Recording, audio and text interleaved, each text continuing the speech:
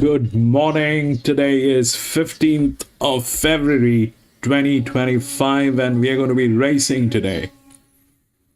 Today we are going to be racing at Flemington. This is in Victoria. This is one of the tracks in the world, hands down. Probably the first or the second, but this track is love that. It's one of the top 3 tracks in the world, hands down. The ground rating today is good. We've got 10 races here. There's some very, very expensive races today, featured races. The last finishing mile, this is going to be anti-clock direction. The racing is going to be anti-clock direction. So the last finishing mile from the last bend to the winning post is about 450 meters. And that's the shape of the track. The races between 1000 meters and 1200 meters, these are going to be on the straight, no bends, and the rest of the races have bends, and that's the finishing mile. This is where we're going to be racing today, and we will see what we can do here. One word of caution is this is probably one of the toughest places to race, and be wise in what you're doing. So we'll get on with the racing. Welcome to Grandstand, and we do horse racing 5 days a week, and we do that in 2 steps. First, we try and identify the best horses through physics, mathematics, a little bit of understanding of horse racing. Once we have identified the best horses, we try and take a look at the horses at the paddock when we get the live stream from the paddock or the gates.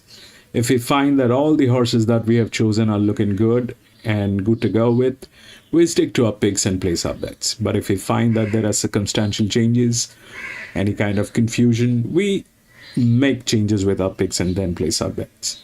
It's horse racing. We need to be vigilant. We need to be making decisions that are worthy and in favor of us.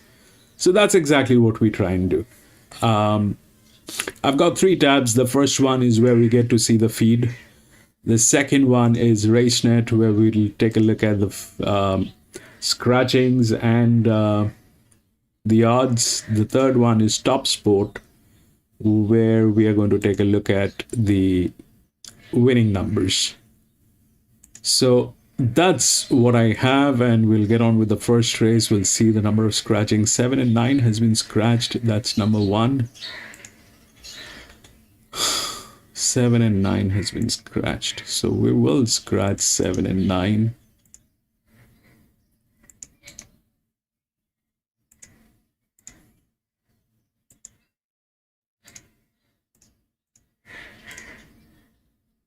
It's a 2000 meter benchmark 78. This probably is the start.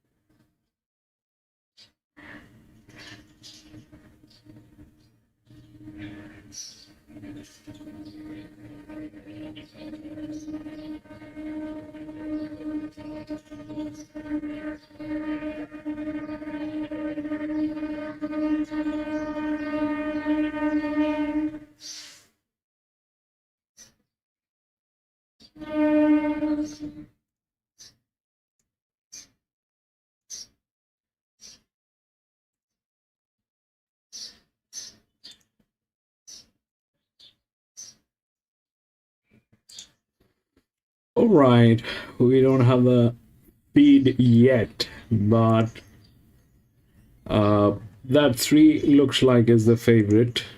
Uh,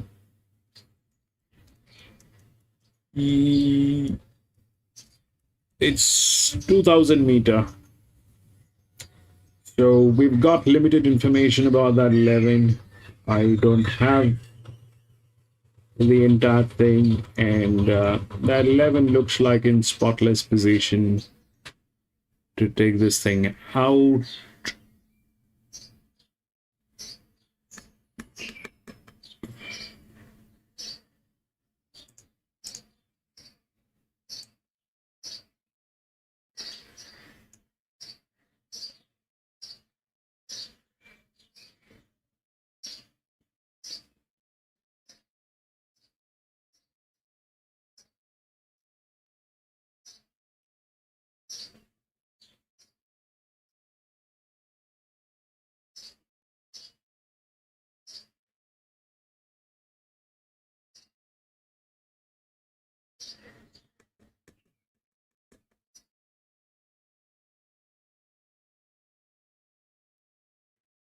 This is Flemington. It is not going to be easy. They're not going to make it easy. That 13 is a check.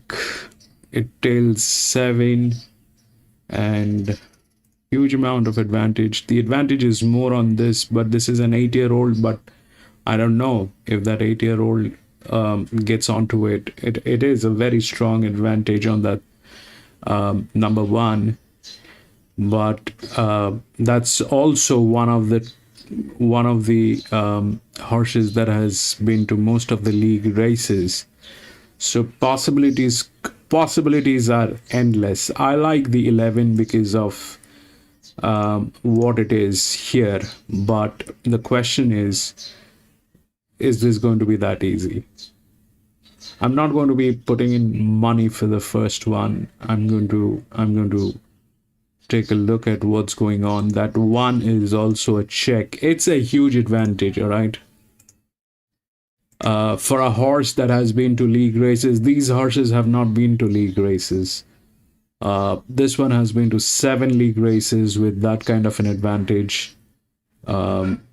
is a very strong advantage. I'm not sure that this is going to deliver because it's also an 8-year-old. But having said that, you know, it's Flemington, and we're dealing with absolutely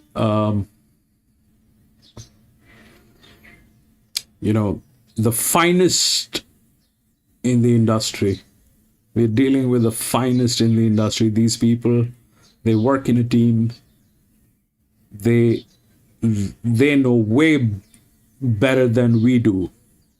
They know their job like the back of their bum, and they've been doing this for years. We're dealing with them. So I don't know. I'm going to check. I'm not going to put in money on the first one, or I'm not going to put bets on the first one. I like the 11. We'll see what that 11 does. I will also see what that 1 does. 3 is the favorite, and probably that's Flemington. So the odds in Flemington, the ones that actually get as the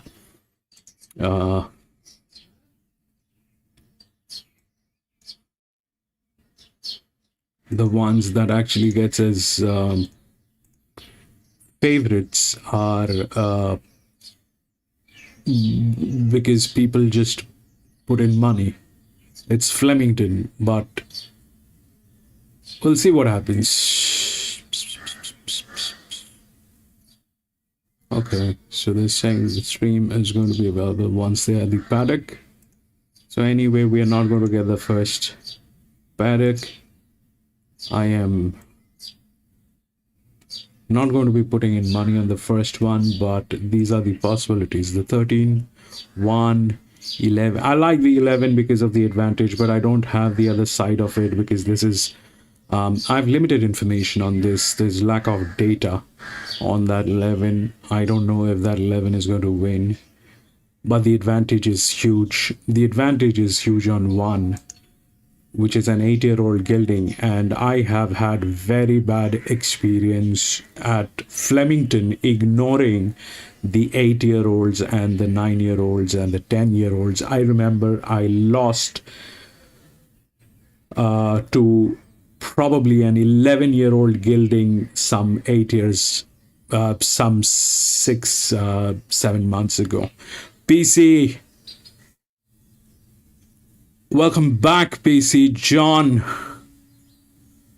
that 3 is good. That 3 is the favorite, but I'm just going to hold it back for the first one.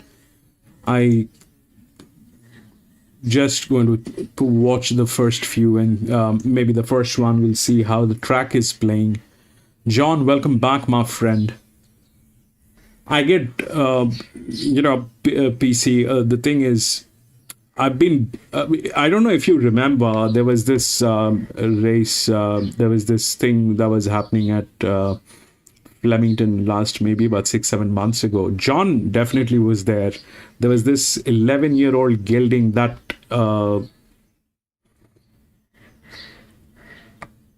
no, PC, I've just got Flemington. I wanted to get both, but that was it got slowed down.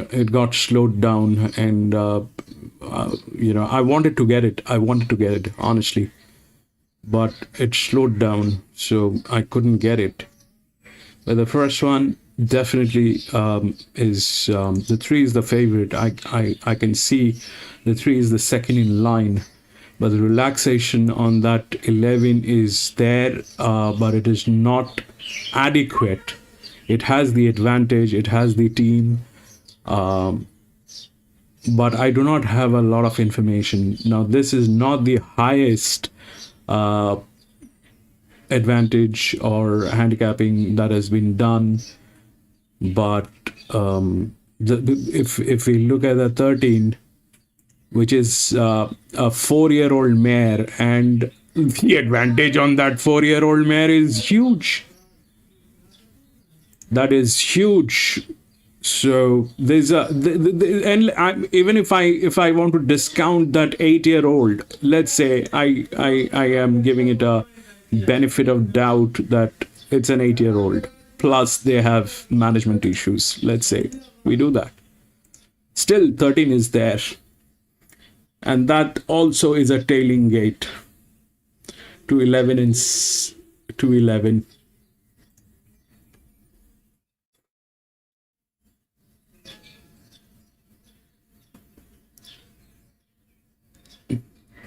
John, I have the 8 year old in race 5.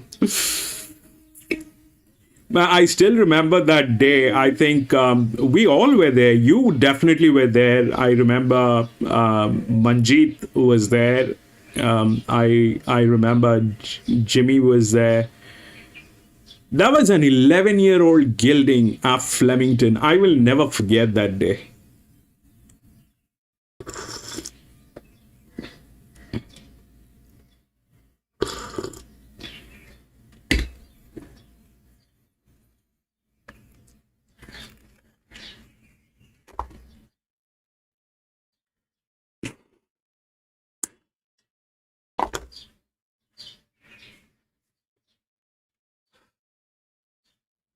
Right, I'm going to piece. John, you're not in the this thing. What do we call that? Discord. John, you're not in the Discord. Why don't you get onto the Discord? PC, I'm turning on the Discord. Sorry, got late.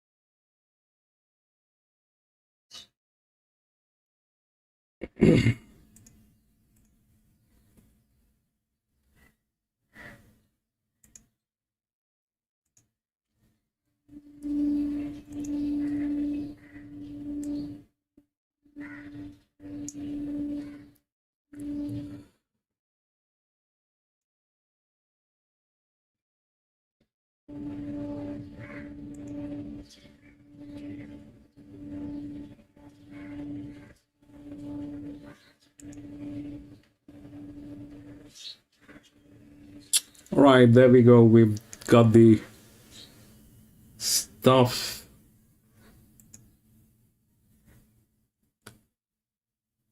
PC, please join in. Discord is I'm on Discord. People can hear you as well. John. Huh? It's raining?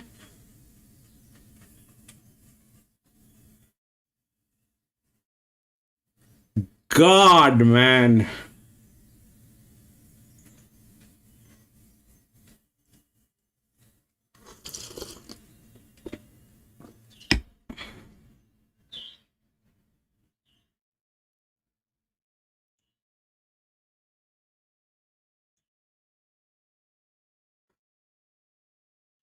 We got into soft 5 and it's raining.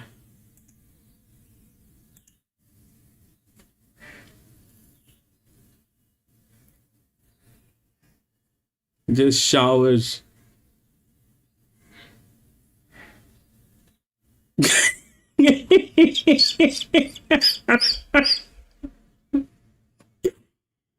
Let me get the mudders.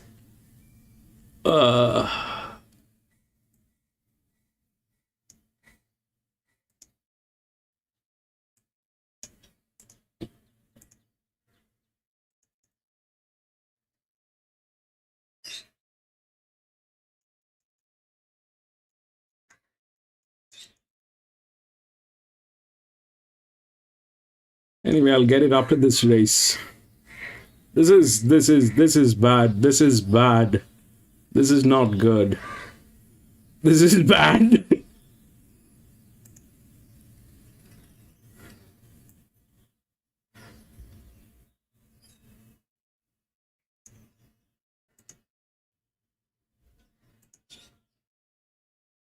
This is bad.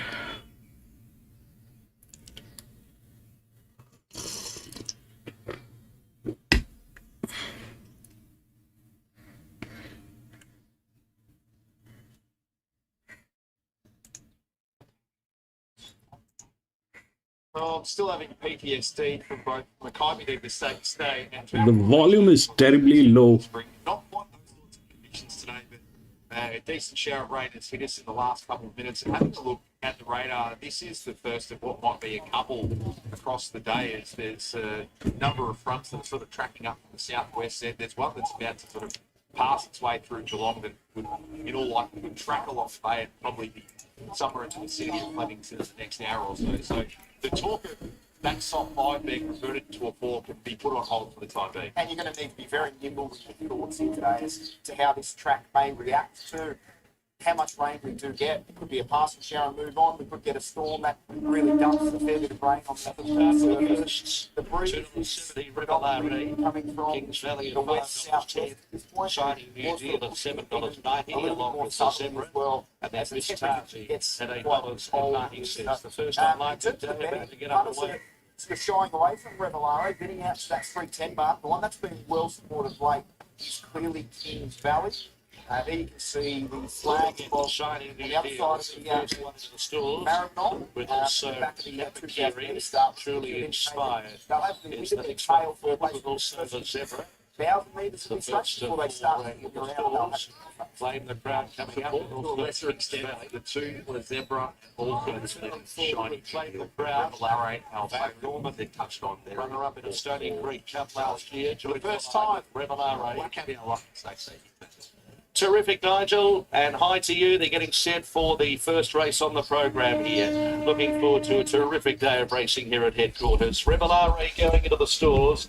Fagan to join them with Tarview, scratch from the Valley last night, and also Miss Tarty. So as that rain just passes through, good soaking shower, looks as though there's another decent bit of rain about half an hour away behind this one. So it looks as though we might have a couple of these persistent, annoying showers through the afternoon. Tarview going in, and Miss Tarzi is going to complete the line. The first of 10 on Black Caviar Lightning Day. A terrific day ahead of us. Miss Tarzi is in, and the field is in. We go 2,000 to open proceedings. And they're racing and truly inspired towards the inside. Was one of the worst out. Kapakiri jumped well. With also Revelare nice and close, and Tarview. Fam Gorman's also trying to get across as they just sort out their positions early. They were followed by Kings Valley. So Tarview, the lead's there for someone who wants it, and Tarview is going to cross over and lead from our deeper Fam Gorman at the 1,600 metres. Kings Valley next from Kapakiri. Shining New Deal around Revelare between horses. There's no pressure here. They were followed by Fagan, who's posted wide, claimed the crown, truly inspired.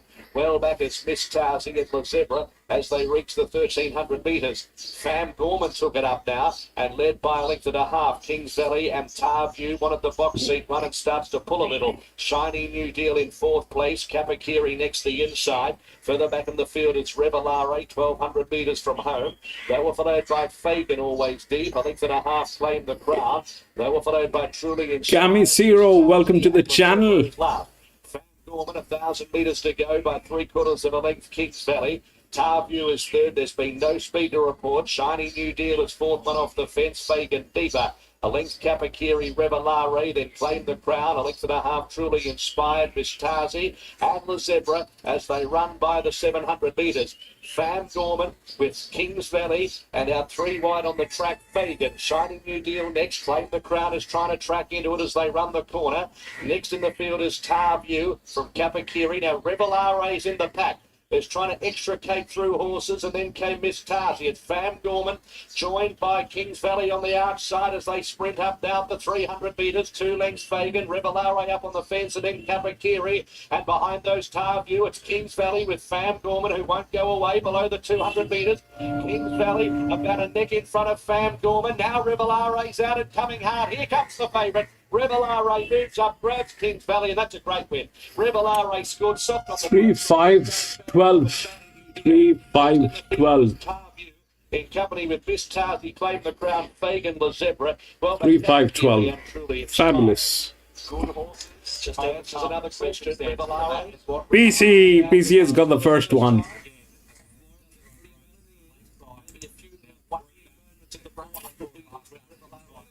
Back on the inside was a big narrow stop-start affair. Hurdle, but in the dash to impose the gap, the Brian Berger was able to extricate Rivellari out and over the top. Position 1A on Kings You Valley. can see what would be the next challenge now. Read his way through along the fence, knocking over these little hurdles along the way. Rivellari at 3:20. 3, 6, 12, 11. 16 Okay. Number 5 it starts shotgun. on Lightning. Second, number 6. Very much Brian Hurdle that run presented back towards the inside. Again, a lot of force underneath him, not a lot of opportunity in front of him, but Fourth goes a to the good ball of Shiny Steve Renalaro Ben, then, and number he 30. just shows his versatility there. Slow run rate, 2 fast runs, 6. He is back, we can accelerate the 3.5 seconds outside of the class record. So it was And well, I think Haynes to point out both how good the ride was last start. All right. We'll take a look at what's going on. We'll take a look at what's going on the next one. 6. Slowly No scratching. 3, 6, 12, behind the 3, 6, 12. Just things just went Favorably pear-shaped against there. the fourth.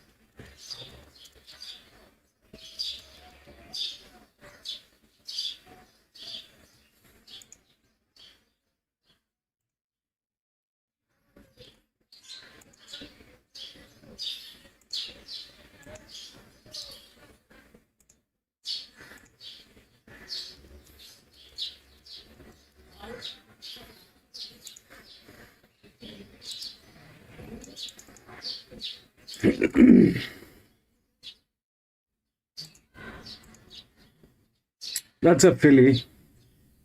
Firstly, it's a mixed sex, but 2-year-old. So, uh,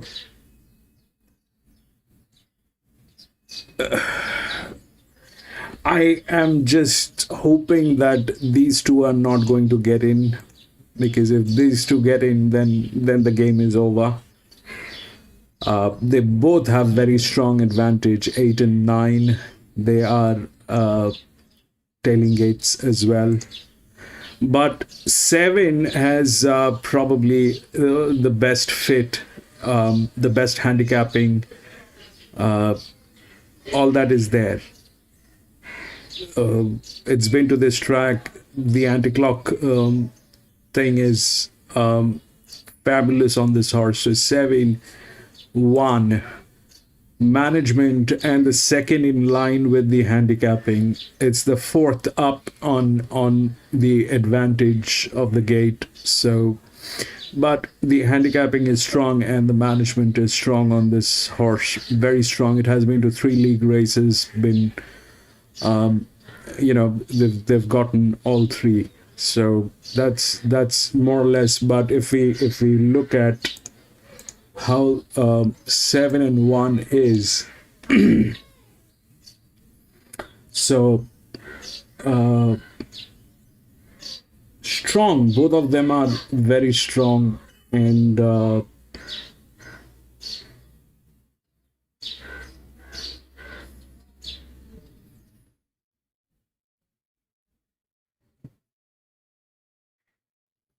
that filly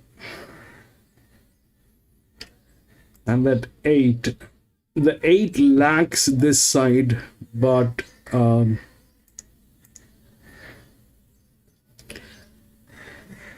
the 8 lacks this side, but it is going to come from the gate number 1. It doesn't have the weight to do this rightly, but that's more or less the scene. Now the thing that might go wrong, is we've got this, we've got this. These are laid right below the 7, 5 and 4, both the same numbers, but one of them are going to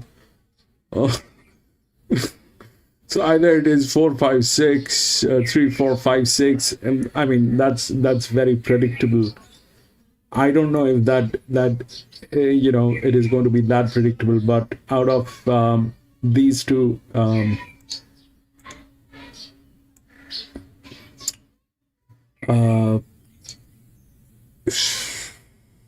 that's a colt, the next in line with the advantage, but 1 is definitely with the handicapping and all, with the management. This is the second in line with management.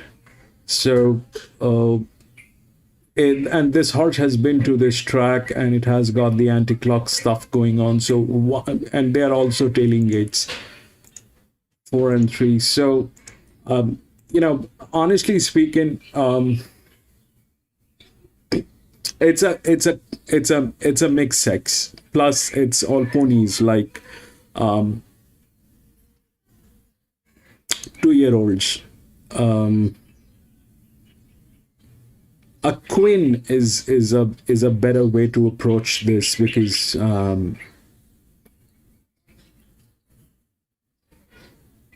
though we have very strong numbers, but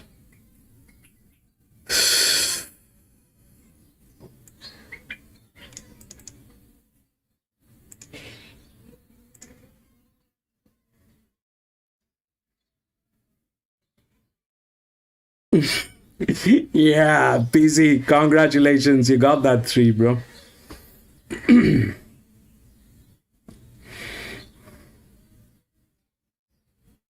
positive for this horse is he won well, He's got race experience, he's got race fitness, and he's seen the straight before. So you know what you're going to get from him, and he's a pretty bomb-proof 2-year-old, Amy. Very good summation there, Ben. Tick, tick, tick. They're the things that I look for in 2-year-olds, and it really does hold them in good stead. Ultimate professional. I write this down on my little form here every single time I see this horse. He's got such a good attitude, and he does have race experience on his side, and a very good winning record. He's got nice ability. He'll go past that. To Temptress made his debut a week after the Blue Diamond tribute at Lakeside in the Chairman's. His behaviour on race day parlayed into performance. Yeah, he got back on the slow speed there on debut. I thought he was okay late. As you mentioned, he's got things that he can improve on. It might be better today. I think he'll be better for experience on debut. And I do think the extra 100 metres looks a positive for him. Attitude is daylight and dark compared to how he was at Sandown recently. In saying that, he got more colty when he got behind the barriers and he could see the fillies and all that sort of thing. So I'll just keep an eye on him in regards to how he gets round to the gates. But here, he's been on his best behaviour, fitness-wise, spot on, lovely type of horse. You just want to make sure his manners do stay in check like they are. No 3 as yet. So the first debutant we take a look at is the 4 Leopard, named after Essendon's century goal kicker with the glasses on of the 1970s. This son of Farnan was a $120,000 buy a year ago at the English Classic sale for Matt Laurie, and it's the third foal from a half sister of the champion 2-year-old 2006-2007 Maurice. Yeah, I like his work. I like his work in the Caulfield jump out, and particularly like his work in the subsequent trial at Cranford, where he finished strong around the line riding from back in the field to win in good time. There's been market support for him. As soon as markets went up, I think he looked one of the better winning chances, and probably the biggest of the debutants. Really neat type of horse this. It can happen with her a little bit more too. He's got a very powerful hindquarter on him, coat's in great condition, and he's handling the experience for his first day of the race extremely well. So he's being held to the investment. High great design with leaders, but magic between the gold sales, $120,000 So on down Lakeside with the much of the sale. Friday race match there was played a couple of lemons. recent jump out. December, early January, and then late January. Then he had a jump out with last Friday. Sort of legacy. Well, most of us sort of remember James there the other day, just got out from be another chance. So, 10 rules finishing the race off. Okay, there. I saw this horse out the back before when I was having a look at some of the others, and I was quite taken by his body force. Very powerful. He's got a lovely smooth action on him, and he's handling the occasion really well. He was great in the stalls. We've got the 2 handlers on him right now, but I'm sure he'd be fine with just the one. I think that he's quite a nice aggressive type of horse. Six Mineral Resources is trying to do what its sire Ole Kirk did on his stage 5 years ago and win the Talon Dirt on debut, a $400,000 English Premier bias. His 4th Dam Danelar won a listed 2-year-old fillies contest on Lightning Day 1998 before winning the Blue Diamond when the races were 3 weeks apart. Yeah, he finished strongly under light riding in the latest of 2 trials. My reservation would be whether he ultimately needs further than 1,100 metres, but he looks to have some talent, and he looks to have some good prowess. He's definitely got a good bit of power about him. This horse is just being a little bit strong for his handler at the moment, but he's still not overdoing it. But he looks like a bit of a brook, to be fair. I think he's been well conditioned for this. He has got a good bit of quality about him. Probably no surprise to see the crossover noseband on him when he is quite a strong-minded horse like we've seen him. First of the 4 fillies in the Talon Dirt is the 7 Sort of Legacy, who's done a good job in 2 starts. She sure has. Yeah, she was in front before and after the post at Sandown last time out. She ran well at Flemington, but back to the inside of her previous start. And what she's got is the advantage of race fitness, race experience, and straight track experience, like Shining Smile. There are a couple of a few really big backs in her favour. Yeah, spot on once again there, Ben. Tick, tick, tick, does have race experience. She shouldn't be amazing, this filly. She's been a little bit unlucky not to break it. She looks to have a fair bit of upside as well. Typical nice parade for her. She's usually a little bit bouncy like that, but she's not overdoing it. She's just ready to go. Shiny Smile, It does, yeah. It shows speed there. Went over 900 metres at Murray Bridge on debut last race. Get the blinkers on. I thought the rest July trial was okay without necessarily being good enough to want to come out the back her here, but need more Harry Coffey in the saddle. Got a smooth action this filly. She's just having a little bit of a bounce there as Harry's gone on board, but when she was relaxed and walking before bouncing out, she's got a really nice stride on her fitness-wise. I think she's pretty forward look for this, blinkers going on signify a fair bit of intent here too. 9 for Fuddle made her debut on Ballarat Cup notice. She's well beaten, but did miss the start. Was never in the race there. She was from late through the line in the recent Hayden jump out. It would shock me to see her improve here and outperforming Bryce. She's quite a good size, this filly, and she's got a fair bit of strength about her. I feel like she's another one that's still going to come up in the wither and going to continue to furnish and grow a little bit more. Attitude-wise, she's a little bit of a hot red head, just having a little bit of a bounce. So there's others that I'd probably prefer today, but she's still got a nice frame going. 10 is Nostrabella. Good luck to trainer Carly Dale, settling up her first thoroughbred starter. Her Hudson Graham have had an incredible career in the harness world. Of course, they put fairly polished on an eventual Australian harness horse of the year at Wombo Congress. She's had 2 recent jump outs. So the well beaten there is the latest at Great Western, so I think others would probably be a bit sharper at 1100. Yeah, good luck to connections with their first thoroughbred runner as well, and also runner at Flemington. That must be a huge thrill. The horse is presented here in nice healthy order. She's got a good strong hind quarter on her. You'd probably expect she may not be as finely tuned as some of these other horses here today, but I wish them well. Last to look at, Zed, is the 3 Ammo, son of Capitalist, on debut at $360,000 buy on the Gold Coast line. Tried on the same day as Lethen. It was in slower time, but the style was very similar, settling off the pace and hitting the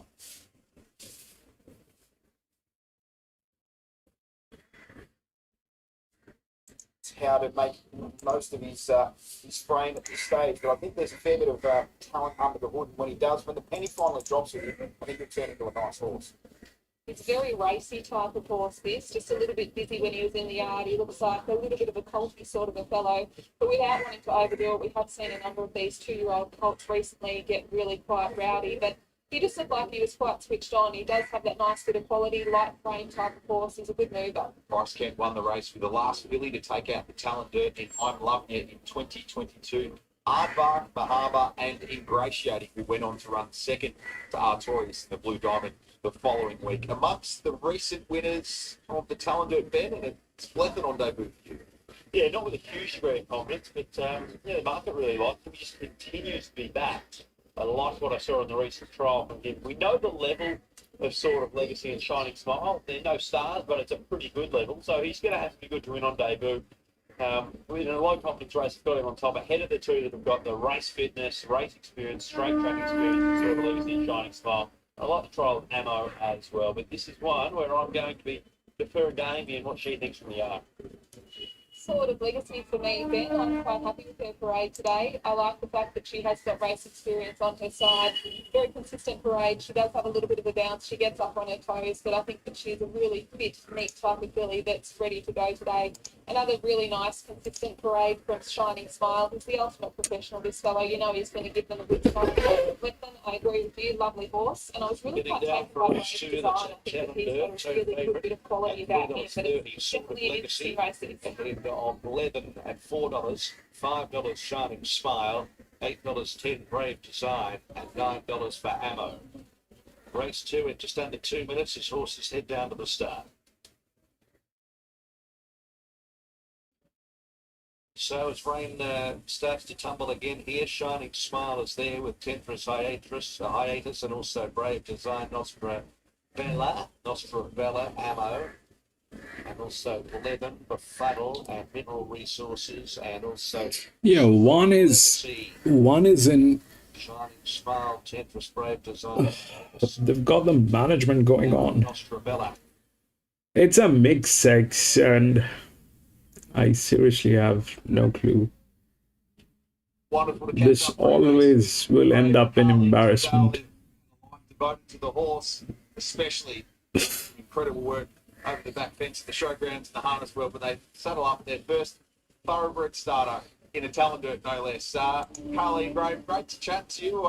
As mentioned, your first time to Flemington, and you do it in the stakes race, no less. How'd you feel?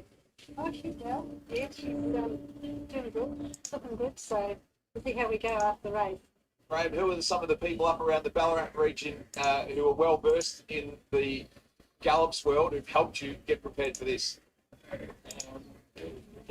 Hunter Mayney, he educated me as a baby. 7415.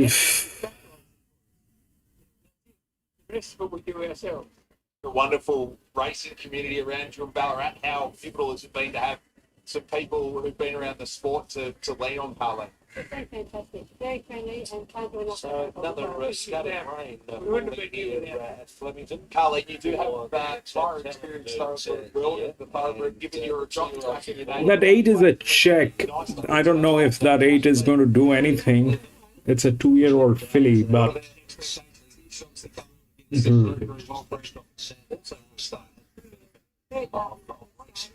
Shining smile, shining smile on screen. A horse that hard to see. Is it a case of looking at all the different 2-year-old options? I'll be out. Is the hardest one, but the most obvious one to bring us in? Well, we can on See if it all race got down this there. week, Yes, not very many of them around. This one will be to go 1,300. shower comes through seemingly the showers have hit right on starting time for both races 1 and 2. So far, we're on a soft 5. Carleen, Graham, all the best. Wonderful Wonderful we have an job upgrade. to Just such a massive contribution to us. Well, having a elected body legs take take a step into the world. Moving into the schools, hiatus for the first one along the trim up for hiatus 15. Horses loading the barriers here, good push for the deck time for number 4, Blendon. Clear market move, favourite remains, Source, there's big favourite now. Horses aren't too far from being fully loaded. Let's go to match your finish for you, both. So really good support for Blethen as they continue to load. Mineral Resources has gone forwards. Tentris is joining them. Sort of Legacy is about to trot up to the line. Nostrabella drawn barrier number 10 is yet to be called forward as well, but they're getting close as the starter heads over to the platform. Here's Blethen. Blethen loading away. Just a little bit reluctant, but eventually moves forwards. And Ammo with Blake Shin takes a wide alley. Nostrabella is going to be the last to the outside. Field is set. The rain ceases right on jump time. They're ready. Set for the Talendert. Signal from behind and they're racing. Blethen jumped well and then got a little bit of a brush from Brave Design. Tentris out wide began pretty quickly too, and Shining Smile over on the far side is showing its usual speed. So after 200 metres, it is Shining Smile leading with Tentris Ammo out deeper, sort of Legacy trying to tuck in behind them and overdoing it a little, and then Befuddle and Blethen between horses. This is a straight run, 1,000 meter, no bend. Out wider is Nostrabella, Hiatus is well back, and at the end of the field it's Mineral Resources. Shining Smile just led Tentris and Ammo, 3 across the track onto the course proper. Sort of Legacy is behind those, followed by Befuddle. Then came Blethen, who's coiled up in the centre, is trying to get motivated. Brave Design, Mineral Resources behind those. Shining Smile as they reach the 300 metres, just in front with Tentris the outer. They were followed by Befuddle, Sort of Legacy, Brave Design. Shining Smile kicked into gear, approaching the 100 metres, about a neck in front of Tentris, who's trying hard. Little Shining Smile is still in. One. Tentris is having a go on the outside. Shining Smile. 1, 2. Shining Smile is just one from Tentris, Brave Design, Sort of Legacy behind those, I fancy. And they were followed by Hiatus. Next in the field was for John got that EW on 2. Nostrabella. And then towards the end of the field was Mineral Resources, Blethen, and at the tail of the field, Ammo. The hallmark of the Lindsay Park 2 Shining Smile kicking on the inside, Tentris stand out. having a go late on the line. Shining Smile on the inside with a hold on. Oops, 2. Still going with Stand by, Shining Smile, Tentris. I think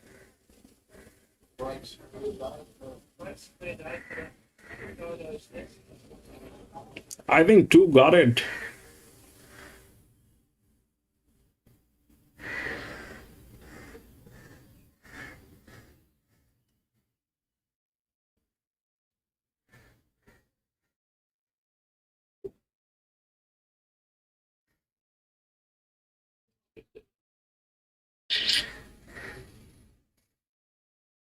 We'll take a look at the results once they're out.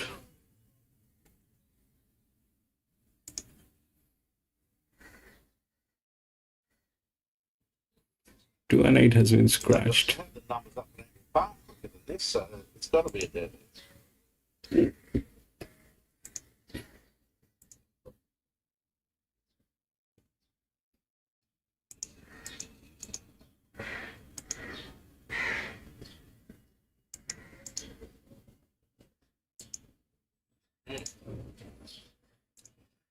Thank you, Simon. Coming out for the first, just a small field of 4 here in race number 1. And at the moment, Pure Bliss is clearly the one punters want. 240 into 160 this morning. It has not budged. In fact, it did get back out to $2, I apologise, 45 minutes ago. And now it's back into $1.60 in favourite.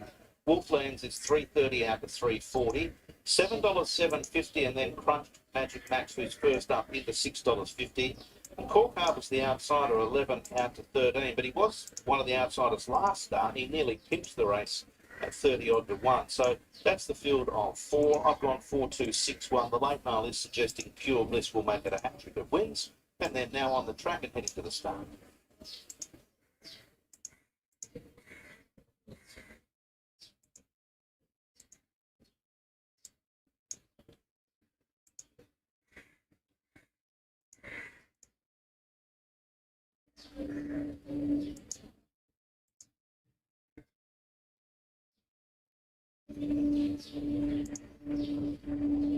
Yeah, you can see there in the white face on that. I don't know. But, no, I like the fact the last 50 it found a little bit more. So, yeah, I think circle track is better. Hopefully.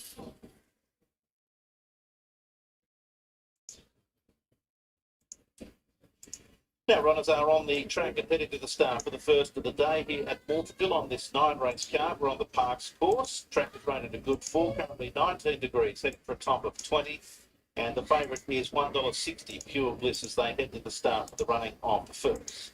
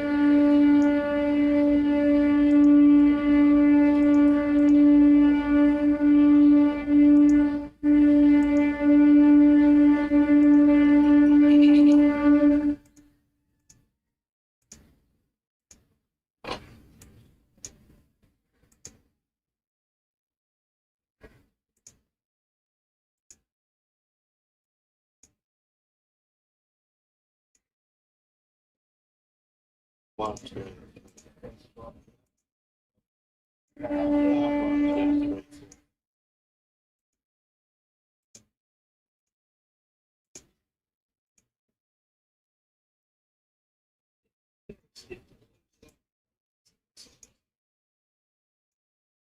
Right, heading to the start. 1, 2, 3, 4, 5. 1, 2, 3, 4, 5. 1, 2, 3, 4, 5.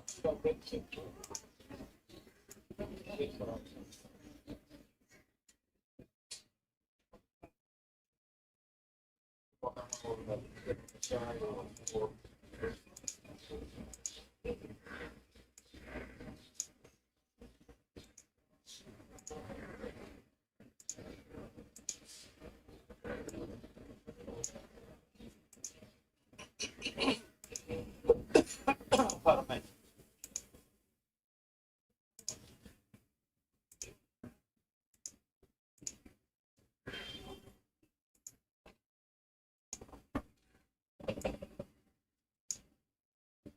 Magic Max, Magic Max, Magic Max, Magic Max, Magic Max, Pure Bliss, Pure Bliss, Magic Max, Wolflands, Wolflands, Wolflands, Cork Harbour, Cork Harbour, Cork Harbour, Wolflands, Wolflands, Magic Max.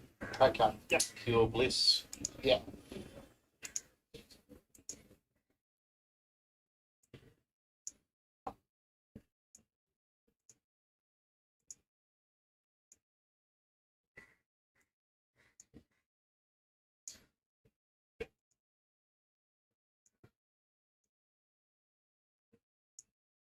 Yeah, he's pretty stiff to get that one wrong. That horse has got a very good bobbing. Yeah.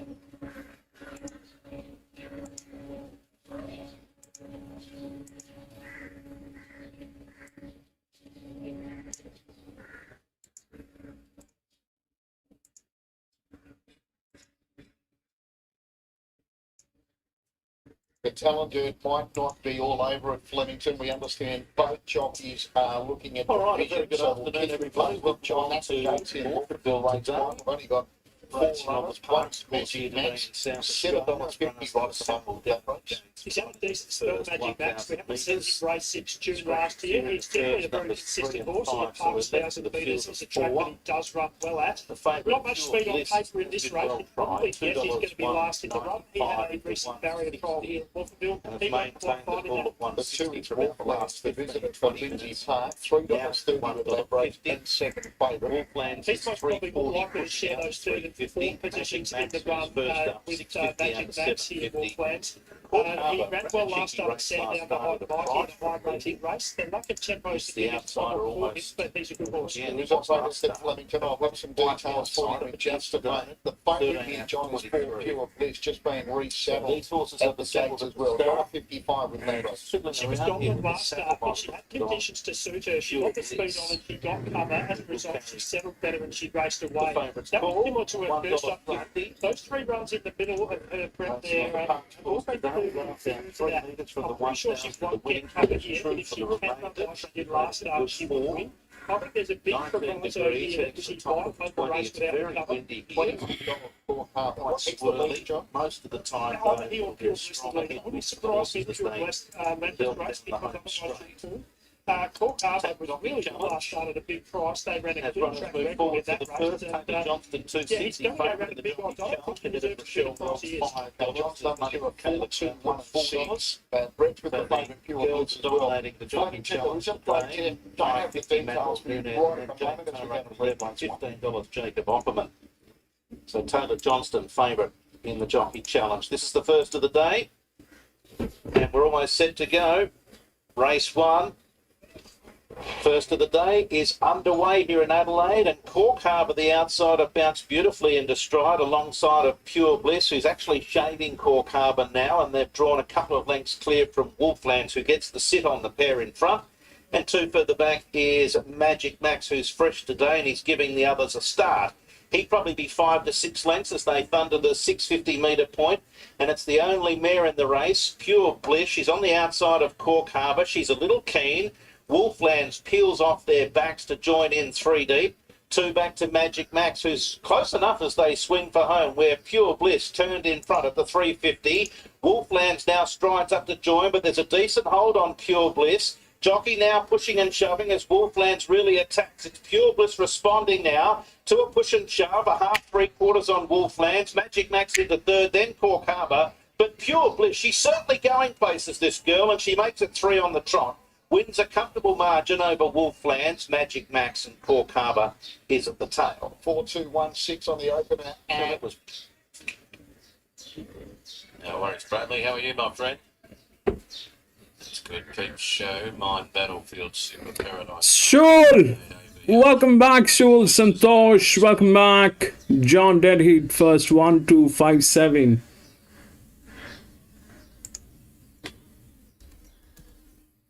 Thank you, John. At the gates, race 1. Welcome to Morong Cap Day 2025, everybody. My here, Morong Cap Day. The Qualchim is the first. Linda Kramer and the team. Qualchim provides all your chemical needs for the cleaning products, agricultural and commercial products.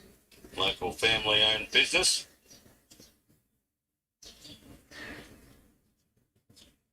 And reasonably new sponsor to the Morong Cup Day races. We welcome the people from Qualchim here today. Now the 2-year-old's about to go, and there is a minor protest in Flemington, by the way. $2.50 here for Sunlick Ceremony. Oh, there's a protest at Flemington. McAvoy's. In fact, the protest is second against first. Oh, first against first was a dead heat. Thanks, Brad. First against first, so one dead heater protesting against the other. In the meantime, we're moving into Bendigo. Super Paradise is coming forward.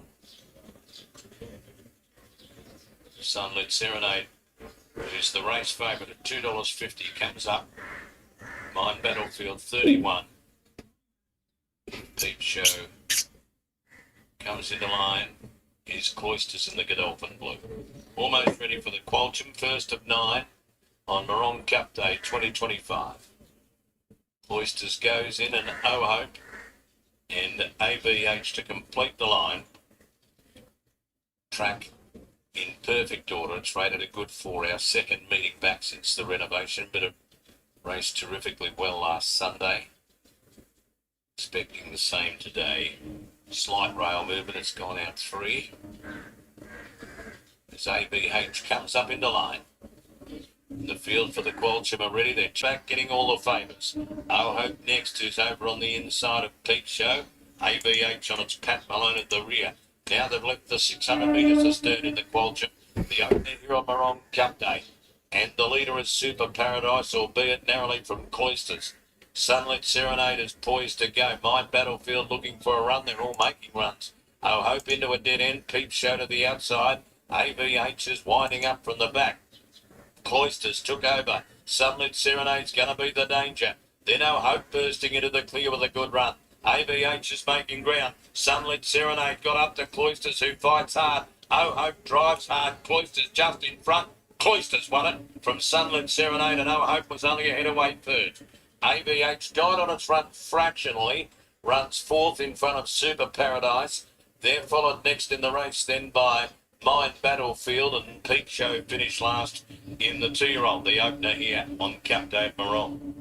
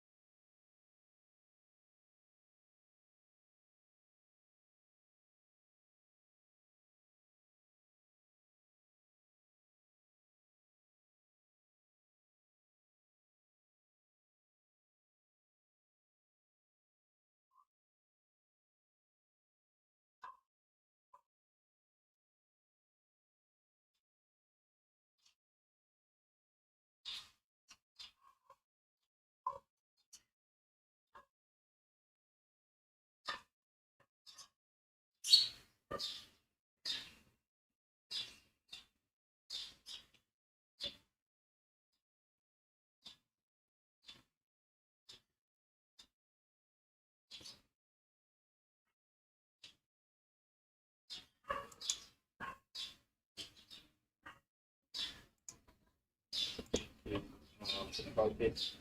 So Grandstand Gazette.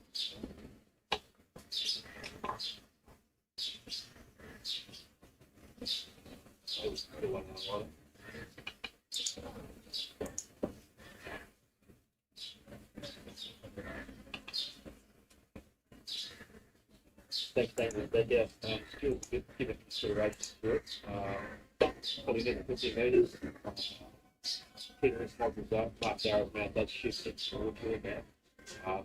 We can't be satisfied that any brush hit a bearing on the result of the race. Therefore, process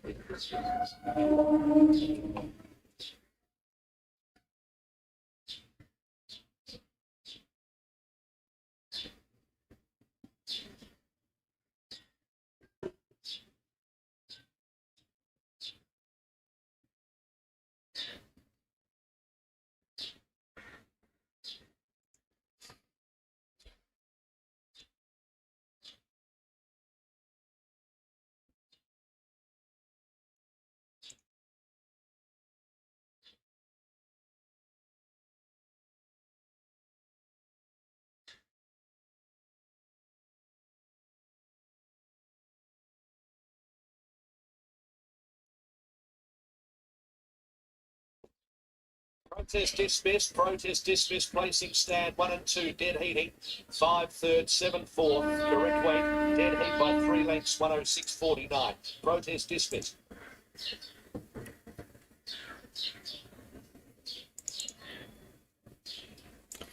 All right, this is what I have. So, when it is same sex and almost the same age, then it plays very, very weirdly, and then it is the, you know, how things are working. So that 6 is that 6 and 1, they have very strong advantage. The 6 and 1, the 1 is in the best hands probably. Their tailing gates, and 3 and 4, 4 is there. It's there. But if you look at these two, probably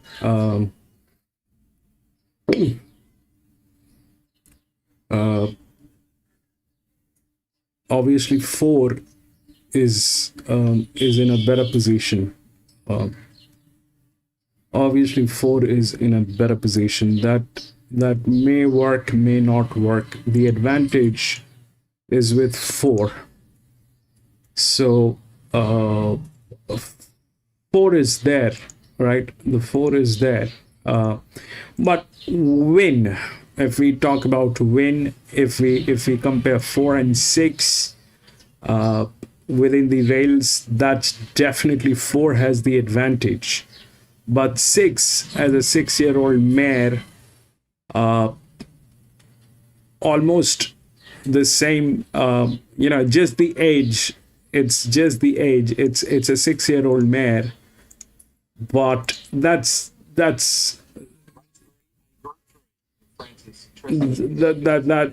the drift which is there, which is more than this 5. So honestly speaking, I like the 6. Honestly speaking, I like the 6 because of the advantage which is going on. Everything else is a possibility. The 4 definitely, I mean, if this was any day racing in any of the tracks, the 4 definitely has the advantage to knock it out. But it's if we look at 6 and 1, the advantage is more on 1. So the advantage is more on 1, but it doesn't have the rail support. So 1 has to tail, but 6 definitely has the rail support with that kind of a drift. I like 6 with every thing that's going on. So we'll see how that looks like at the paddock. to repeat what she did on Melbourne Cup Day, winning the Group 3 Jockey Stakes. She made a pretty impressive return in the Belmain behind She is Bulletproof. She did. It was a nice return from a short break there at the Belmain. She hadn't had a lot of work going into it too, in terms of the public trial with jump outs. She beat all but She's Bulletproof in really good time. We knew She Bulletproof was pretty smart. She was nearly suited up to 1400 metres. She looks the likely leader in the race. There's a lot of positives, hence all the early market support. She's definitely come on since I saw her at Sandown too. She looks as tight as tight can be. There's no excess fitness or improvement in regards to the way that she's been presented here. I think it's pretty much a faultless parade. 4 is Mirabile Road. We've got to change your tactics, don't we?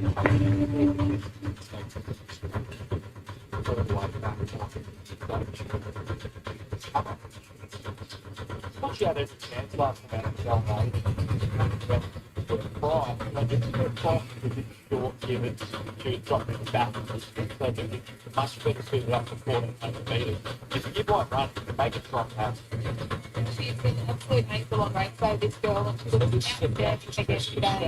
You look at her right now, you can see a horse from any level what she does. She's definitely in code, she does everything right. She's a really good race there, and she always puts in a good performance, which I would be expecting from her next today. Mike Road, Tarataka, second there, Ascot. Race 4 years ago was third in the Belmain. Yeah, she ran right up to an impressive jump out there with a nice return to the Belmain and bit of that run. She might be the horse settling second behind Banter by the first to challenge her. I'm not sure she came up last preparation, but the jump out and the first up run, yeah, she might be the best achievement. I think she's come to hand really quite in preparation too. She's taken good natural improvement out of that first up run, and she looks fit as a fiddle to my eye right in front of me. Coat's lovely. She's moving well, ticks a lot of boxes, and has one second up cover. We should be just about to take this super top panel and even money fade out on this side lakeside of the bit of time behind the very dead behind and we're second up form of fancy Her form clearly taken off last in the marketplace, but the chances don't in She there. needs to get back to some of that form from sort of 18 months ago to be effective in this race. The recent 1 and trial 5 was Queen. solid. She looks as though she's prepped up nicely for this. She's got a draw where she can be ridden where Jamie wants to put her in the run. Against the horses that have already had the run under their belt, I think that's been reflected in her price being 750. But if she can get to her best form, just a chance. I doubt whether she can. I reckon it's probably the best I've ever seen her, to be fair, in regards to how healthy her coat is. She's come back in really good order. I do think she has got a bit of natural improvement to come. She's quite a big barreled mare, so naturally she just carries a little bit of weight, but you can see really good tone over her rib cage. But I'll be interested to see how she goes, because as I said, I don't think I've seen her look brighter in the coat than what she does today. She was runner-up to another wheel in the listed Testarossa on Underwood Day at Caulfield to start this campaign last year. The Devon's Flying Fish, who's got summer fitness. Last, but does have race fitness on her side. She'll get a soft run, maybe on the back of the favourite. The market's had really big expectations of her in her last two starts. She hasn't quite met them. She definitely does have fitness on her side, this girl. She's deep into a preparation where some of these other horses are second up and even first up, a little bit vulnerable. It's a very unassuming type of mare. She just does her job. She relaxes nicely. She's in great condition. So she should be running up to expectation here. A Capricorn Star, a scratching 9B, though, was 5th in the Belmain. Yeah, it was a big run from the back in Ballarat 2 starts ago behind Miss Rubini, who's since won a rich race. And I thought she was okay late in the Belmain, third fastest last 200 metres, and those runs suggest that 1400 may be okay. I've still got a slight reservation. She's run well without being at her best at 1400 metres previously. Probably going to be in the second half of the field.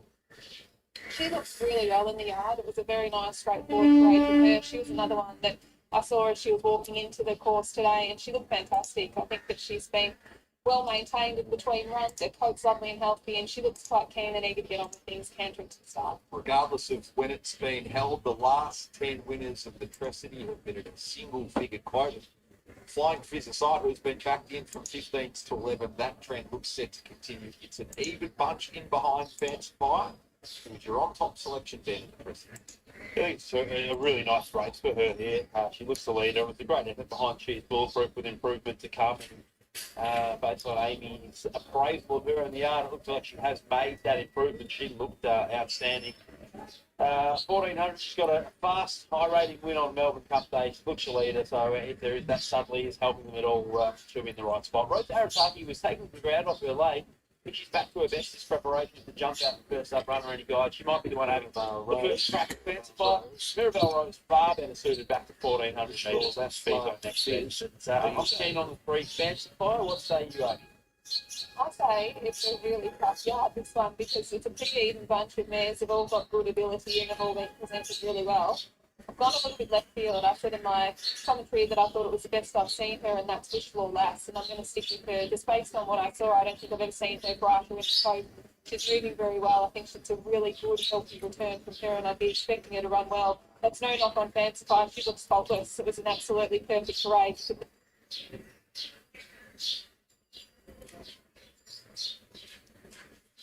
For her in Wishful Lass. Michael Hickmott is with us, hoping Fancify can repeat the dose of the Group 3 win on Melbourne Cup Day. Michael, appreciate your time. How's she come through the good performance to return to Balmain? Yeah, she trained on well. So we had to go into that race without an official trial. So she's really continued on from that. She had a nice piece of work on the fourth proper Monday morning at Murray Bridge and travelled across safely yesterday. She's in good order. It's got to be going well to get Todd out of South Australia. How good is it to be able to bring a jockey over who you've had such a terrific association and record with? Yeah, it's fantastic. And obviously it's been great to have Joe on board. And Todd was instrumental in that. And obviously, probably the last time she might get Todd's weight, she'll go back to handicap grade after this. So she was really keen to come across. And she goes back to handicap grade, and Joe will go back on. But yeah, Todd was very, very happy with her last gallop Monday morning. And went a full book in Adelaide today to come and ride it. What's the conversation been around conditions and ideally utilising what might be a nice little tailing for it? Yeah, look, I always leave instructions up to Todd. We don't overcomplicate things, but I think this headwind certainly will make it very vulnerable on the straight to a couple of these other mares. So, look, I think she's there today with a chance, but it's a very, very even race and got a lot of respect for the entire field. All the best. Thank you, mate.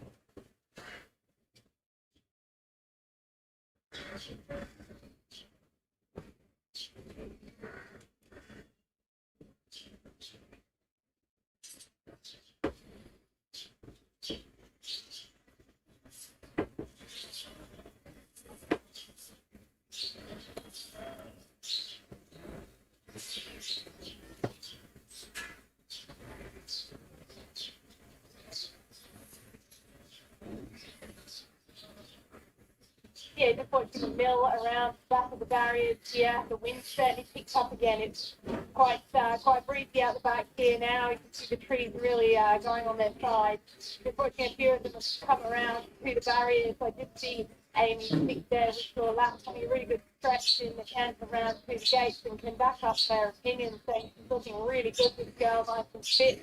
Looks great in the coach. Fancify saw this horse at Sandown when she ran very well. And thought she'd certainly come on as well, and she's keeping it together beautifully. Head drop, top panel looks good aboard her, nice and relaxed. So Number 3, Flying Fish to go up barriers. into barrier number 1, Ethan Brown. Feeling for you. Might be a double invoice day. Sets Might be at the beginning of the race. The Sark and Fancify BZ. going into barrier number 2, expected to just about taking the tempo down with Molly into this blue. I don't think it needs so complicated. Really intensifying with Drive to her stroke. speed forward. To their tail. See how they switch behind straight. Every night once they do fall out. It's going to be the last. Trust be hard to run down. That's the bit that really picks up here, and the rain. Light rain sweeping across, but all very windy conditions here. Miraval Rose coming up a real squall, and there's an umbrella that's absolutely flying, almost getting onto the racetrack at about the 250. So I think stewards might instruct the starter to just wait on here as the rain starts to come down. There's the umbrella that lost its footing and Fish. somersaults down towards the 250 as the crowd go scampering. Couldn't pick worse conditions here as the rain comes in sideways. The starters let them go. In treacherous conditions, they're racing, and Fancify was the first to jump as expected with Rota Arataki. And as they link onto the course proper, Fancify is the leader from Rota Arataki, a gap with Slaw Lass on the outside. They were followed between horses Molly Bloom, Flying Fizz, and then came Bezo and Miraval Rose. As they reach the 1,000 marker, raining cats and dogs at the moment. Fancify is the leader, 3/4 of a length. Cats and dogs, it's like... A length and a half, Flying Fizz third on the inside. Then came Molly Bloom, a length and a half to Bezo. Next is Wishlaw Lass and Miraval Rose is at the end of the field. It's like cows and buffaloes. Meters. It's Fancify by a half length. Road to Arataki second. Flying Fizz is third on the inside. Then came Molly Bloom, a length and a half to Bezo, who's just starting to get off the fence. Wishlaw Lass is 3 wide as a result. And Miraval Rose is last. So it's Fancify up the 400 metres, challenged by Road to Arataki.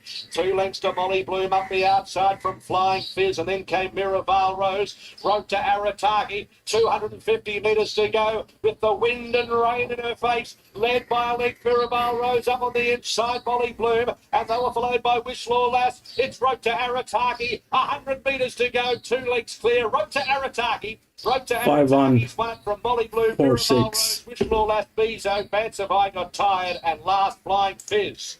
With the heavens opening, Team Yendel Absolutely pouring down rain here at the moment. the ball conditions And really picking up How... but Road to Arataki, Team this Yendel, afternoon. the Beetroot Williams has...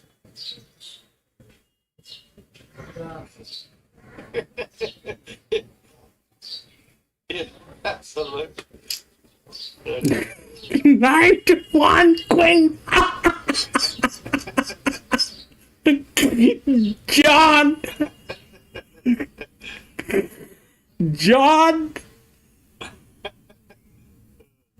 That one's the best I've heard for a while, though. Yeah. If it rains, I'm going to stop betting. If it keeps raining, I'm going to stop betting. But congratulations, John. That was amazing job done. I'll show you what happened. So the 5 was the highest linear, right?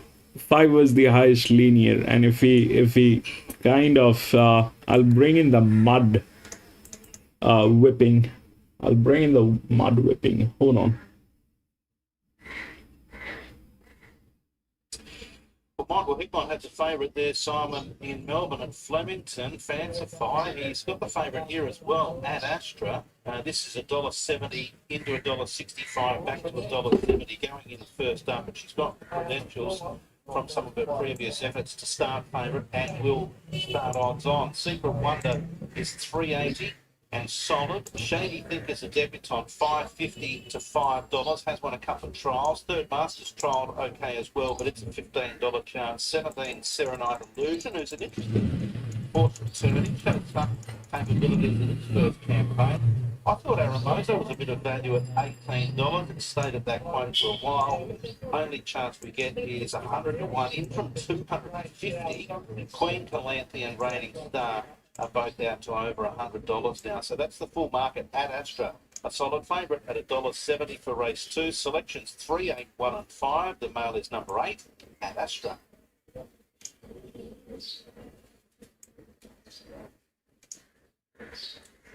Now runners are on the track and heading to the start. Race 2 is over the 1,000 metres. They're all running. Race 2 heading to the gates.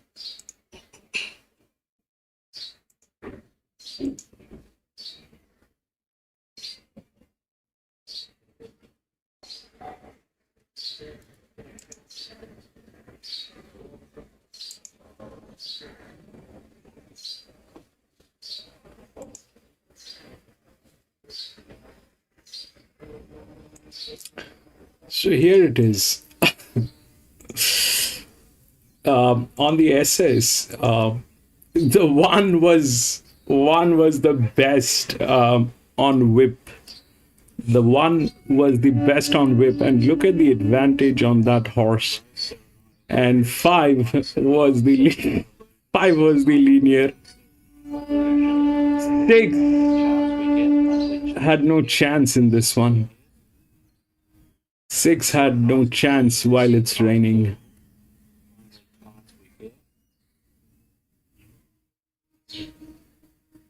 Secret Wonder, Secret Wonder, Secret Wonder, Secret Wonder, Secret Wonder.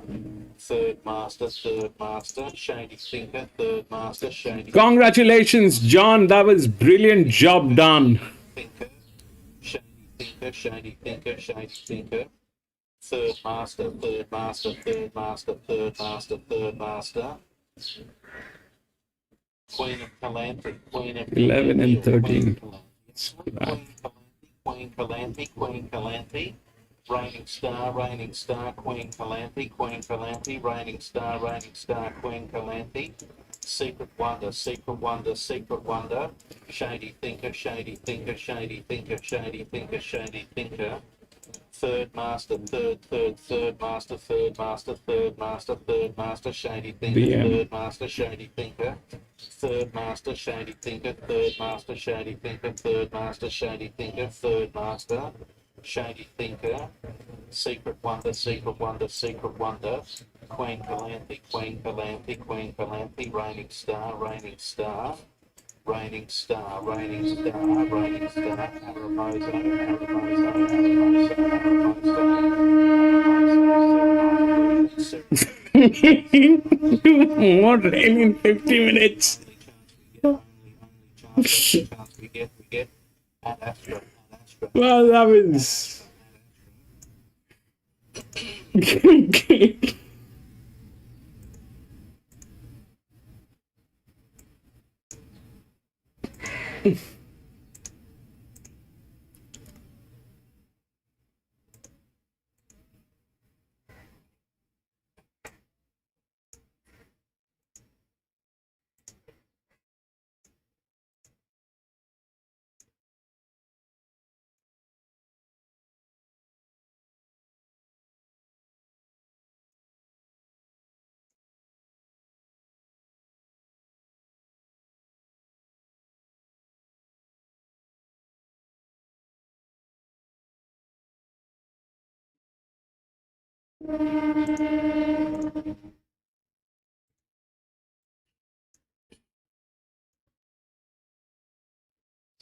Thanks, Liam.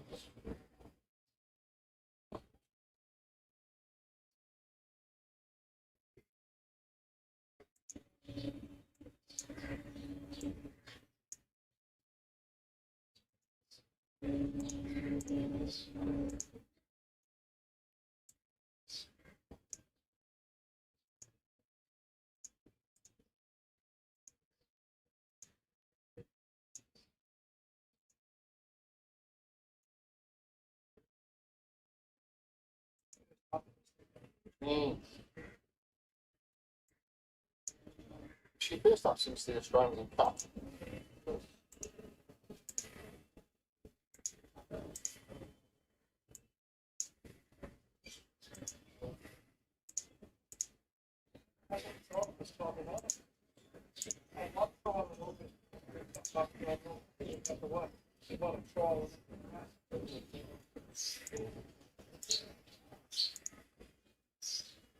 at the start of the field, no mover.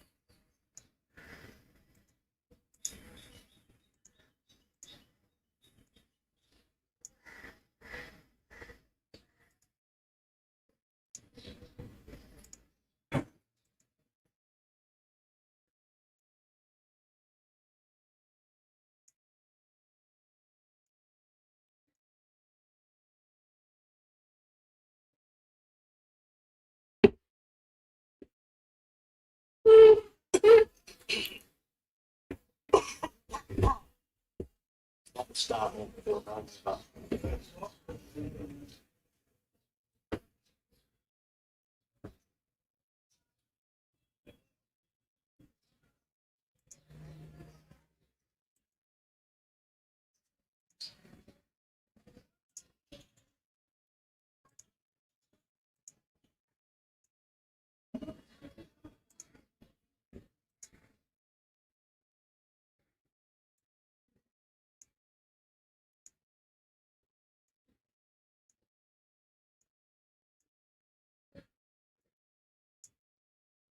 All right, runners coming forward. This is race number 2, 1,000 metres for the second race of the day. And these runners are now moving in. It's $1.70 and Astra the favourite, $3.70 for Secret Wonder, Shady Thinker at $6.50. They're the top 3 in the betting. What a great return solid by support here Legado. for First time Astra, since the Australian Cup resumes last today. year. She wins 10 This wins is from from 16 the starts now. Michael She is a class mare. Debutantes Once from here, 5, Shady maybe Thinker only on one getting and third. John, like Master. to be able to be doing race. Both have That tried Astra's a well. promising Into filly. She was below her best first up at debut. Bella, but she did have issues. She's tried well. I think she'll be hard to beat, but she's got into a pretty prohibitive So it's all spot now. about Of the others, I think 5, 3 and 4 have all got chances. Number 4, Serenite Illusion, I think is a massive We're price not if you far want off to the back jump. one This each is way. race This number horse has 2. good ability. He's been trialling up well. Also goes Really forward. interesting runner, Shady Thinker Now, for the Serenite paleo. Illusion and Well-bred horse. He's one of the trialled last well to move also. forward will I'm be tipping there'll be Queen good form coming out Calendly. of this late race, but I also think that Serenite Astra's a big Illusion chance to be coming able to cross them from the outside Race gate 2 of the day. on the clean pair of heels. Okay, Brett, with All the the three range Secret is Wonder. at Astra. 165 on tap fixed betting. Light comes on. Set to run 1,000 metres, race 2. Favourites drawn wide, gates open, they're off, and Ad Astra was just fair to begin. Aramoso reigning star, Ad Astra, Queen Calanthe, and also pushing up now is Third Master in company with Shady Thinker and Secret Wonder. Third Master, the debutante's going to lead Secret Wonder. The other newbie is in third, Shady Thinker. Aramoso and Ad Astra's being kept 3 deep. A length away, Serenite Illusion, only chance we get, reigning star. And Queen Calanthe's back towards the tail and deep up to the bend. And the leader, Third Master, by 3/4 on Secret Wonder. Shady Thinker, Aramoso, then Ad Astra. The rest are headed by Serenite Illusion. Secret Wonder raced up now to take a slender lead with Aramoso and pushing through quickly Shady Thinker. Shady Thinker, Ad Astra wider out, Aramoso and Secret Wonder. Shady Thinker's charged away, and Shady Thinker, what a win on debut. Shady Thinker by 2 to Ad Astra, and third is Aramoso. With 4 placing Secret Wonder and then a tiring Third Master, only chance we get. Serenite Illusion, reigning star, never really in the hunt with Queen Calanthe. Shady Thinkers. To all your floor covering needs for the home, the office, renos, whatever you want. They've been a good part of this day for a good few years. And again, part of it this year, thanks to Shane and Cherie. Make sure you mention the Morong Cup Day when you go in to look for your floor coverings. Might help you out at the checkout. 160 here, mail order is going for, Linda Beach is going for the first 2 here. $5 for Whoops, $9.50 for Saxon Beach. And the rest are at double figures for the second of the day.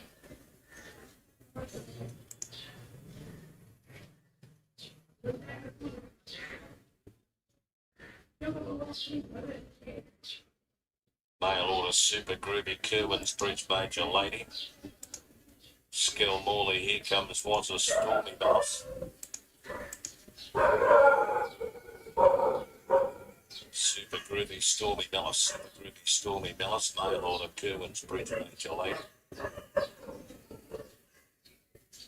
Moving into line. 155 mail order is the short price favourite. Stormy Bellis, 1 and 2 grades in the race, comes into line. Mail order, the favourite is set. Here comes Was, it comes up into line, and Super Groovy, the other grey, is linked in. Shades of Sheriff goes in.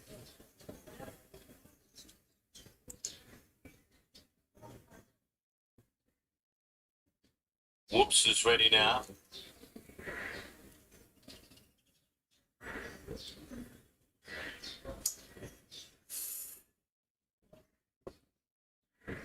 Now Skill Morley is set to go. Born Survivor and Saxon Beach will be the last 2. 155 for mail order. Linda Beach going for the first 2. 550 for Whoops, and everything else is in double figures. For the National Tiles Carpet Core Bendigo handicap, They're doing big discounts there for anyone who mentions the Morong Cup next week. Our Born Survivor being a little stubborn. $26 pop. It's about to be given a push up into the line. Ryan McGrath runner has the great Jim McGrath in the Anderson. Going to push this thing in himself, I reckon, if he doesn't play the game. They drop Tommy Madden off, Born Survivor, and try it. Rival us to go straight in. 150 now, mail order from the Price Kent barn. He's the favourite. Linda Mitchell won the first for Godolphin, trying to make it the first two. Field set now. End off. One of the greats, Super Groovy, was the first to break out of the line. Coming across nicely on the outside is the other grey in Stormy Mellis to go and tackle it. Born Survivor is up there in the early stages, and Saxon Beach quickly whips around the outside to be outside the leader. Then here comes Wazza from Kerwin's Bridge. Whoops is 4 deep in the early stages, about to nick back and try and be 3 wide with cover, but mail order is behind. Saxon Beach maybe just third from Super Groovy and Whoops. Then followed by Here Comes Wazza and Kerwin's Bridge, Born Survivor. Then Stormy Mellis, Shades of Sheriff and Major Lady. So Meach wins the first two. She had looked in trouble, didn't it? But it's come hard late. It's never going like an odds-on favourite until about 100 metres to go, and it's launched and won. 8 gets it from Skilmorley. Mail order at Chestnut down Rick BZ. Chestnut Mare 4 Zeus Star, the gold, other head of the Good Wife. Mill Park Stud, Denham C. Scafidi Muter, Mrs. A. Rossi, Mrs. J. Taddeo and T. Taddeo. Price and Kent train at Cranbourne. Linda Beach wins the first two. Skilmorley number 10, Patrick Maloney for Lindsay Park. 4-year-old mare by Needs Further finishes second. Acme will get it ahead of 10.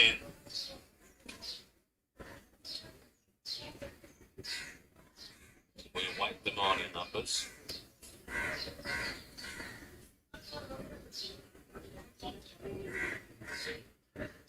National Times and Carpet Cooler, it'll be 8 ahead of 10. Standing by for third and fourth. Third here. Saxon Beach was the 6. It was desperately trying to cling on to third for Kieran Maher and Neil Farley. Still no first number up yet, but it's got to be 8. Yes, it is. 8, 10, 6 and 7 are the numbers here. 8, 10, 6 and 7.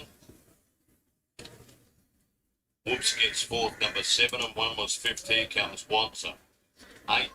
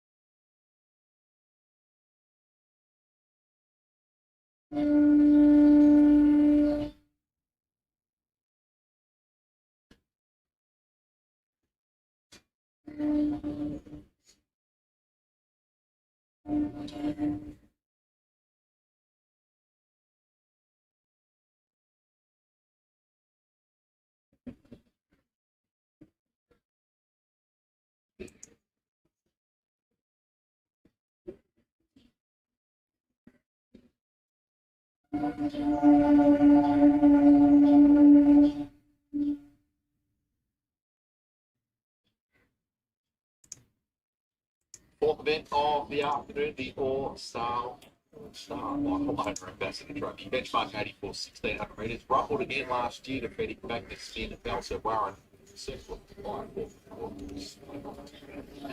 Sydney Cup, that's one company note. Yeah, he hit the line really nicely to just miss third in fast time last start behind Smoking Princess. Look, I'm not exactly sure where he's going to get to in running from the barrier. It has been 18 months since his last win, but I think this rain that continues here at Flemington, the fact we're on a track with some genuine give is a big positive for him. He looks very, very well this horse. Although he hasn't won for 560 odd days, he has been racing consistently. He's deep into his preparation. The 6 with the advantage. 12 is on whip. 12 is on whip. They've got 12, so that's on whip. This horse responds to whip very well. So 12 they have, but I do not know if it's got advantage. It's the second one in the handicapping, but 12 is there. If we look at that 6 to 12 and 8, we get that, and in that case, that 8 has a lot of advantage. These two are tailing gates. 12, 8 is with a lot of advantage. Out of these 4s, 8 is the one.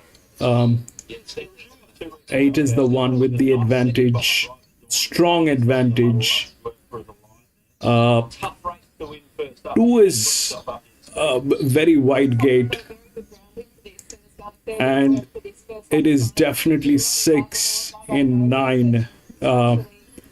9, 2. These are the 2 within the rails. 2 has management. It's one of the strongest handicapping over advantage. So 2 is good. Honestly speaking, this thing is now raining. I don't know how to work this thing out.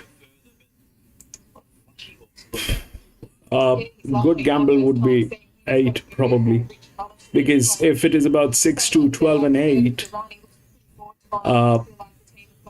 on a 1600 meter, that thing has the highest advantage out of these 4. And if we look at the highest advantages, then 1, which is a 7-year-old gelding with the highest inner drift, then we have the 14 with the highest outer drift. This one is placed rightly, the 16. So all those are possibilities, but 9 and 1 I like, because they're tailing gates. With the advantage, 6 is there, 9 is there, 14 is there, 6 definitely is there.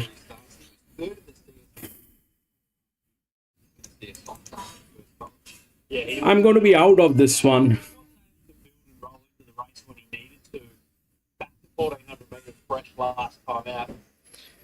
Shaggy, which one is Shaggy? They're not the pretty obvious one. He has 166 debut, but he ticks a lot of boxes apart from having had that victory at Liberty. I think it's as tight as I've seen him, to be fair. I've got a little bit more ridge showing than what I'm used to seeing on him. I think necessarily he's got the concussion plates going on today as well. So okay, Rand. Fitness-wise, it's as tight as I've seen him. General Assembly is visited once again for Tasmania. He's dropping back in distance following a 5th placing in the Devonport Cup. He looks one of the potential leaders in the race. His Victorian form I see. Okay. This thing has become very dicey here at Flemington. This thing has become very dicey. It's become a complete gamble now. We watched it win at Sunshine Coast. Okay. Fabulous.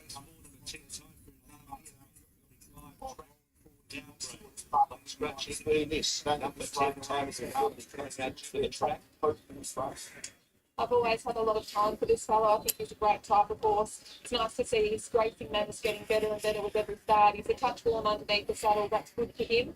He took a little while to acclimate. I think he can get a lot hotter and tense than what he is, but I think he's plenty of room right back.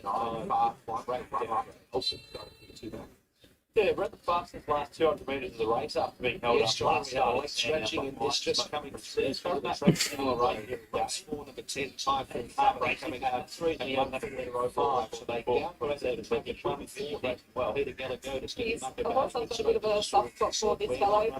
He's a lovely type. If you were to describe the definition of I don't know what's going to happen. I'm going to Eagle. I don't have Eagle Farm today, PC. I just have Flemington. I'm sorry, bro. I just got the 12 is now a grey.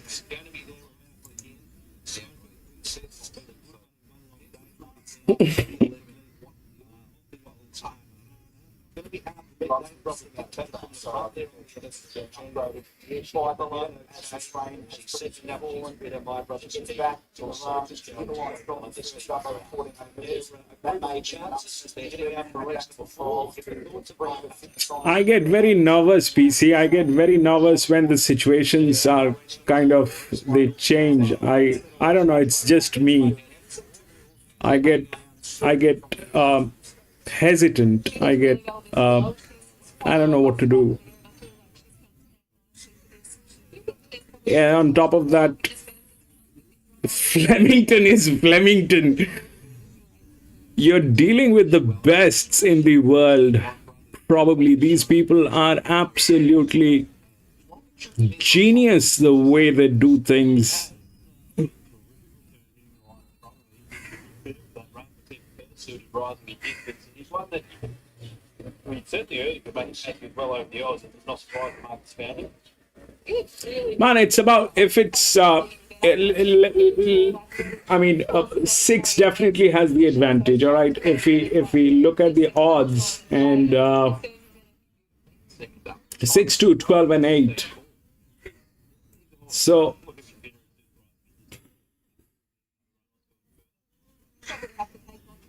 first up performance, but he's here looking fit. 16 get those starts. Yeah, another one suited, rising and necessarily fitted for Grandstand, but the rising fast in 8 doesn't have rail support. Yeah, it's going to be a pretty tough race, but he's been turned out in beautiful order. His coat's lovely and healthy. Even 12 doesn't have rail support. But that all doesn't matter today because it's a 450 straight. Rail support, no rail support. These horses are going to run on the last 450.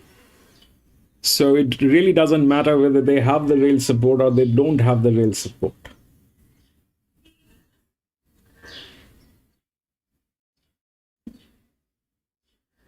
A 12 is a color.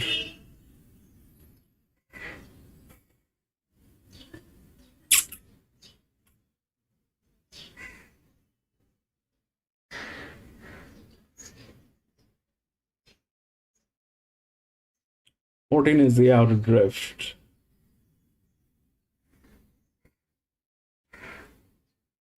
One has the highest inner drift, but it's 71% on drift. So one is nowhere in the odds as well.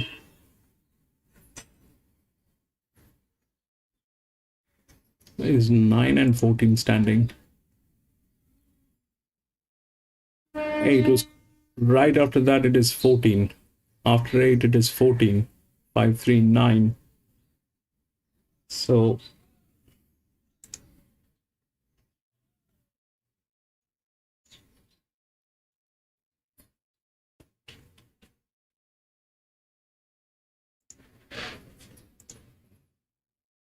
hoping that Arcana can strike here second up. And for one person, I imagine you'd be emboldened by this rain arriving for you then. 2 and 8. 8 is out of those 4 horses. 6, 12, 2 and 8. 6 definitely has the rail support. But it doesn't matter. It's Flemington. It's 450 straight. 8 definitely has the advantage on the last 400 meters. 450 meters out of all those. It's the sort of broader planners. I imagine you're on a search for black diamond. Yeah, yeah, well, Pete Murray, who owns he's a great supporter of stable. 8. I'll go with 8 win. She's certainly capable. She's come back and spread a lot better than she has. I'll go with 8. My bets are 12 cents. I'm today. It is a crazy day, so it's raining. I am under no risk. I play to test my data, and we're still testing it. So my bets are minimum tote. It's a tricky situation. It's raining. It's the ground conditions have changed, so there's a lot going on. Please be wise in what you're doing.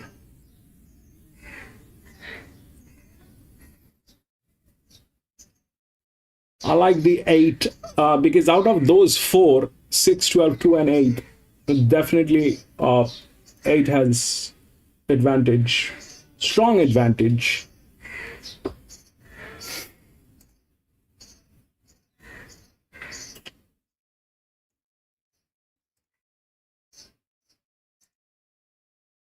Moving in. Getting set, far flung is the first one into the stalls. Billy Egan aboard. Moving in. Getting set. Yeah, stop by something. Now and then, but now start the loading process. But just want to get a thought in that minute. You've got the best per horse around the gate. Now, my brother's keeper going forward. Note the job there. Driving there, the sporting the clutch colours, so that's really white with the VRC logo, black cap. The dad going in, General Assembly is about to load. They are. Garlic in the hands of the club, of course. Move along, but also Flash Flood, Savoir Fair to go up riderless. The hood's been applied there to Savoir Fair, Smoking Princess and Aramco. So we've got about 5 to get set over at the 1600 metres. Aramco fresh. There's been a little nibble for Aramco. 18 into 16, and down the bottom, Ghetto Superstar 41 into 26. So Core is about to load in with Savoir Fair still riderless. They're just trying to relax that runner. Flash Flood is also about to join them. So it looks as though we're going to have a race run in decent conditions here. No rain to speak of, which is good news. So the last 2 to get set, Smoking Princess and also Flash Flood. Jed Stanley aboard. Flash Flood takes the outside. A little bit of kicking going on. Flash Flood a little bit edgy on the outside. Core standing well with the dad in close and my brother's keeper. And here's Smoking Princess for young Tommy Preble. And just keeping a bit of an eye on a couple of these. Arcana's getting agitated as well. The tendon going in with Arcana. Flash Flood. I don't know what happens at Rose Hill and Flemington. Every time we try and race in these 2 tracks, it's weather is always a challenge. Rose Hill, it'll definitely rain. Flemington will always do something to do with the weather. Either it is storm, rain. Arcana and Core. Let's go to have a look at both of these. So they're back Core out, number 15. So it's a start up into the back of the gets well, it's been a little bit agitated for the big start. I've got 8. I put a win bet on 8. I put a win bet on 8. That's the only thing that I could do. There's nothing that's working because of anything. 8 PC. Win bet on 8.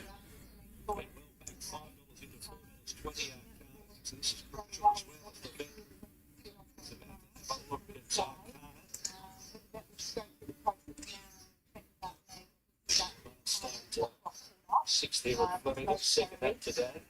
Very strong jacks. That 12 is a grey now. That is getting in.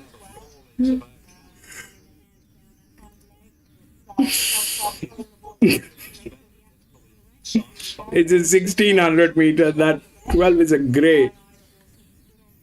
But I don't know what it'll do. It's the best on whip. It's the best on whip that I can see. It's the best on whip. It'll respond tremendously on whip.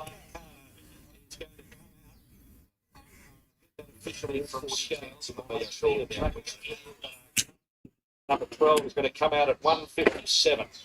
Arcana, a late withdrawal at 157, Bookmakers rule alive. And the field is now set to go. We'll get that officially. Yes. No, 6 has a run advantage. I don't know what will happen. 6 has very strong advantage. So, but it is not something that can respond on whip during weather changes. Set to run. Ready, and they're racing. General Assembly from barrier number 4 jumped away only fairly. So Yard began quickly towards the outside. It's going to share the front in the early stages. Verdad is probing through. General Assembly is picking up in the middle. General Assembly took the front, followed by Zuyab after 200. Aramco got to third. They were followed by Verdad, about 2 for the back in the field by Brothers Keeper. And then came along the inside, Far Flung, 2 lengths, Savoir Fair, Umgawa, Flash Flood. Well back in the field is Cora, Chiquita Lodge, Ghetto Superstar, and Spoken Princess from that outside alley is last of all, approaching the 1,000. General Assembly, 3/4 of a length in front of Zuyab, 2 lengths of Ramco. On the outside of Verdad, a length and a quarter, My Brother's Keeper. Then came where is that monkey 8? Next is Flash Flood, 3 wide. In between horses, Savoir Fair, and then came Umgawa. Spoken Princess is trying to progress around them, 3 and 4 deep from Ghetto Superstar. And at the tail is Core. 600 metres to go. General Assembly by a length, Zuyab. Then came a Ramco who's had a 6 nice is run. back there. For that on the inside. Then My Brother's Keeper shook up. Flash Flood out wider. Far Flung needs an outspoken Princess coming on. Still with 3 legs to pick up. Sir Yarb at the 300 metres led a Ramco, Flash Flood, Verdad back up on the inside, and Spoken Princess is running on 2 at the 200 metres. Spoken Princess Can't even see that 8. Where is that monkey 8? Spoken Princess. Okay, 8 is there. Ramco's coming back. But 16. Finishing well. Spoken Princess just in front of just one. Spoken Princess from Ghetto Superstar Aramco. Followed then by Flash Flood, Zuyab and My Brother's Keeper. 2. In company with Core, Far Flung Umgawa, Savoir Fair, and last was General Assembly. So more than it was entitled to get a little bit tired. Spoken Princess. Is it 2 or 3? 2. 3 on the boundary. 2:16.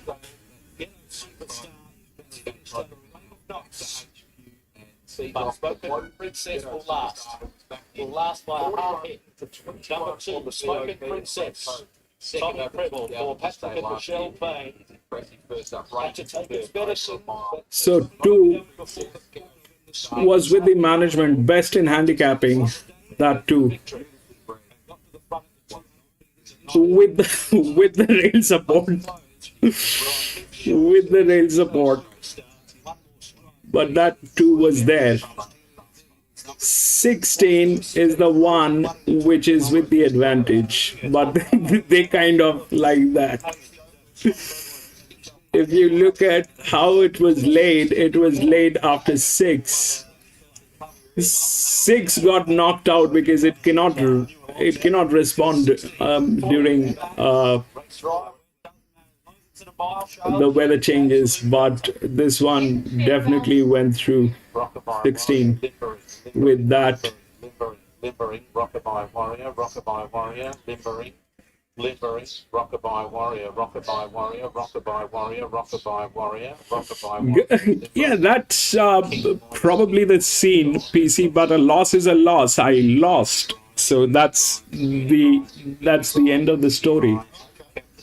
That the job, I mean, I can, if we get into that conversation of blaming the jockey, that can last very long, but huge win by the 2.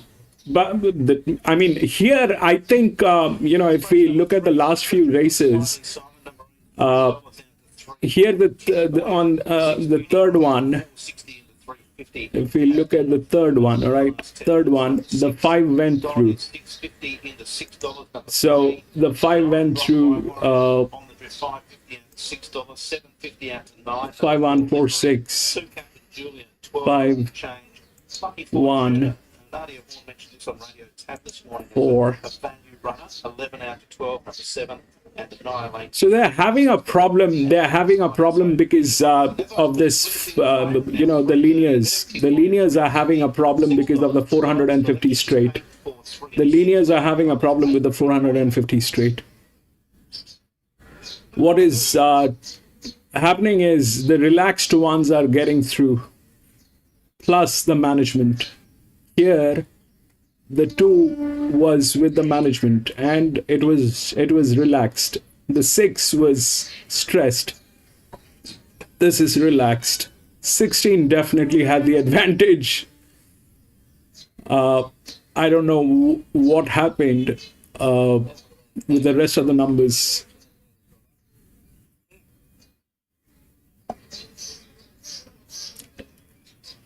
Yeah, I'll try that. PC. I'll try doing that. But I'm like I say, I get a little confused. 2, 16, 3, and 8.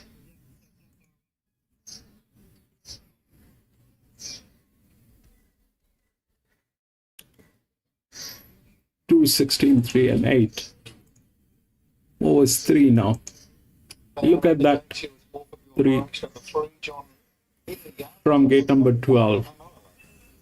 Probably managed to settle in the last one or two here, but it's never easy doing that around. 2, 14. He did that first up, moderately run race at Everton. 16. And he never came into it, so I'm happy to wait until a bit later. Okay, he's $26 at the moment with leverage, now 27. $9.50, John, about. Let's play just to win bets.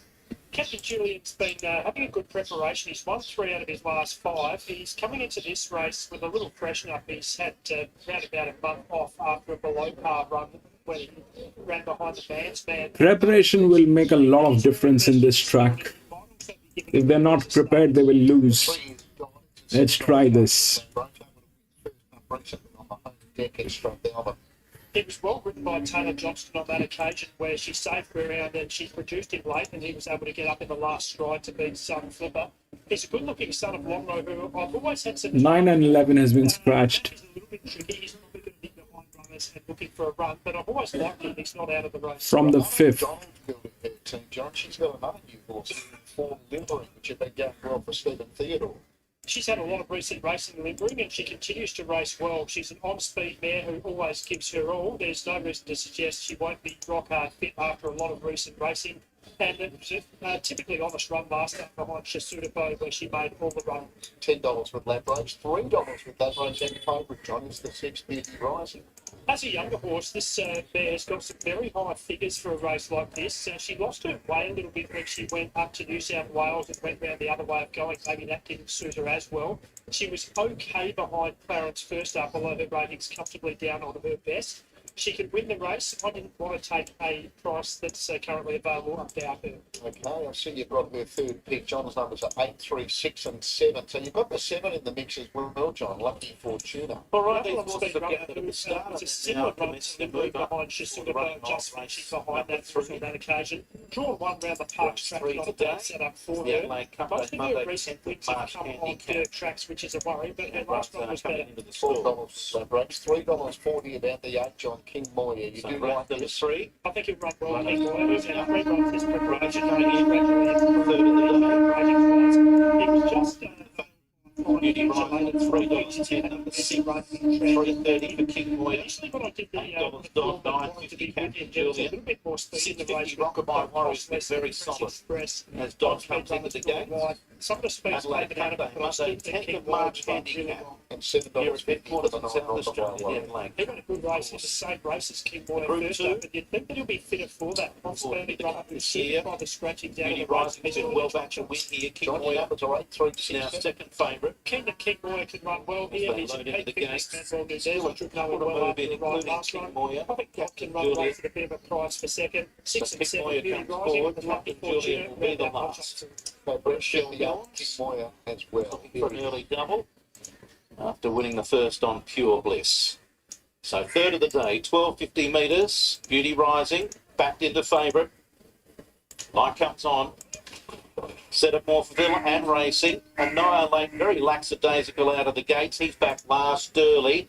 Limbering came out like a shot out of a gun and is rolling forward, along with Rockabye Warrior. Limbering a half to Rockabye Warrior. Beauty Rising on the steal in third, but his position handy, with Lucky Fortuna settling down fourth.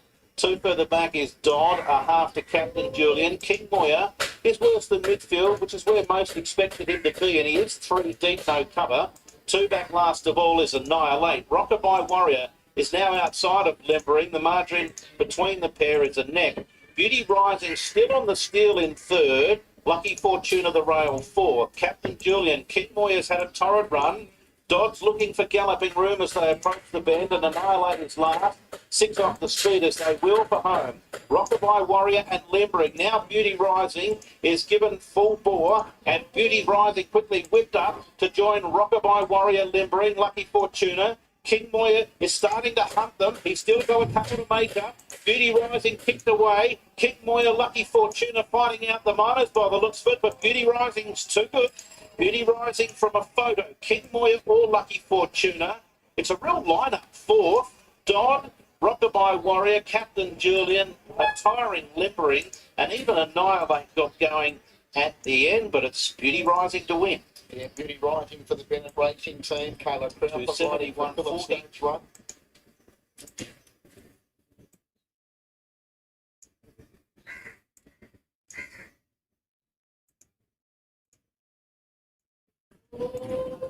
Speculating Handsome Devil, Mrs. Slack. Test by Fire. Beltro, Billy Pie. Win Elegance. Rich Liker. Miss Extravagant. My Luna. At the gates for the Rising Sun Hotel. Speculating and Handsome Devil are the two vying for favouritism. There's not much in it around the 370 quote. 480 for Miss Extravagant. 550 for number 11, which is Win Elegance. And then Just Rich Liker, who's been $16 into $9.50. The Echuca boys have opened the shoulders. Some landscaping weather up there at the moment. Now they're moving into line.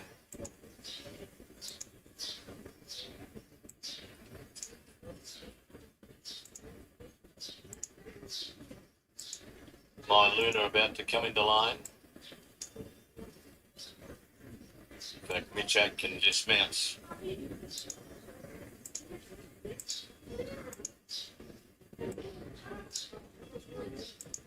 I'll try and load this Lick Sullivan run arrival. I'll see you, My Luna.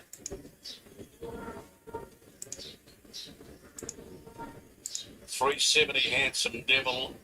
360 Handsome Devil and 370 Speculating. They've been chopping and changing all around the place, these two.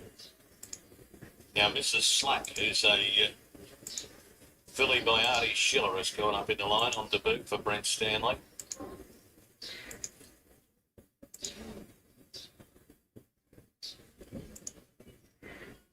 Pelfro is about to go in. Thanks, Terry. We've got 350 Handsome Devil, 380 Speculating, 550 Miss Extravagant, and 550 for Win Elegance. The Rising Sun Hotel, it's an iconic pub in Bendigo Town. She and family. Pat has been a former chairman of the Morong Racing Club for many years. He's also a life member. He's been a wonderful supporter working for that establishment. He's also been, well, he's a bloody good chef, actually. I think he still cooks a meal or two at the Rising Sun Hotel. You better get there and see if I'm right. There's a corner there to the down the road from the hospital. I like.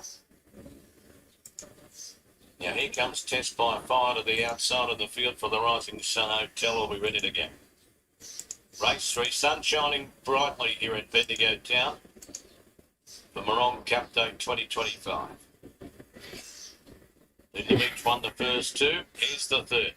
Genera a little bit slow, so also was Win Elegance and Test by Fire right out the back. Speculating came out well from Millipede on the outside running second, and Miss Extravagant is third, but obliged to race 3 wide.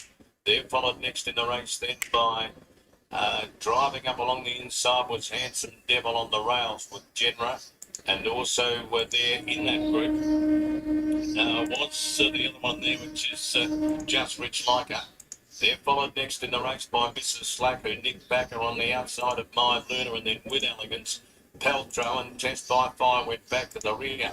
This line of 3 up front speculating with Millie Pine and Miss Extravagant making a line of 3. Just Rich Like a poised behind them, 3 out. Around Genera and Handsome Devil needs some luck. The favourite looks to be jogging behind speculating, no run yet. Then Mrs. Slack to the outside, and so too from a long way back Peltro runs on. They're right across the track here, where Miss Extravagant had taken the lead. Handsome Devil had to go to the middle of the track to get out, wanted to get the head up a bit. Now knuckles down and comes after the leader. Just Rich Like Her running on as well. Handsome Devil's out, coming at Miss Extravagant, who's ahead in front. Miss Extravagant, cling! Oh, no, I don't know whether it clung on or not. Miss Extravaganza and also Handsome Devil. It was close. Just Rich Like Her for third with Test by Fire, who came from nowhere. They're followed by My Luna. Next in the field then was Speculating. Behind him, Win Elegance, Billy Pine, Mrs. Slack, Genera, and also Peltro. Hanson will get it on the outside. Last stride, he'll get up.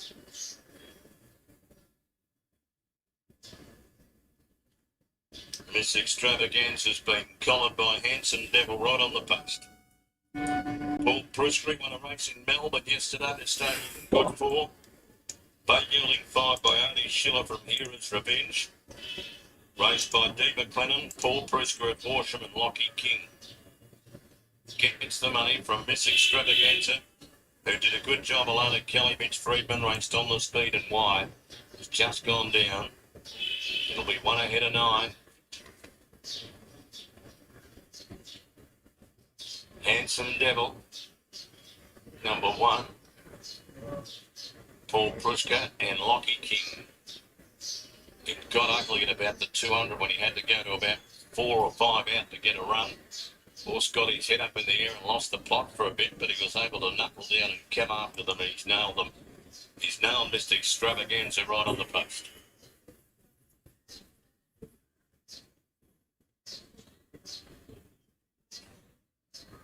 One out.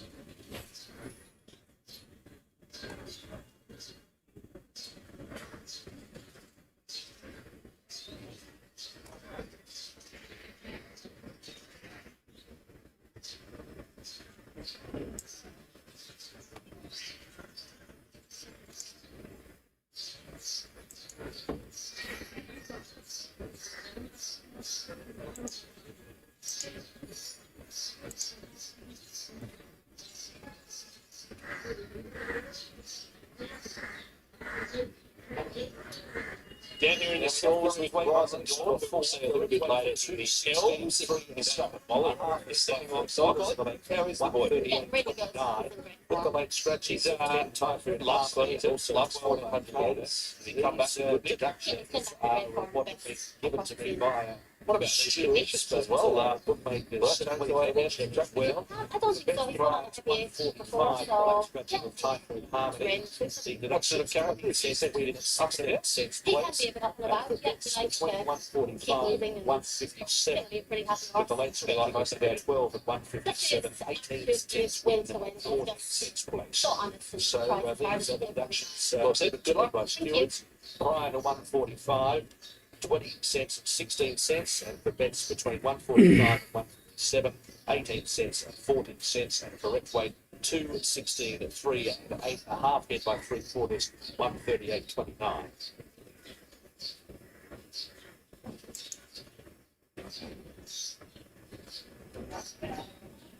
Ladies and gentlemen, in the mounting enclosure from Living Legends, Johnny Get Angry and Langton Rupee. Langton Rupee, of course, a previous Lightning Stakes winner. So fantastic to have Langton Rupee here in the mounting enclosure. And Johnny Get Angry, who famously took out the Victoria Derby, trained by the great Dennis Pagan, a premiership winning football coach and a Group 1 winning horse trainer with Johnny Get Angry on what was a special Victoria Derby. It was a unique one as well, run during the COVID period with no crowd present. So a couple of famous names in racing, Langton Rupee and Johnny Get Angry, looked after by Dr. Andrew Clark from Living Legends, who does a magnificent job, of course. Living Legends property right next to Tullamarine Airport, housing some of our greatest racing names. So fantastic to have these two horses in the mounting yard, and we can visit their stalls as well and give these champions of the past a pat. Great to have the Living Legends on course. Flemington is always the case. The 2015 Lightning winner, Langton Rupee, who had the better of the 2-year-old colt, Brazen Bow on that occasion in the front of a good crowd here at Flemington, holding court with a horse who had a very, very different career. Johnny Get Angry, of course, the winner of the 2020 Victoria Derby. So runners making their way in for race 5. This is a benchmark 90 over 1,200 metres. The Flemington Long Lunch, 9 Pioneer River, 11 Vongole of the scratching. Speaking of scratchings, downgrade to a soft 6 took Typer and Harmony out of the previous. It's also taken Wonder Boy out of the season. So that 5 with this is a different race altogether. This is a 1,200 meter. It's going to be running straight.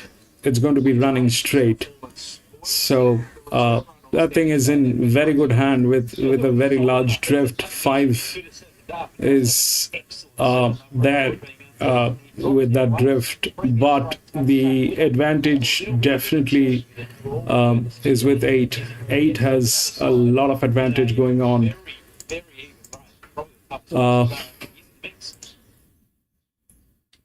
It's the best in handicapping within the rails. That's something that is happening, and there's no comparison between the 13 and the 13 is the linear drift. So that's definitely not working. That brings us to 7, which is from gate number 11 with the advantage. That 16. That's 16. That was 1,600 meter, but here it is 1,200 meter.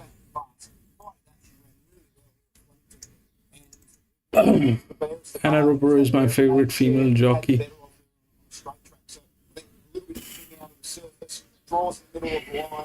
She's previously run well. 7 is the one which is going to respond to 6 is She's All Shenanigans. We know her credentials up the Flemington straight bed, but we've also seen this is crazy today. how she's ridden produced results their last 2 starts. Yeah, we have it. It's more akin to how she was being ridden earlier in her career, or she was allowed to bowl up on speed. 7. She was a winner at track distance 2 starts ago, obviously leading and controlling things. Narrowly putting a gap on 3rd last time out where What is she riding? Lewis, Anna Roper.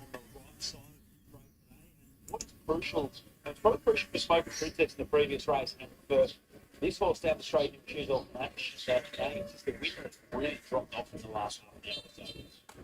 7 is Material Dreams, the next of the sprinting mares. Good performance first up behind that Dazzling Lucy met in a race that was devoid of the tempo required at most time.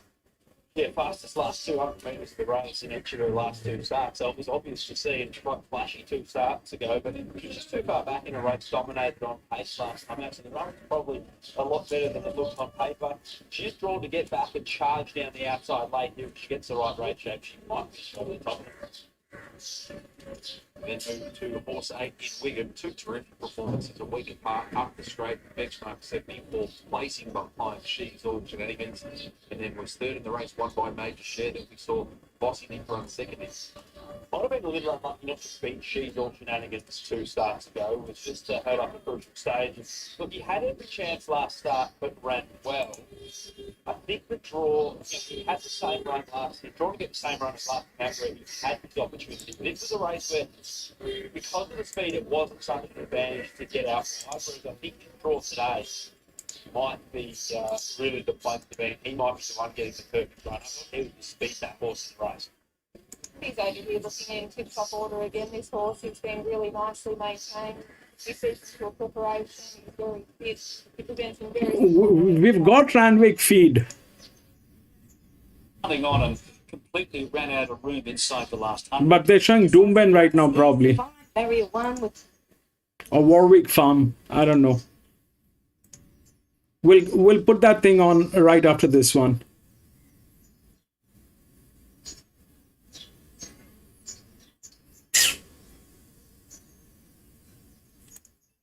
And sprint distances. He's jumped out quite well and fifth in on the program up the famous straight 6 here, and she's on Shenanigans first on the while. He's definitely moving very well. That's what got the 3 kilo plate for rise used to get to the 51. Was just touched off there by Mongolay last straight down 12 last year on the way second up here in the she's on Shenanigans to the race straight through into 1-year-old one. And the team it was really rubbish to get first start. Very wide no comes throughout. She'll be out right here there too. That's right. Record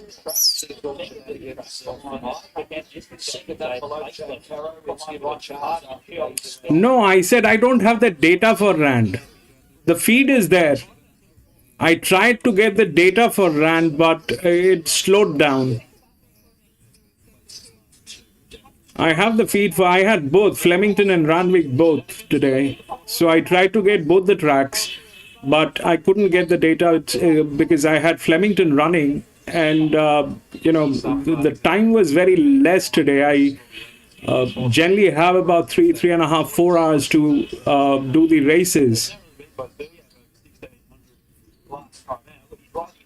Yeah, today I just had 2 hours to get the races done. I mean, they started at 6:45 my time here in India. I woke up at 4 o'clock and I had hardly any time to get this thing done. So we missed out on Randwick, the data. Yeah, but they're not doing Randwick right now. They're doing Eagle Farm. I'll put the Randwick after this. I'll put the Randwick after this one. Should have gotten Randwick too, but I tried. I couldn't get the data. It was slow. It was terribly slow on my end.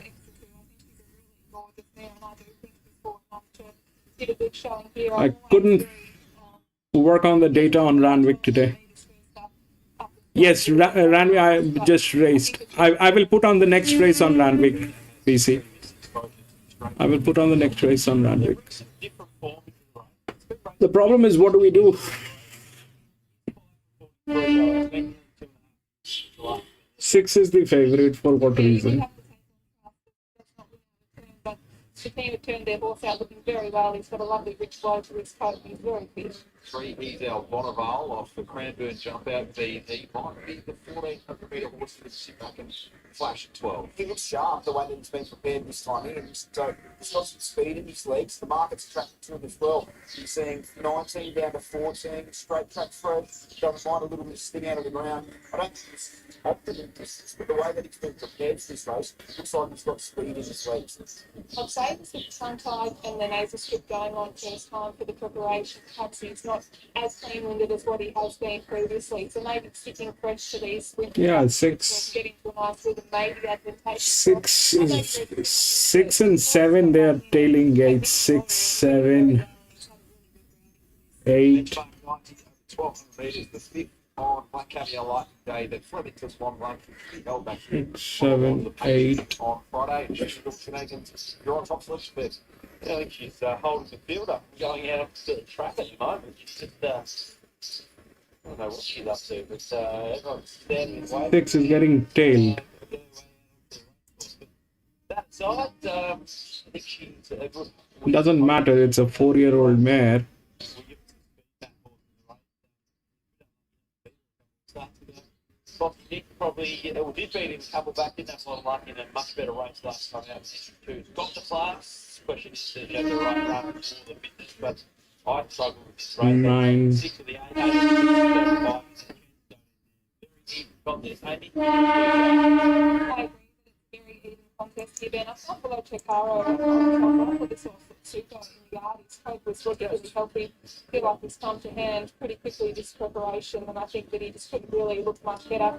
She's all shenanigans, which she was putting on a few shenanigans there, and that's not unlike her. She is a perfect type of mare. I've seen her play up a little bit like that and run up to her best. But I agree that it's a pretty open race, but I'm with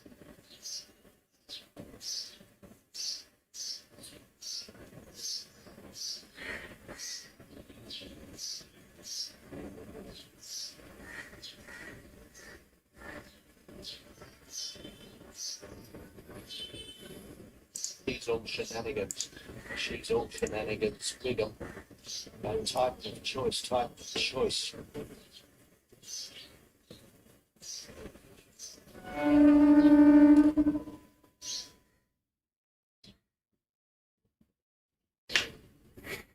Simon Zara is with us, returning. She's all shenanigans to her home and the happy hunting ground here in the Flemington Straight. What was she doing there? Just admiring the work of the clock tower or talking to some patrons on Lightning Day? Like us on Monday, doesn't want to go to work. So I was actually did the other day at Sandy, and probably not as bad as today, but yeah, she's probably in good order. She's got a great yard. She's up and about, so we probably couldn't have her any better. Seen her on speed at her last couple with Brian in the saddle. How does that scenario play itself out with the competition in this field? There's one that can go quite quick. I'm a bit worried about that headwind today, so I just said to Ryan, if one goes quite quick, don't be scared of popping behind it. Try and get a bit of cover to get to the grandstand and just sort of prop out. So it's sort of a bit gusty out there, so sometimes it can be the undoing of them if you've got to lead all the way. How she, in regards to conditions, she's clearly been managed pretty well run to run, given how spacious this campaign's been. Yeah, look, I think once those bears get in form, took her a long time to get in form, and I think she's probably the best we've had it for a while. So, get the job done today. 5 Flemington is huge. PC 5 Flemington is huge. You see that it's in the best hands and with the best advantage. 7 is I'm thinking I still haven't placed that bet. Is drifting 53%. There's a dysfunctional team, but 5 is huge. The question is, what are we missing? Because that 10 is also getting tailed.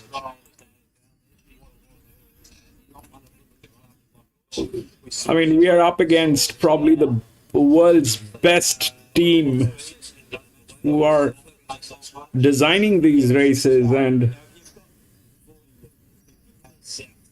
5 is huge, but the question is, 6. I wonder if that's influencing the market to back shares or shenanigans from 420 to 350, because you don't want strong southwesterly winds, but that's going to be 11. In the straight race. So that might be influencing some of the bigger punts there. She looks Lacks the support line 6. 4. Probably. Apologies for that. Charlotte, you're down at the start. I don't know. 7. 6, 7. So last starting time, you think that the pulled up So far today, the top there on handicap, but he's in front of at the back of the shoots. Moving in for 0 flying goes the first 2 to go up into the stalls. Here for the running of the 5th. Right, let's go 5 in. Next one along is 2. 5 is in good hands. 12. It was in good hands. 6. Expected odds. First up going in. So we hope for 3 or 4 to get set here for the running of the 5th event of the afternoon. And again down the straight here. A bit of cloud cover, but that rain not hitting us for the time being. Now Gravina going in, and to complete the line will be Wigham, previous winner up the straight. 5th event. Wigham taking the outside. Field set for the Flemington Long Lunch. Race number 5 on the program. Stand by, and they're racing. And over towards the far side, Extra 2 got off to a really good start with also Prince Zero. She's all shenanigans. Flying Ace jump away cleanly out wide, and Gravina isn't too far away from the action as they huddle up the middle. After 250 metres, the leader is Prince Zero with Flying Ace. Gravina behind them. She's all shenanigans next, then below J. Caro. In the next group is Wigham wider, around Material Dreams, Bossy Nick, and also over on the far side, Veloce Caro, trapped by Extra 2 from He's Our Monovalent Titan of Choice. So it's Flying Ace in front as they reach the 700 metres from She's All Shenanigans and also Prince Zero. A length to Wigham, Ravina. To the back below, J. Caro, Material Dreams in the centre of the pack, and then came Extra 2, Bossy Nick, Titan of Choice, and He's Our Bonaval as they dash up. 350 to go. She's All Shenanigans. Let's Down took the front from Prince Zero below J. Caro. Then came Wigham struggling. Material Dreams is getting out. And then came Extra 2. She's All Shenanigans at the clock tower, joined by Material Dreams. Bossy Nick is piercing through with a big run. Bossy Nick drives through, took the front. Yeah. Material Dream, She's All Shenanigans. He's Our Bonaval. Veloce Caro, followed by Gravina, Prince Zero, Extra 2, Wigham, and last Flying Ace. Disregard the bell main, and she had to be a key chance. Now we're back of his daughter. Number 5, Bossy Nick. Boom! That is huge. That drift is huge.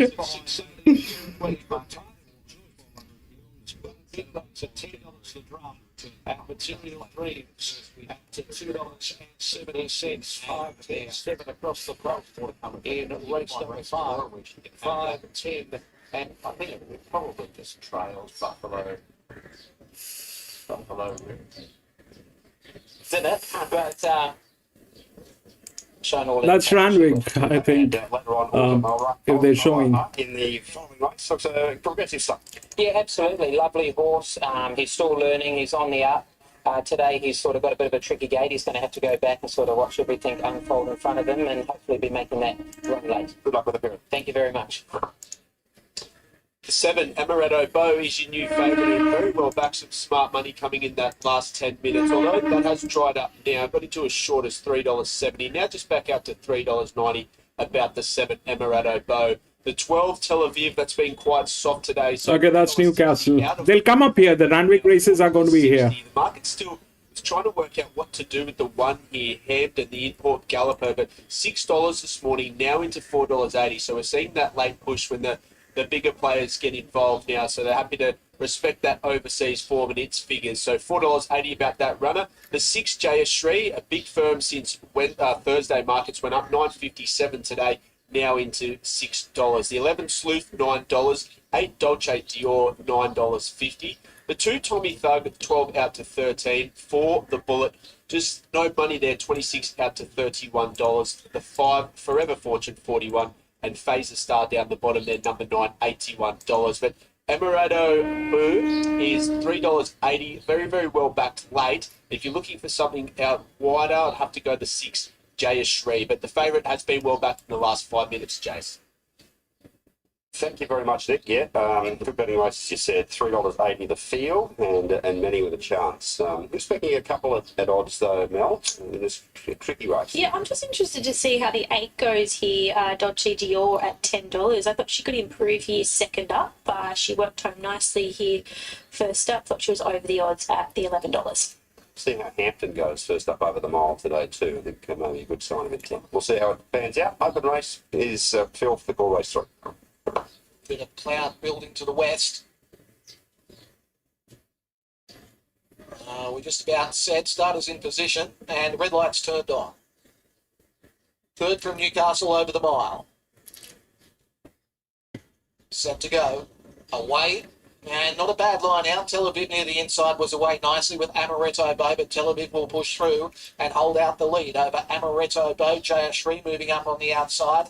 And Tommy Thug settles in fourth spot in the early stages. Then Dolce Dior and the Bullet. Hampton is three deep in the early stages around Sleuth and Forever Fortune on the inside. And Face of Star goes back to the rear. Under 1,200 metres left to go. And Tel Aviv at what looks to be a fairly decent clip. Held out Jayashri, who sits second now at the hindquarters of this leader. Amaretto Bow getting the gun run in third spot. Fourth then was Tommy Thug, followed by the Bullet. The Hampton is moving up around the outside of the field, taking closer order. Dolce Dior back on the inside, and then Sleuth. Further back, Face of Star, and now Forever Fortune relegated back to the tail. So the leaders try and get a breather here inside the 800 metres. Tel Aviv on top. Jayashri is within a neck of this leader now on the outside. Amaretto Bow next on the inner as they run up towards the 600 metre mark. Next then came Hampton, who's making ground out deeper. And also there is Amaretto Bow in the centre. Further back then came Dolce Dior being pushed along the inside, and then came Sleuth, followed by the Bullet. Face of Star to the outer and Forever Fortune saving ground on the inside. Around the bend, Tel Aviv leads them for home. It's Tel Aviv narrowly over Jayashri on the outside. Tommy Thug looking for the split. Amaretto Bow starting to chime in, and then a length and a half back to Hampton. It is Tel Aviv being tackled on the outside by Amaretto Bow. Tommy Thug can't get a run through. Jayashri is still there. The outside, Amaretto Bow got to a narrow lead, but Jayashri kicks through in the centre, and Jayashri over either Amaretto Bow or Tommy Thug, who only got clear late. Close up was Tel Aviv, followed by Forever Fortune and Hampton. Dolce Dior. Further out was the Sleuth, followed by Face of Star and the Bullet last in. Well, they got pretty tight there in the concluding stages, didn't they? I think it'll be 6-7-2-12 here. Jayashri, Bucko, he's back with a bang with a double early doors in his comeback.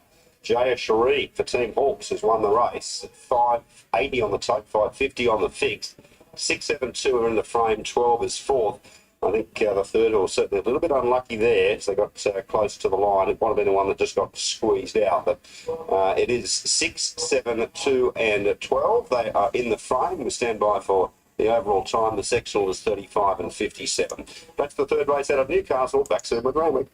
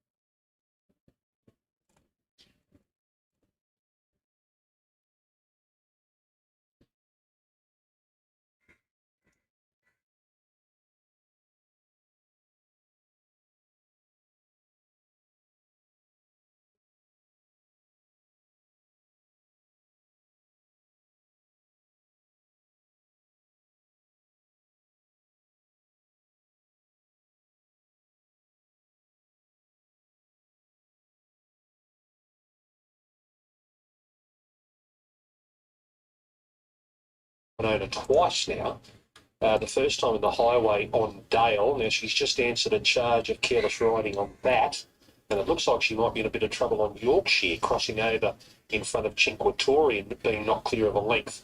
So she might have a double careless riding suspension to answer. She's still got two more rides to go. Bisnick and Perfumously odds on favourite in the last, but she's been in the steward's room. She's been in the winner's stall.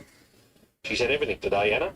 This is the Expressway Stakes Asahi Super Dry over 1,200 metres, Group 2 for the sprinters, and this mounting yard for Harvey Norman, all you need in furniture, bedding, electrical and technology.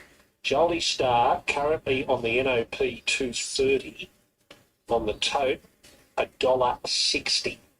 We'll see how that plays out. Might be $1.70 now, Jolly Star. Here they are, Em, and first of all, Tyler Schiller for Team Hawks. He's a lovely, big, strong horse, isn't he? So he might be a little bit forgotten here. The blinkers are off, the visors are on first up. He's had 2 Flemington jump outs, winning his latest one after that 120-day break. 2 starts ago, he beat a really good lineup in the Premier Stakes where he drew in and railed up. He's getting a similar run here. And, he bears more than a little bit of respect. He's a beautiful old horse. He's a real gentleman. Always looks really, really well. You could be mistaken to think that he's sort of like he needs the run, but he's a really well put together horse. He's big, thick, he's strong. He looks terrific here today. Now here's the mare, Magic Time. This is a 7th start here at Royal Randwick, trained by Graham Beck. Jordan Childs on board. And she never runs bad. She's a dainty mare. She's a beauty. Won a Cranbourne trial. She's ready to go here. Has tactical speed, and more so than most in this race, and she's going to take a bit of running down. Yeah, she looks super again here today. She looks like she's deep into the preparation. They've got a rock hard fit. Coat's glowing. Her attitude's really good. She's obviously matured a lot since when she's a younger horse, but yeah, you couldn't fault her. She looks terrific.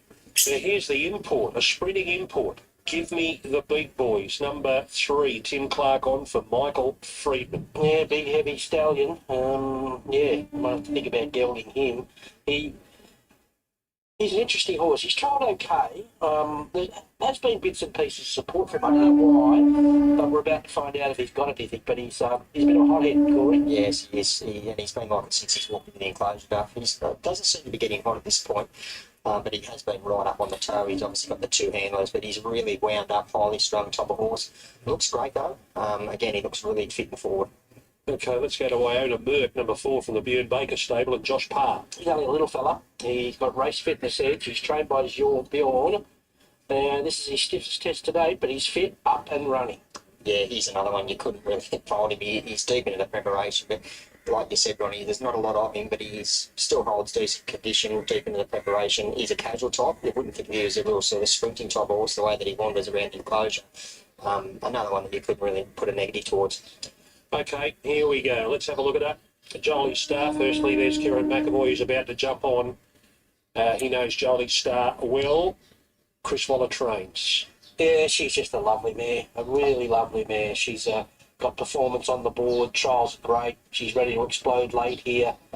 Just has to be, on a medal there, just to keep the leaders within her sight. And we know she's got an explosive turn of speed. So, in an ideal world, you'd probably like 1 or 2 more leaders here, but I think she's quite adaptable. She looks super again here today, first up. She's always been one of those mares she's always had that perfect attitude. She never really turned her hair. I've never seen her do anything wrong, race or parade. She looks terrific. Big tick for me. And what about the stablemate? Alencia, number 6, Jason Collett will ride for Chris Waller. She's a proven big-time first-up performer. 5 preps, 4 wins in the second first up. She's had 2 trials. She's been brilliant fresh in the past, and probably would have been more in play with a bit more jar out the track, but it's not as if she hasn't got dry track performance on the board either. Yeah, you couldn't fault her appearance. The connection, or the stable's turned her out in terrific fashion. She's nice and bright, obviously being first up, expected to be, but yeah, again, another one with a big tick. Okay, we'll have a chat to Charlie Duckworth in a moment. Corey Brown's with me though. Jolie Star went out on the track and she looks a picture. She always does, Greg, but she looked extra special today. She's obviously that little bit more mature. She always parades really, really well. So I've never seen her actually turn her hair out on the track or here in the parade ring, but yeah, they've got her in fine fennel. Okay, she's your pick of the yard. She's definitely my pick of the yard. All right, Jolie Star from Corey Brown. Kieran McAvoy rides for Chris Waller. Her last 2 runs, last preparation, were a 7th in the Everest and a 7th in the Golden Eagle. And we've seen her do some pretty special things out there when sprinting. It's a big day for the stable, Charlie, to bring so many big names to the course.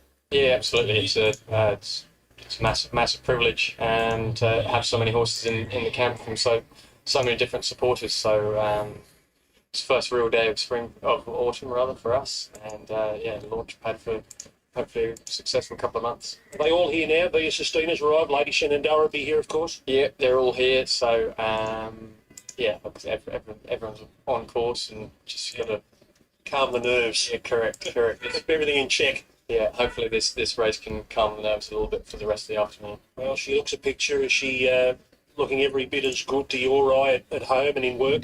Yeah, absolutely. Obviously, Valentia's a talent, but as is Jolly Star. But the field of 6, and you're both drawn 5 and 6. It's a small field. They know we're the ones to beat. It's going to be a tactical race, so we've got to be mindful of that. But I don't think we can panic to try and do things upside down and reinvent the wheel. We've got to have faith and confidence in her ability. Ultimately, it only is a small field, so even if you're last, it shouldn't have too much ground to make up. But she'll certainly let down with an excellent sprint today. She's only 4. She's only had 10 starts. Could this be the best prep we're going to see from Jolly Star? Yeah, I hope so. Obviously, we shattered after the Everest, to be honest. We sort of tried to regroup, and then we were unlucky in the Eagle as well. So, sort of two runs which you can basically just put a pen through, and she just hasn't missed a beat coming back in this time around. So, Kieran obviously knows her well. Had luckless time on her last prep, but hopefully we can make amends today. Lucky. Thank you. There's Charlie Duckworth for Chris Waller. Yes, what an array of talent they're stepping out here today, which will culminate with Via Sistina, who's the nominal pick for Horse of the Year for what she's already done in one season, in one preparation. That was the spring. What a spring she had. You with her, Ronnie? Yeah. Look, there's a chance they could run home 33 flat here, so I'm just hoping she's in touch on the point of the turn, because this is going to be a real scamper home, but she's capable of it. Look, they only want 2 horses here, honestly. They're both being sensationally backed. 5, 2, 6 and 1 for me. I think she's the winner. Just Karen trusting him to just be in touch within 2.5 lengths on the point of the turn. And we know what she's got when you let her go. We've seen it in the past. In saying that, Magic Time's been very heavily backed as well. And she's got racing style on her side as far as positioning is concerned. And then Alentia and Airman are both getting to ridiculous odds. There's no doubt about it. They are the bookies' hopes. 5, 2, 6 and 1. Nick? That's exactly right. These two have cleared right out, and as I speak now, Jolly Star has gone into $1.95. So back on Wednesday, they opened that horse up at $2.50, 6 to 4. There was $2.70 at one point. That was quickly taken. Then the $2.50 was hovering around all yesterday. Even this morning, there was some $2.50 into $2.30, $2.25, $2. Now $1.95. So punters think she can almost get back to that figure from first up last preparation. An odds-on chance now in Jolly Star. With that said, Magic Time has been very firm here as well. So that money dried up this morning when the rain didn't hit overnight, but it's come again. So it got out to as much as $3.40, now back into $3, and very, very solid second pick here in Magic Time. I own a Merck source of bets earlier through the week with $15 with that race fitness edge, but that's dried up now, $6.50 this morning into $8. I should say that the horse did open up 15. Alencia, it opened up $3.60 back on Wednesday, so all the way out to $12 now. So it's been a significant drifter, and it might not end there, out to 13 now as I speak. Airman, just see the bet come through, 14 back into 13. Barrier 1 for Tyler Schiller and Team Hawks. And give me the beat, boys, out to $19. It might just keep drifting, but I go back to the top. Jolly Star, even money now, but Magic Time now into $2.90. A great jewel at the top of the market here. Shani, final look over Jolly Star and the other 5. Well, I went to the tie-ups, Greg, and had a really good look at both of them. And Magic Time, she's just so fit and forward for this. She's got the residual fitness. She only had about a month on, so she's got the fitness coming into this. But then I went and had a look at Jolly Star, and she's just continued to develop. Every time you see her, she's that stronger mare, and she looks $1 million. I mean, it's not fair to have to separate the pair of them. I'd love to see them fighting out the finish, but you can't knock either of them. Smallfield Tactical Affair. The Expressway Stakes, a Group 2 over 1,200 live from Royal Randwick. Expressway Stakes, and there's the lane. She's been really well back now, Jolly Star, in the last 10 minutes. They're off and racing. Jolly Star jumped in okay. Airman didn't. It's going to settle last. And the former Irish sprinter, Give Me the Beat Boys, flew out to lead comfortably from Iona Burke. Jolly Star put hard on the bridle to sit on the outside there of Magic Time to Airman, and Valencia dropped back to last of all. So give me the big boys, 2 in front. Ida Burke into a clear Man, Magic that Time over racing in third. Airman up the inside, and Jolly Star's planted in a 3-wide that position on the 3 inside. runs And a like length and a half last of all as Valencia. beauty, man. That horse is. Leads from Ida Burke in the small field at a very handy That ride. 3 runs like there's no tomorrow. It's a free will horse, man. Valencia's last of all, 4:50 to go. Give me the beat, boys. It turns in front.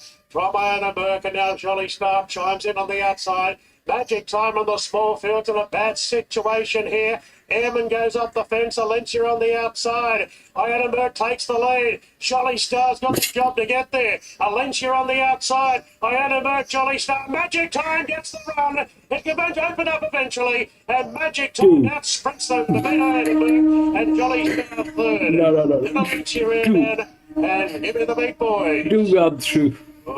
Magic Time. Magic Time has overcome bad luck. She was getting held up all the way down the straight.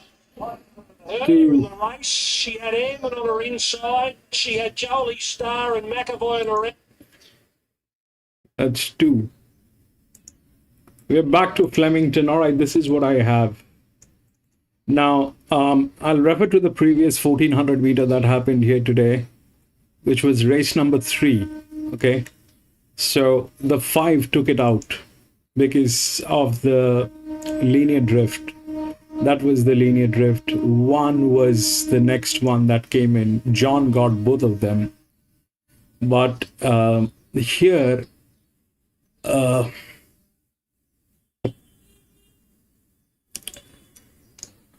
6. Okay.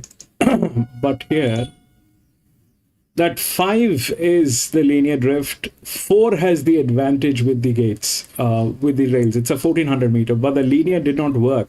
The outer drift worked. This is also the best in handicapping. This is probably the best fit, the best arrangement. But here is the problem with these guys. They are like 50% drifting out, and they're reckless people. They're reckless people, these people are. They've got all the arrangements done today. They're kind of prepared for this. They know what they're dealing with. But that's what it is. They're the best with the management today, best with the handicapping. It doesn't look like this thing is going to fail. It doesn't look like. I'm going to put, though it is there, it's Flemington, and if this thing doesn't get tailed, then I think I'll go with this. 6 is the next one. The 6 is good. But the drift is almost similar on 6. They both have rail advantage, but 5 looks like the best numbers possible today, but their history is of not so good.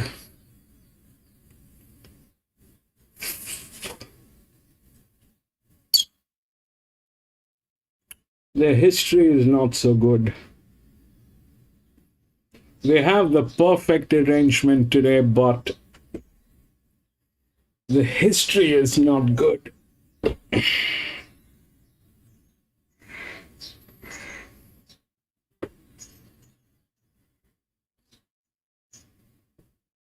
And 2 is an 8-year-old gelding with a very, very strong outer drift, which goes up to 8,000.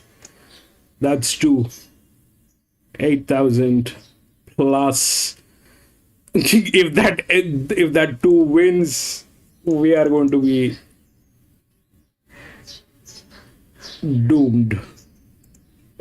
Top of the ground, so he's going to have to be his absolute best. Those continual showers have probably just dented his chances a little bit.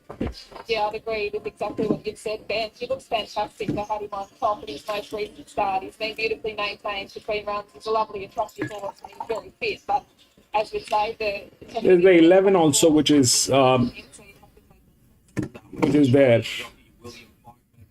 some way or the other.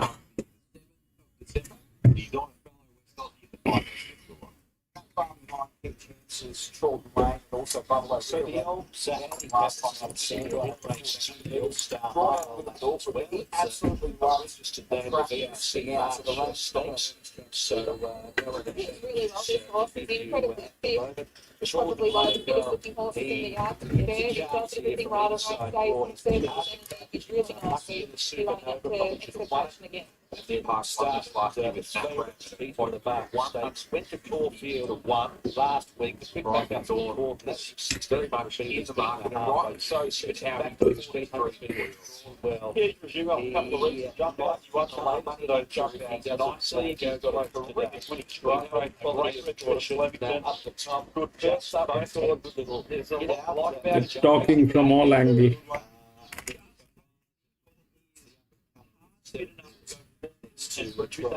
It's a wild night and fascinating. I think he's very forward. He's a bit of an old-fashioned type of horse. He doesn't really carry much excess condition at all. So I think he's good fight for this.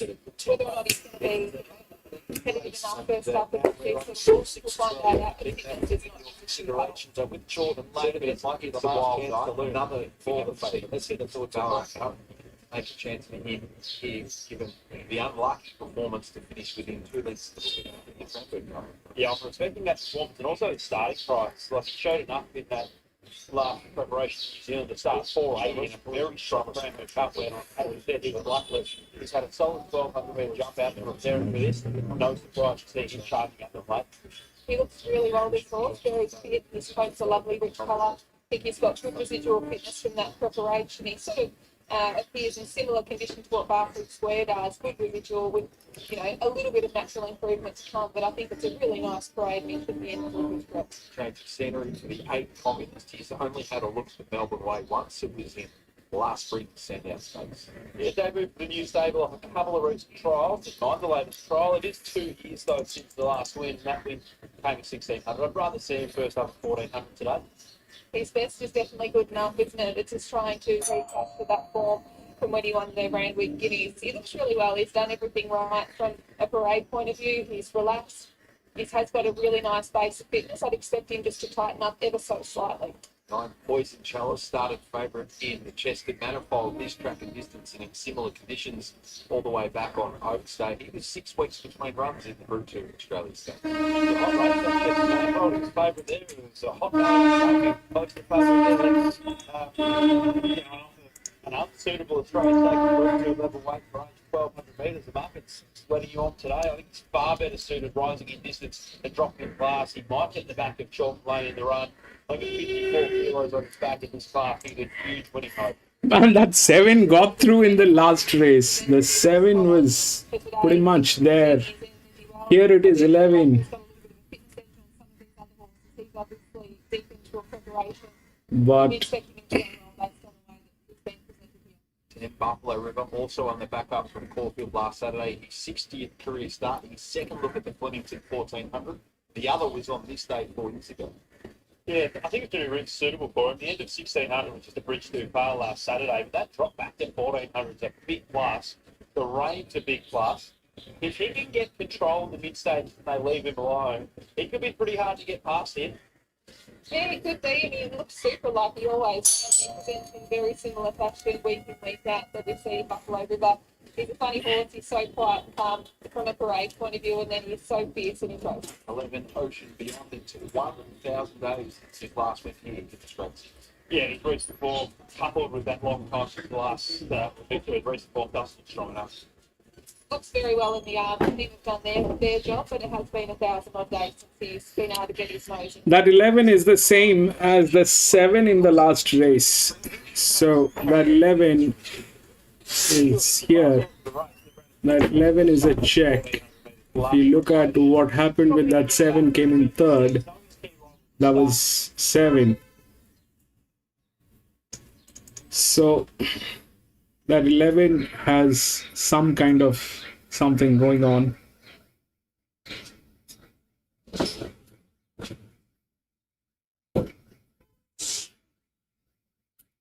from gate number 3.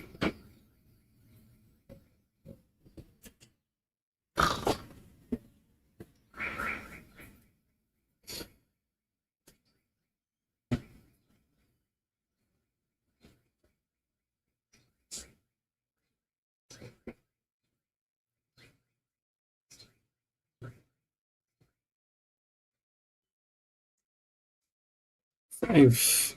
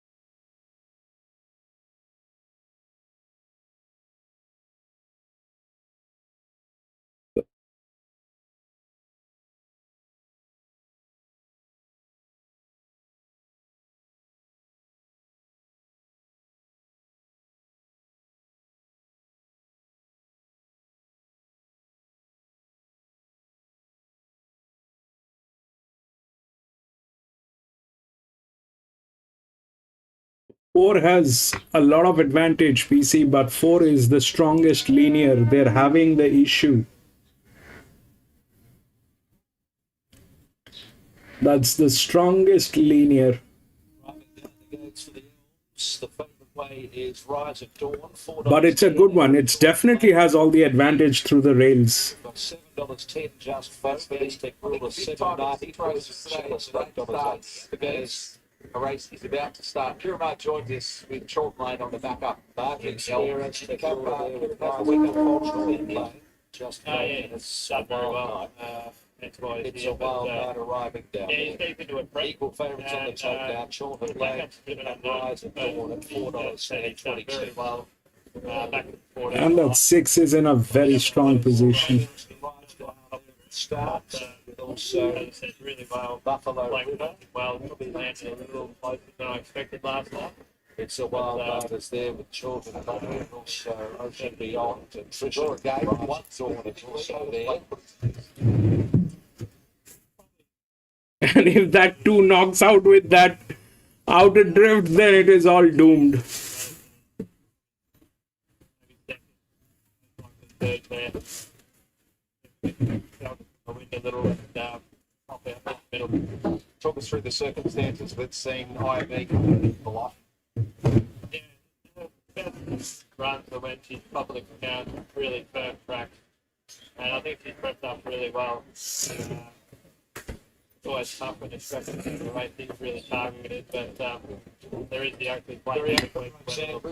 Lane $4 on the toe, set 4.30 for Rise at Dawn as they're about to be called Just forward. having a nice chat with William Pike, that riding again. But there's He's just poison giving me a bit of information on how he's going to ride his horse, obviously the right gate, to get back, get cover. He said he's had one ride on this horse in previous campaign, and it wasn't as illustrious, but he said he's got high hopes today. It was a really good performance. He's looking forward to riding the horse today. We're going to head up to Sheffield now. He's trying to call the next race. They're in their first race now. Rise at Dawn about to join them with also Berkeley Square. Will await on attrition, and the other one is Aztec Ruler. Here's attrition. Attrition going in. Group horse drawn wide with a big weight. Rise at Dawn is forward and Aztec Ruler the last. Field of 11. Listed contest at 1400. Winner goes to the All-Star Mile. They're ready. Bit of movement in the centre. Starter has a decent line now. Favourite drawn barrier 1.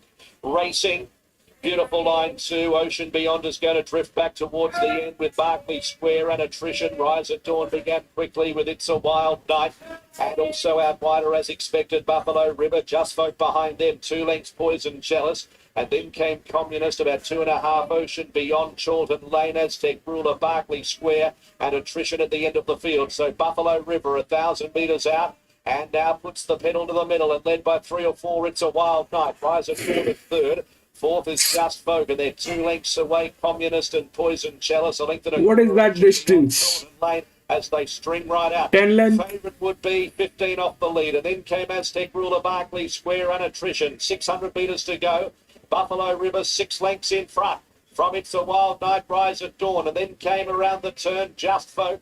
Next in the field, Poison Chalice and Communist, and then Ocean Beyond. Further back in the field, Aztec Ruler, Chorlton Lane. They're strung out like Sunday's washing. It's Buffalo River at the 350, getting a little bit weary now. Rise at Dawn is hunting it down. It's 3 lengths off Buffalo River. Now a length and a half, now a length. Rise at Dawn, choose up Buffalo River, then Just Folk. Ocean Beyond running a race, and Aztec Ruler. Rise at Dawn, 100 metres to go. 2 lengths in front of Just Folk and Aztec Ruler. And Rise at Dawn punched out wins. Rise at Dawn by a length and a quarter. Aztec Jesus Christ. By Chorlton Lane. And then came Ocean Beyond, Poison Chalice, Buffalo River, Attrition, Communist, Barclay Square, and last It's a Wild Night.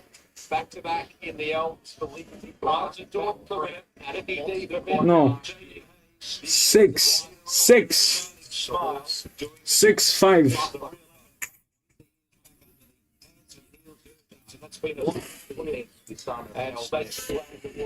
and 5. Man. 6, 5, 2, 4.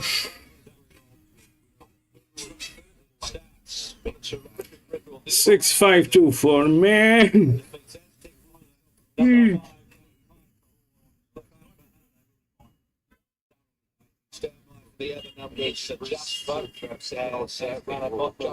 That jockey on that 5 is a clown, man. I mean, I have better objectives, but I don't want to use them. He's a clown of the highest order, man.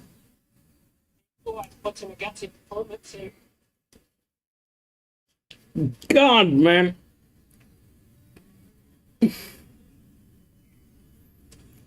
Thank you, Simon. Race 5, just a start. 440 into 350 and favourite now into 340. Angel Talk $4, rock solid. Get into 380, puts us back to $4. So 3 favourite 4. Perfect line up in the trip today after hitting the line last start. It's 420 unchained. Weight was fantastic here, and first up, we just needs to reproduce that. 5-2-8-1. All right, so Nick, if you welcome you back in, another good betting race here in the 4th. Yes, the 8 Picadero, when they first went up at $5.50, they were happy to take that, and it opened up $4.60 as well this morning, now into $3.70. And just having a look at the trade, you might get a little bit better if you want to keep your powder dry on the 8 there. The 5 Golden Loom, solid enough all the way throughout, betting $5. The 3, it's a really good firm here to beat the favourite, Black Babylon. So $12 this morning, into as much as $6.50, now in another $4.50. So it's been best backed behind the favourite, the 3 there. The 2, Autumn Aurora, can't write a ticket free at $3.90 out to $6.50. The 9, Raskello, if you're looking for another one, a bit of value, it's the one. It's been some good bets for that run. At $9.50 now into 9. Luna Lover, $10. The 7, Lots of Love, not much action there, $11. The 6, Graysville, $23. And the 10, Visualize, $26. So back to the top of the board. The good firmers are the 3, without a doubt, Black Babylon. It's been a very good firm today, 12 into $5, and that is no deductions. The 8, Picadero, as I said, just out that roll now to that $3.90. They wanted to take that now, $3.80. And the 9, Rochello, that $9 quote as well, if you're looking for something a little bit more out wide. Jace? Good on you, Nick. Many thanks. So moving in solidly here for the 4th race of the day. Crotty will kick off in race number 5. Of course, a big couple of weeks. We've already said a big week here in the Hunter, haven't we? And of course, the Provincial Championship qualify not too far away here as well. Yeah, looking forward to that. It's always a great series, and plenty of our provincial trainers set their horses for that. And of course, the first country championship qualifier kicks off tomorrow at Port Macquarie. Indeed it does. I'm ground. Yeah, I've got the day off, so let's head out the day out. But these provincial country championships have been such a great initiative, and they've been well received since they came in. Yeah, indeed. Port Macquarie track playing beautifully at the moment. It is. It took a couple of meetings just to sort itself out, but they've been running on nicely the last couple of meetings. Let's get up the field. They're almost set for race 4. 1880 metre maiden. Race 4, Newcastle. Set to go. Red light. Away. And near the inside, Corvette Pride was away nicely. Lots to Love is pushing up from the inside gate. Picadero not that far away and visualises, scouting out wide, heading up towards the lead. Just behind those was Gravesville, so it settles in 5th spot early. Then Mossmore the inside. Further back then came Autumn Roa, who's about midfield, maybe a touch worse. Griskeller is back with it. They were followed by Black Babylon and Golden Loon back on the inside, followed by Doris, Queen of the Sand, and the Tommy Luna. Bad Jock was a clown, PC. 20 lengths off the leader, who is visualised. He sets up a pretty solid tempo. Bad Jock is an understatement. He's a clown of the highest order. Leaves Corvette Pride back third on the inside, followed by Lots to Love and Graysville on its outside. They're 2 lengths in front then of He was sleeping the entire race. Who's racing in clean air. Next, Black Babylon. It's on the outside of Golden Loon. They're back third and fourth last respectively from Luna Lover and Queen Doris of the Sam on its inside back at the rear. So the pace drops out a little bit. Leader getting a breather here. Visualised. 700 metres left to go down the side of the track. Picadero a half length away in second. Corvette Pride is third. And in 4th spot, Graysville on the outside has had a nice run. What does that mean, PC? Pike needs to start in Western Australia, I understand. Stay. Luna Lover and Queen Doris of the Sam scrubbed along back of the tail. The Swoopers take over as they head into the home running, and it is Autumn running to the lead. Second is Gravesville. The outside next possible. Western Australia, Jock. Yeah. They're very much well known for doing the wrong things. Decent ground, and then Luna Lover and Black Babylon, but it is Autumn Half of the time they're intoxicated.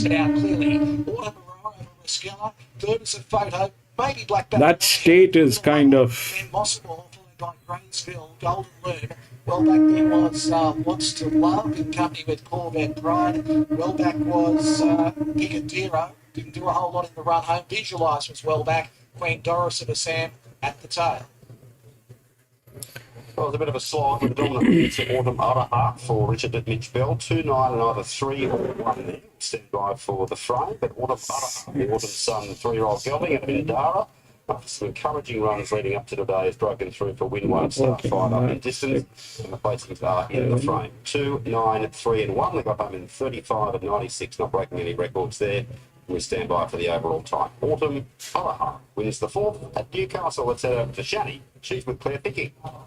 Well, this little lady here, Clear Thinking, she's certainly got a task ahead of her today. She's stepping from a highway company straight to Group 3 company.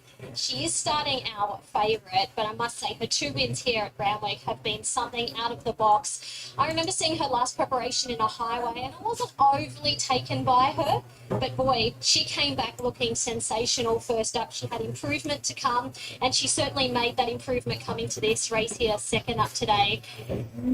She's looking pretty good. The money's on. Zach Lloyd jumps back aboard, who he has had success on her before, so let's hope she can do it. She is, if she wins today, she is out of the country championship. She was ineligible for that series, but let's hope she can get some black type on the board today. Runners are in the yard here for the Group 3. Race 6, Roderick Lodge, Trishke Stakes over 1,200 metres for the mares. And this mounting out is brought to you by Harvey Norman for you need in furniture, bedding, electrical and technology. Clear Thinking the favourite. And then there's not much between Spring Lee, Bonita Queen and Commemorative. And then just a little bit out to Kundalini. So let's... Yeah, I can see that, Lewis.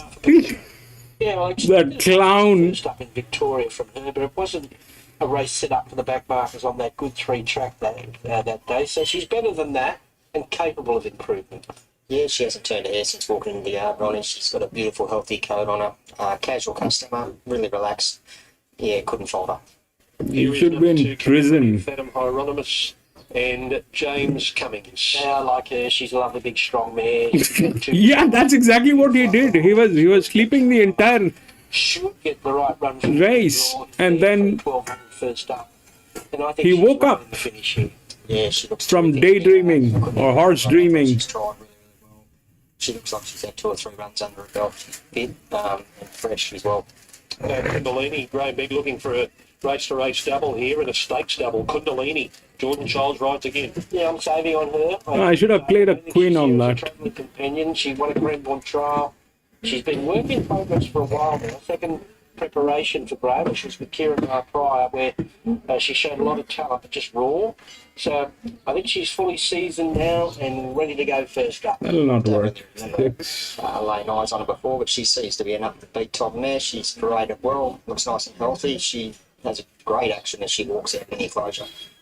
Number 5 here is Cigar Flick with Jason Collett wearing the Cerise for Chris Waller. A frustrating mare for punters, beaten favourite 3 times in a row now, but been close up and there are excuses along the way. So she's very fit and won't be far off from that good draw.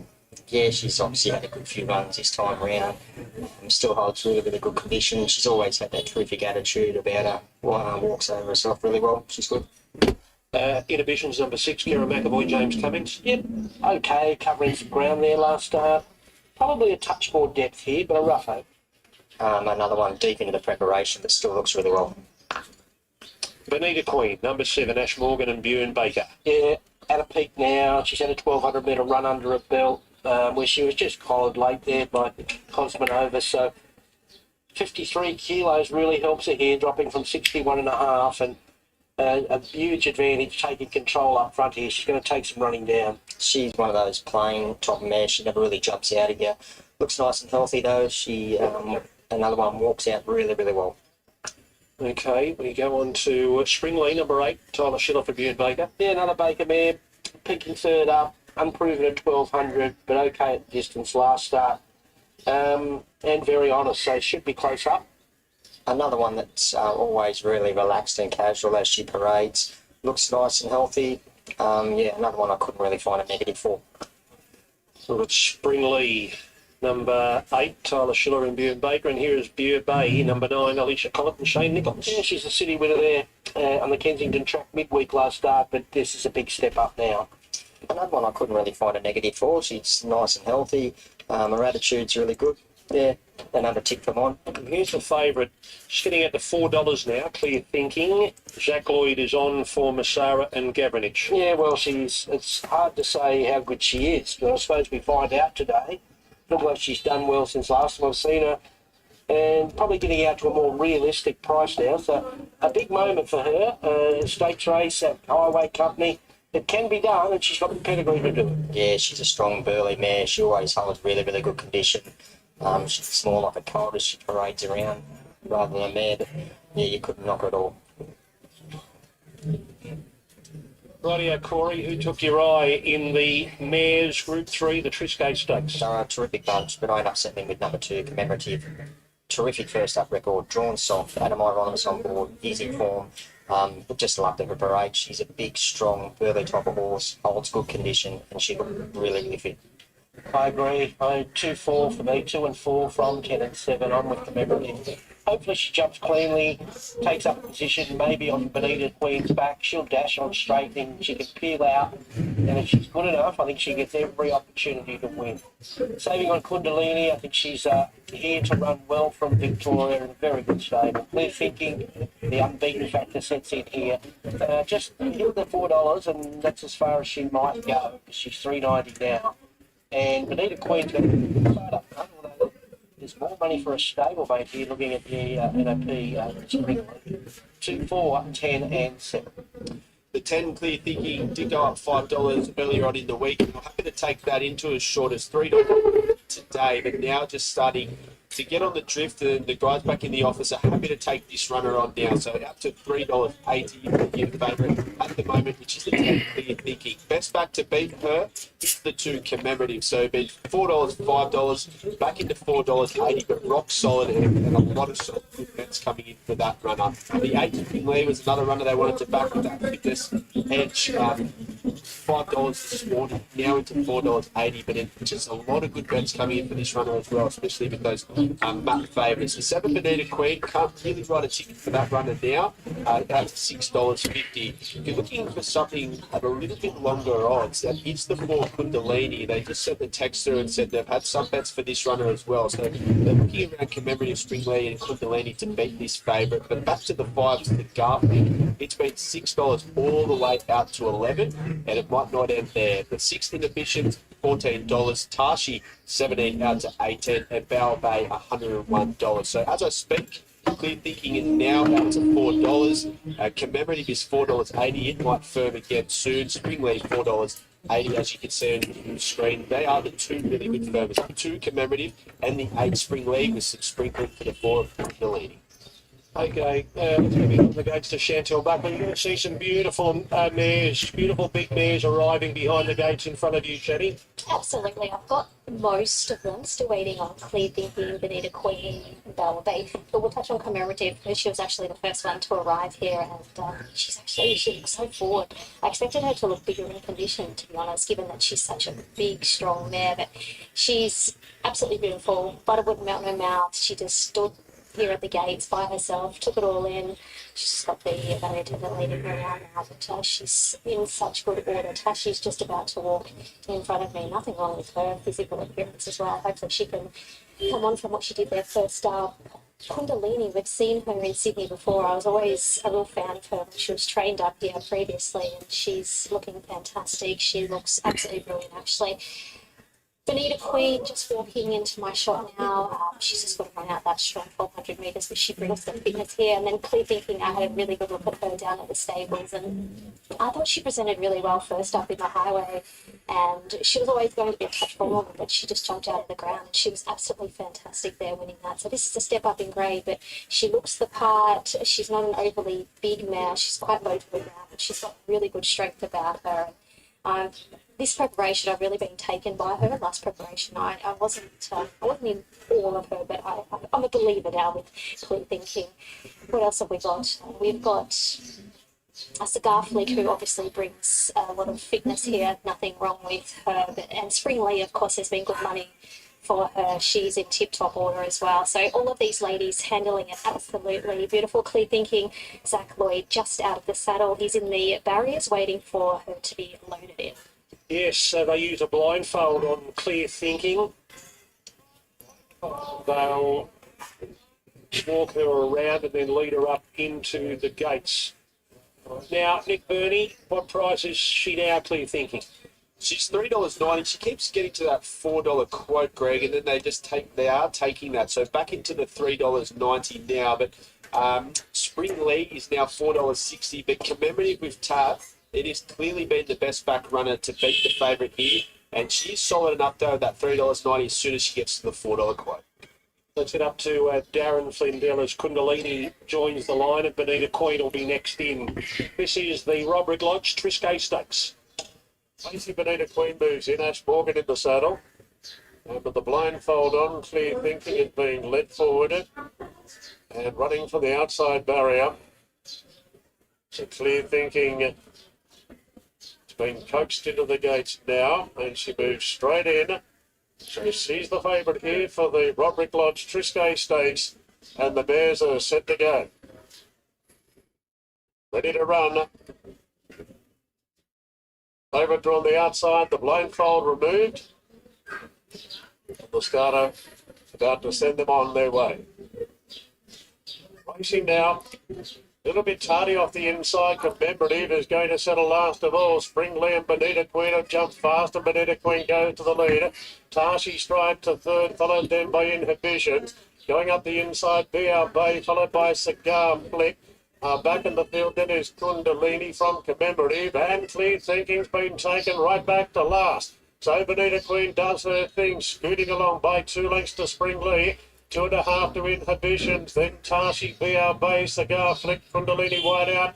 Commemorative second last, a length and a half into Clear Thinking. So Bonita Queen's got the field strung out. Lead by 2.5 to Spring Lead. A gap back to Inhibitions, then Tashi VR Base, Cigar Flick, Kundalini. Clear Thinking still last, Commemorative back with it. Coming up the rise, Bonita Queen still travelling by 2.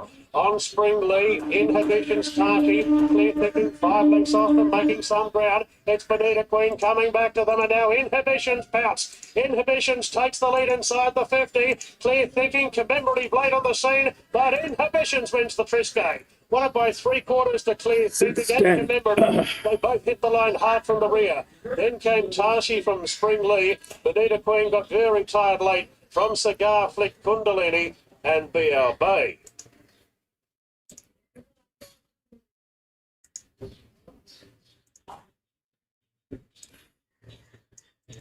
All right, this is what I have. That 6 is the largest inner drift, which is working on 1400 meter. This one was a 1400 meter, but the jock kind of messed it up. So here is what I have. This one is perfect. It's got the rail. It's got the largest inner drift. That's how it is. That is how it is. 3 comes after that. 7 is the largest outer drift. The drifts are working. The drifts are working on 1400 meter at least. We've seen 2 back-to-back drifts. With that, even that 8-year-old got through. With that was a huge drift. It is not that huge, but the reason is it's a 3-year-old gelding. It's not that huge a drift, but that's a drift. That's 6. 14 is in the best hands. That's coming from the gate number 2. If we look at the RTH, that is 14 on the 4th, the most relaxed one. So chances probably is 6 and 14 and 7 with the drift. 6, 14 and 7 should be able to do it, unless that jock on 6 is Zach, a mental patient.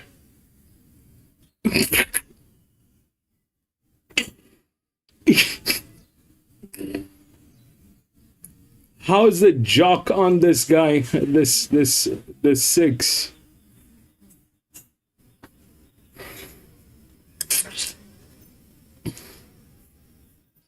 The wind and the track pattern against him there. He might have been in the prep.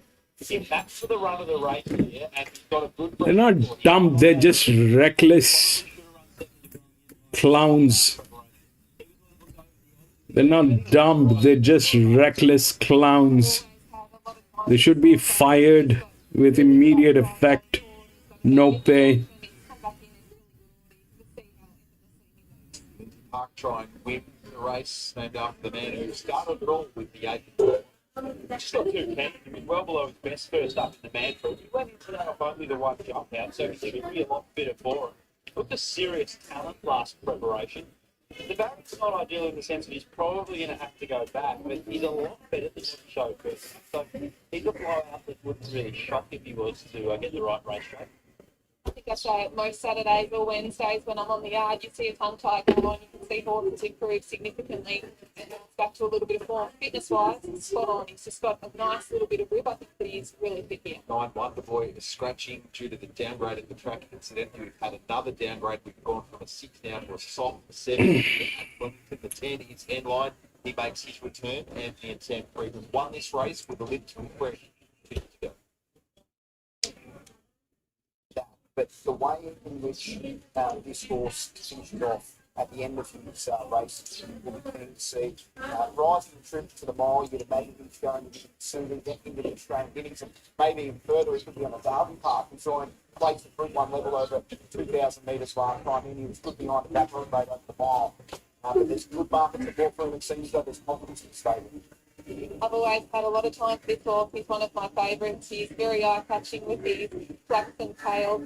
He's a beautiful type. He does keep himself relatively busy. I feel like he's got a great base of fitness. And as his saddle blanket just flicks up there, you can see that tone over his rib cage and down towards his flank. I think he's here to run very well. 11 Scary Returns was placed at Superimpose and the Dome.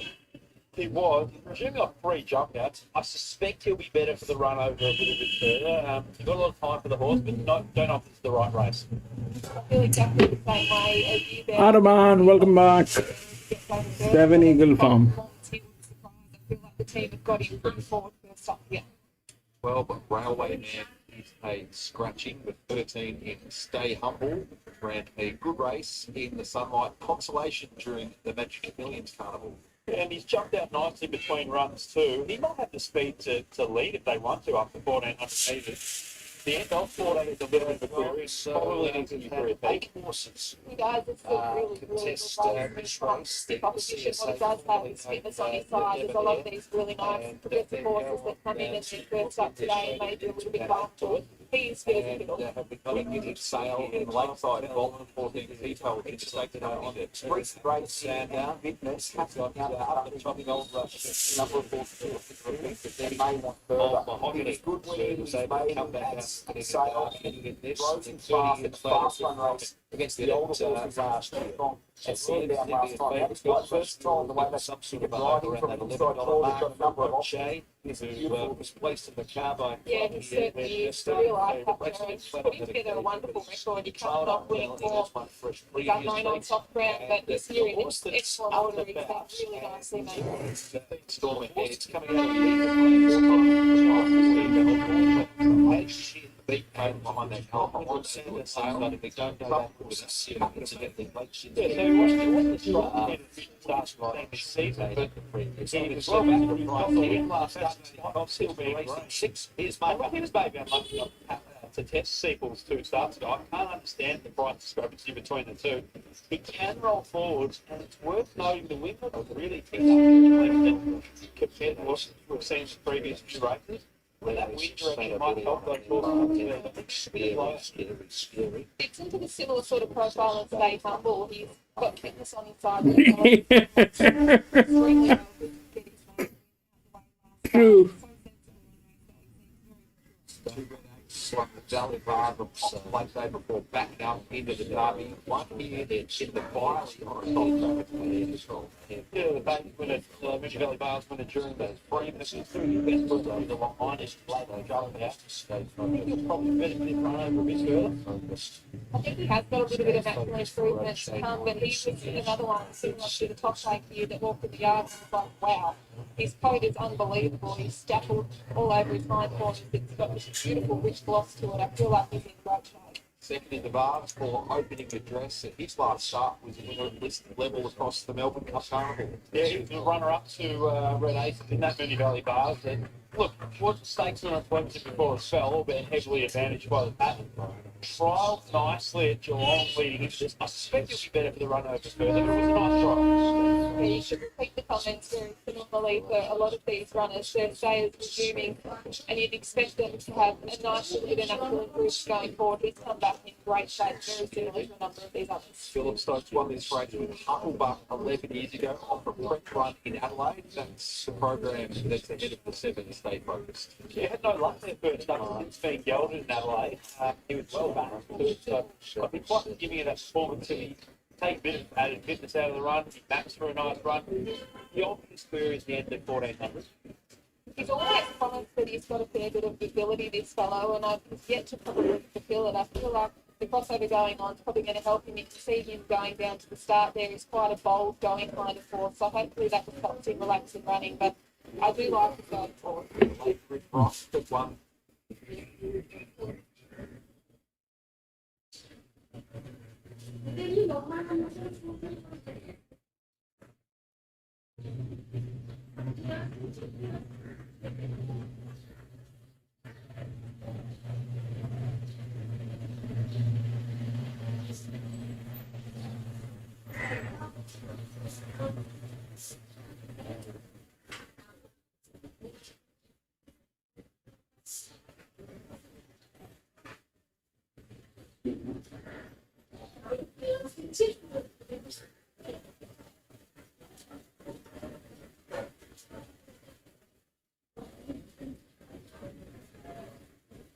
When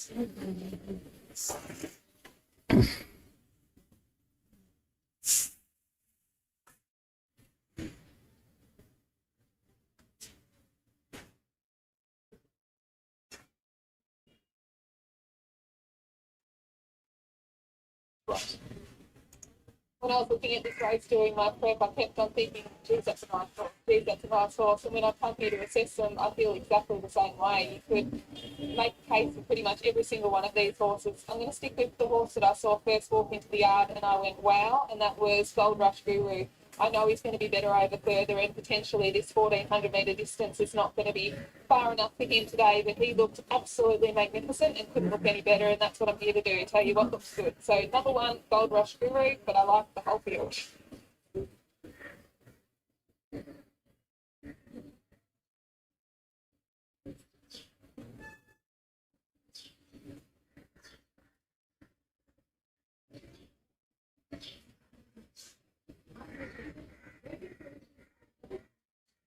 Right, we're going to start for one of our features today, the CSA Stakes.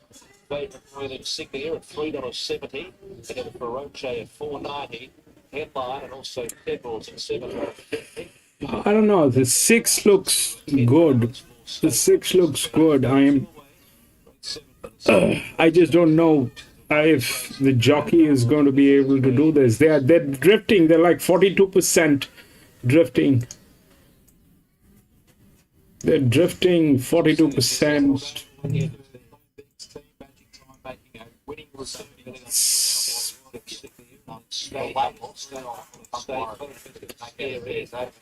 Yes, dysfunctional team. Anyway, I don't know. I just go with the data. If that 6 loses, then it is. I mean, I don't know.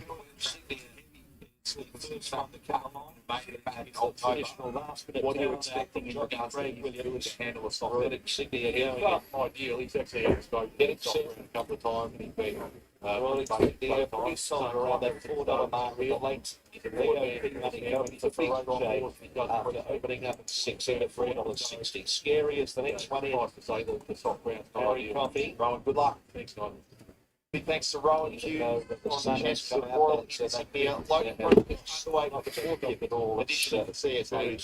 I mean, they're racing at a track like Flemington.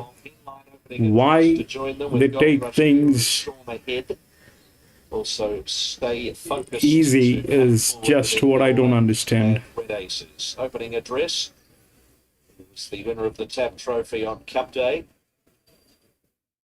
Goes into the stalls with also stay focused. It's opening address winning the race that Vow and Declare was able to win the year before winning the Melbourne Cup. Storm Ahead joining them.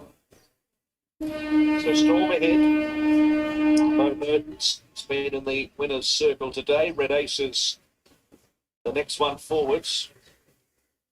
Storm. Race No, there's a Storm also. Last year, returning from a Derby success. What is... Gold Rush Guru do the same here, second up. Yeah, kind of, you see. Now they're saying there's a storm ahead. The only thing that is missing is the cayenne pepper. For the all-important Group 3 CSA Stakes. Set at the 1400. Ready.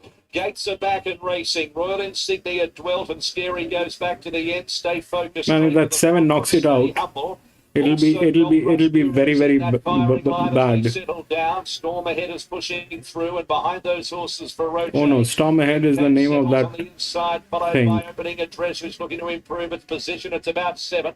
For the backers, Red Aces, Royal Insignia, and then came. What is he doing? The 6, what is he doing? Is he waiting for Christmas? And also Scary. Christmas is The leader, 850 metres to not go. near. Solidly run by Dude, run. Dude, do something, please. Followed by Stay Humble. 4th on the outside is Storm Ahead, and they're 2.5 for Road. A similar gap settles on the inside of Opening Address from Royal Insignia, 10 or 12 off the lead. From Saint Abillion and well back Red Aces, and then came Headline with also well back Scary and Endola. Into the running at the 450. It's Stay Focused from Gold Rush Guru. Stay Humble next to the rails. Then Storm ahead for Roche. Sepples is trying to dart through the field. And further back is Opening Address. Still Stay Focused at the 250. About 2 lengths in front of Sepples, giving strong chase. And then for Roche and Endola late. Sepples went to the front. 14. 100 metres to go. Surge is on. 2 lengths in front. 3 lengths in front. That's a big win. Seven Tremendola for Roche third. Gold Rush Guru 4. Followed by Stay Focused. Next to finish Opening Address and Royal Insignia. Storm ahead behind those. Red Aces headline Scary. Stay Humble. And at the tail, Saint Emilion. State by Settle was the horse that was tipping over. And he did on the ceiling.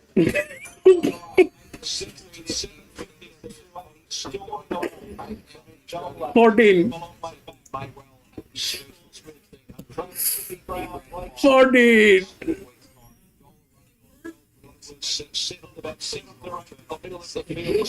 Brilliant. Then what? God knows what happened.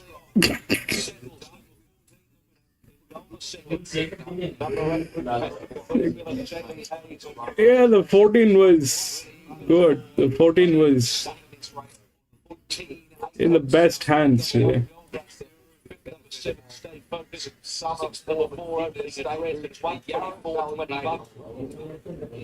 Certainly, Simon. Yes, this is race 6 first. Look at the quantity.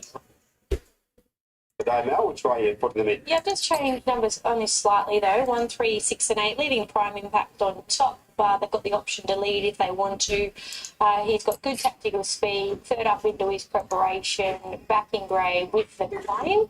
I think he will run very well. The stablemate Shuri, she'll appreciate the step up in trip. She's come on nicely since I saw her first up. Rothrock, she's rock hard fit, nice and tough with the claim for Shea Wilkes, who knows her very well. And I've included the 8 out of the yard, Gwendy. She's been placed here. Manikesh, we're just doing Flemington today. Welcome back, Manikesh. All right, 90 seconds out and get back towards the start. So, 142 mil. I think you're spending about just under $100. Yeah, so 96. So 1, 3 and 6, just the first 3 selections here in the first leg. Second leg are 5 and 3. My best bet comes up in race number 6. Third leg 8, 1, 4 and 6. And in the last leg 1, 5, 7 and 3. So the $96 for the quaddy today. All right, give it strength. Let's rock it in, Nick. And looks like Rothrock might have been the best back runner here. Nick, run us through the market.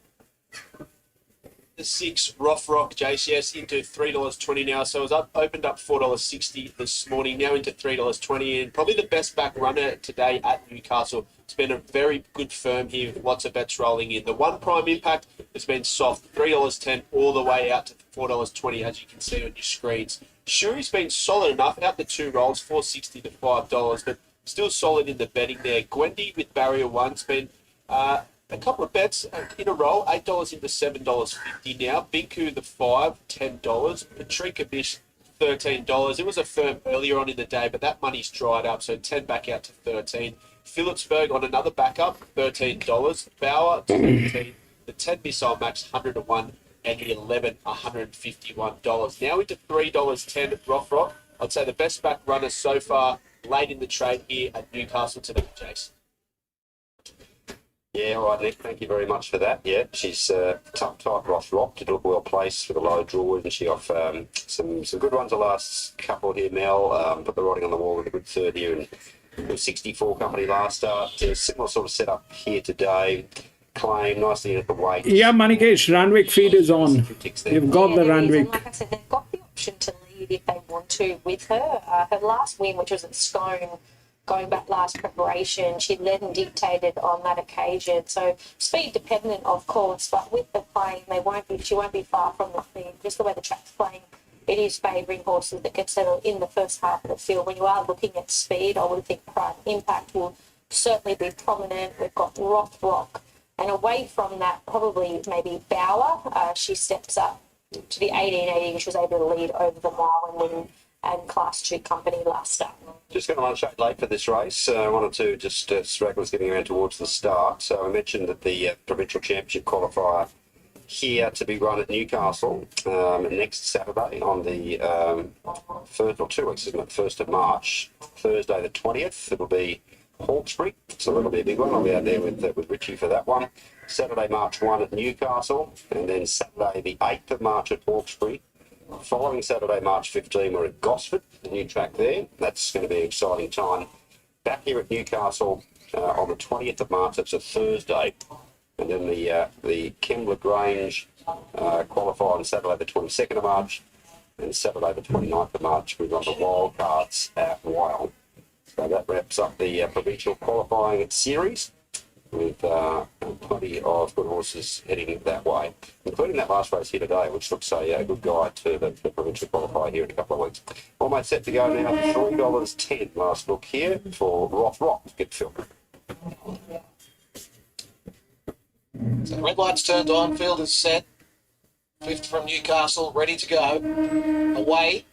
And the favourite, Rothrock, was away nicely. It's the first one to poke its head out and led over Kynite, who's been scrubbed along to try and hold Rothrock off the inside. And Patricia Mist coming over, and Bauer from that wide gate is scooting around the field as well. Prime Impact selling just off the pace today. A length and a half to Shuri in clear air, followed by Gwendy. Back to fourth last with Missile Max. Phillipsburg back to second last, and Binku goes back to the tail.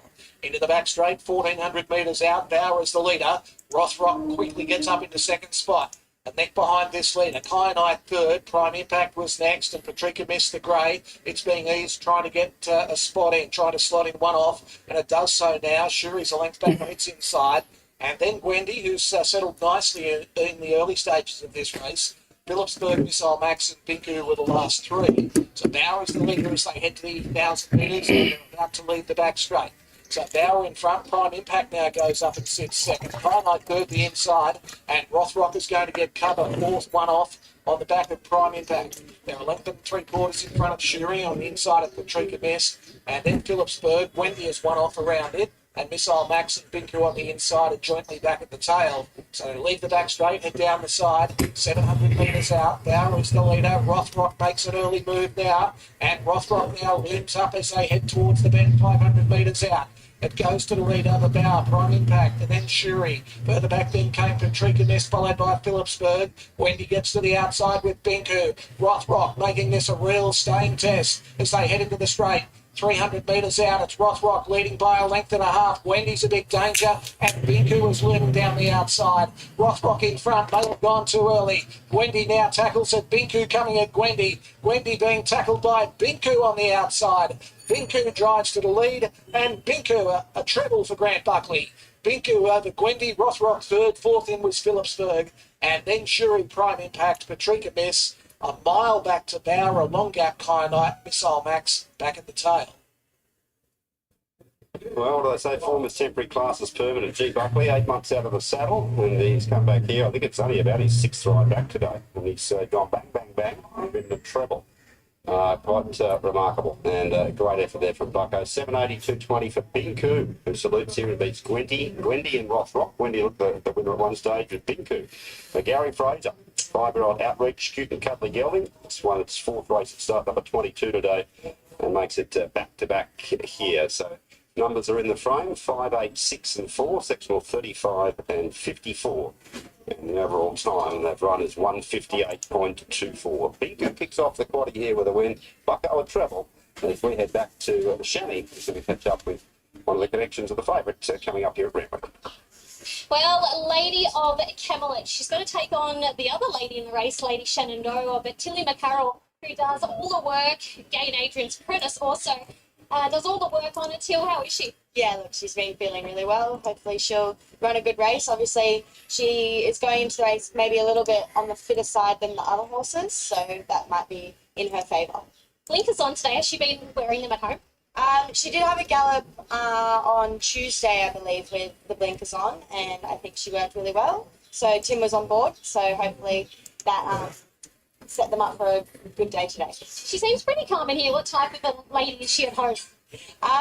Early on, when she was an early 2-year-old, she was quite cheeky, but she's really grown into herself over the last year, and really matured as a horse, and I mean she doesn't really like affection that much, but she no, she's pretty good now at home. She's a lovely ride. Very grateful to ride her. Well, I think she looks the goods. I think she looks absolutely fantastic. She doesn't love these pats I'm giving out. Best of luck. Thanks so much, Jenny. Race 7, it's the first leg of the quaddie, the Tab Lightfingers Stakes over 1,200 metres. The 3-year-old fillies in action here in a Group 2, 13 to line up. And there's very little separating Lady of Camelot and Lady Shenandoah. And then Manal. So let's have a look at them. For Harvey Norman, all you need in furniture, bedding, electrical and technology. Here's number 1, Lady of Camelot. Tim Clark riding for Gay Waterhouse and Adrian Bob. Yeah, 43 days at a trial since the Sunshine Coast, where she was pretty good after getting further back than expected there. I know she hasn't won in a while, but just look at the races she's been contesting. So back to her own age and sex here with a set of blinkers on. All she's going to do is jump a little bit cleaner than what she did last start, and she's going to be very hard to run down in like this. I don't remember seeing this sort of light before. She looks sort of a lot more athletic this time round. I obviously didn't get to see her first up at the Sunshine Coast, but yeah, she's looking nice and lean. How's Manal look back first up today? Here's number 2, Gate and Commodon for Michael Friedman. Yeah, she's her 2 trials are airborne, I think, under a hold. She was always a little fine thing as a 2-year-old, so she's had time to mature up. I would have been close to putting her on top from a better draw. It's just how much start she's going to give him from this draw against some of these, real good fillies is the only thing. But she can win. She can win with luck. Yeah, she looks terrific as well. The stable's turned her out in terrific order. She looks fit and fairly forward for a first up attempt. Yeah, you could put a negative towards her. She looks outstanding. Here's the last start, Group 1 winner of the Flight Stakes back today, Lady Shenandoah. Zach Lloyd, who rode her on that Group 1 for Chris Waller. Yeah, well, big tick for her. Just when we saw her here last week, remember, she had a track gallop and she had a real big sweat. So not a problem in the world today. So I thought she'd come in there sweating like she did last week. So a day out of the races last week with a track gallop looks to have done her the world of good. We know she's exciting. We know she's an enormous talent. She just has to adjust to 1,200 here off the big mile win at the end of last prep, which I think she can, and she's going to be hard to beat. I think she's matured since last preparation. She's furnished a bit more since the last prep, so she's looking really, really well. She's always been a relaxed, casual type, but again, I think she's thickened up a little bit. Here's another one for Chris Waller. Jay Ford rides Lazura. They're going to come up in her own right. She's a nice filly, but hard to see her upsetting some of the more fancied rivals here. But she has formed around Manal, Autumn Glow, Lady Shenandoah, but still has to find a length or two. Yeah, she's a nice enough horse. She's paraded well so far. I couldn't really put a negative towards her. She's got a nice, healthy coat on her, and she seems to be walking out very freely. Godolphin's looking for a back-to-back stakes double. Silmarillion, Jordan Childs on for James Cummings. Slightly race filly with talent. She's had 2 trials. The thing she does do is she gets a perfect run from barrier 1 here. She's got enough speed to maybe hold third or fourth defence here, and she'll get her opportunity. She's a really big, strong filly. I would say that she could probably do with the run under her belt, but wouldn't surprise on looks if she run really well. Amma leader number 6, Reece Jones. There was a late plating change. She's wearing a bit of synthetic hoof filler on the near 4 for the first time. Reece Jones on for Chris. Yeah, all upside with her. She's an interesting filly. We had a really good prep last time. McDonald produced one of the rides in the carnival, winning on her in the Red Roses there. So she could run a cheeky race, but big race for her to start off in. Yeah, she's been really relaxed and casual since coming into the enclosure. She looks well enough. She's probably got a slight bit of improvement in her, but yeah, a little bit of a negative, small negative. Okay, Castagna, number 7, Josh Parr, Annabelle Nischman, Rob Archibald. Yeah, she missed the spring. Obviously, there was something wrong there, so she's off a long break. So watch her for future reference. She's a lovely horse. She'll improve on whatever she does here today. She looks like she's just slightly on the soft side, but got a little ways to go with a coat, but just little negatives. Okay, Dolucci Boulevard, number 8, Adam Hieronymus and Chris Waller. She's the one who came to the track last Saturday with Lady Shenandoah from Gallup. Yeah, worked well too. She's a lovely, big, strong filly. I don't know. I haven't seen much of her. She's been going around the midweeks in Melbourne, but but going forward, I think she's a big improver. This prep might run better than the price suggests. Yeah, she's a lovely big horse, but for mine, I think she'll improve with today's run. Lilac, number 9, told the Schiller Phoenician and Archibald. Yeah, wanted to back her in anything next start, but I thought it might be more of a benchmark race. But I like her. She had a run back, and she could run a place at odds here. She's been a little bit busy since she's walked in the yard. She's not been hot at all, but she has been up on the toe and having a bit of a bounce. Jockey's yet to put his feet in the irons. She might relax down once she starts going towards the tunnel. Shall we? From a midway to a Group 2, Chad Schofield, David Payne. Big ask, but Damon's got a big opinion of her. We'll just see how she goes today. A really nice horse. She's having a little bit of a look around. She's still a bit of a looky thing. She's slightly up on the toe, but another one not getting more milk. Dance to the Boom Unbeaten, Karen McAvoy, Bjorn Baker. Yeah, the Unbeaten. So she's had a 42-day freshen. She had a trial recently, you know. To the eye, she was going better than Lady of Camelot. She beat her in the trial. So who knows, if she gets a clean start and gets across here, she might run a cheeky race. I know she's had the 2 runs already this time in. She's obviously won both of those, but not a knock, but she's not quite there yet in the coat neither, I don't think. She's still a little bit whispery in the coat, but looks okay. Rag Queen, number 13, Alicia Collett, David Payne. Yeah, 101 days off. I think it'd start off race for something over further later on. Not a lot of her, and wouldn't take her long to come to hand, but she looks well enough and healthy enough as far as coat-wise goes. Phenom, number 15, for Gain Adrian, Regan Bayliss. Yeah, big test for her first up. She's had a couple of trials, but really she's just out of wire on Class 1 races. She's a narrow type of horse. She's another one that won't take long to come to hand. Just getting slightly warm down the neck there. That's the only negative. All right, running Lady Shenandoah, just not the smoothest trip to the barriers with the plug at the course. Yeah, it wasn't. She was beautiful in the yard, and then just play up a little bit. I don't know if that's in a make-up. It might be going straight onto the pony. So see what Shetty, maybe... Yeah, Shetty can keep an eye on her. Keep an eye on her there. She's a bit better now. So yeah. It does look like she's sweating, but... looks, Zach's just trying to keep it calm, so she's trotting out a bit better there. But she was a bit of a lady before. She was carrying on a little bit. Okay, Corey, pick of the yard.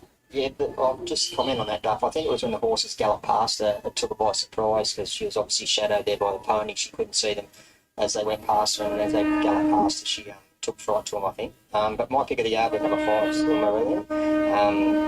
Because of the barrier. I think this barrier is going to be a big help. There's a lot of horses obviously first up. They're going to improve on today's run. But yeah, number 5 for me, still Marillion.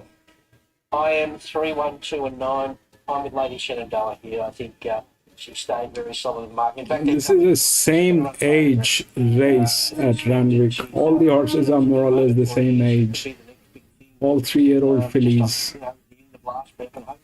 One of them has advantage. That she's got to run down. Look out, head over the shoulder from Manal late here.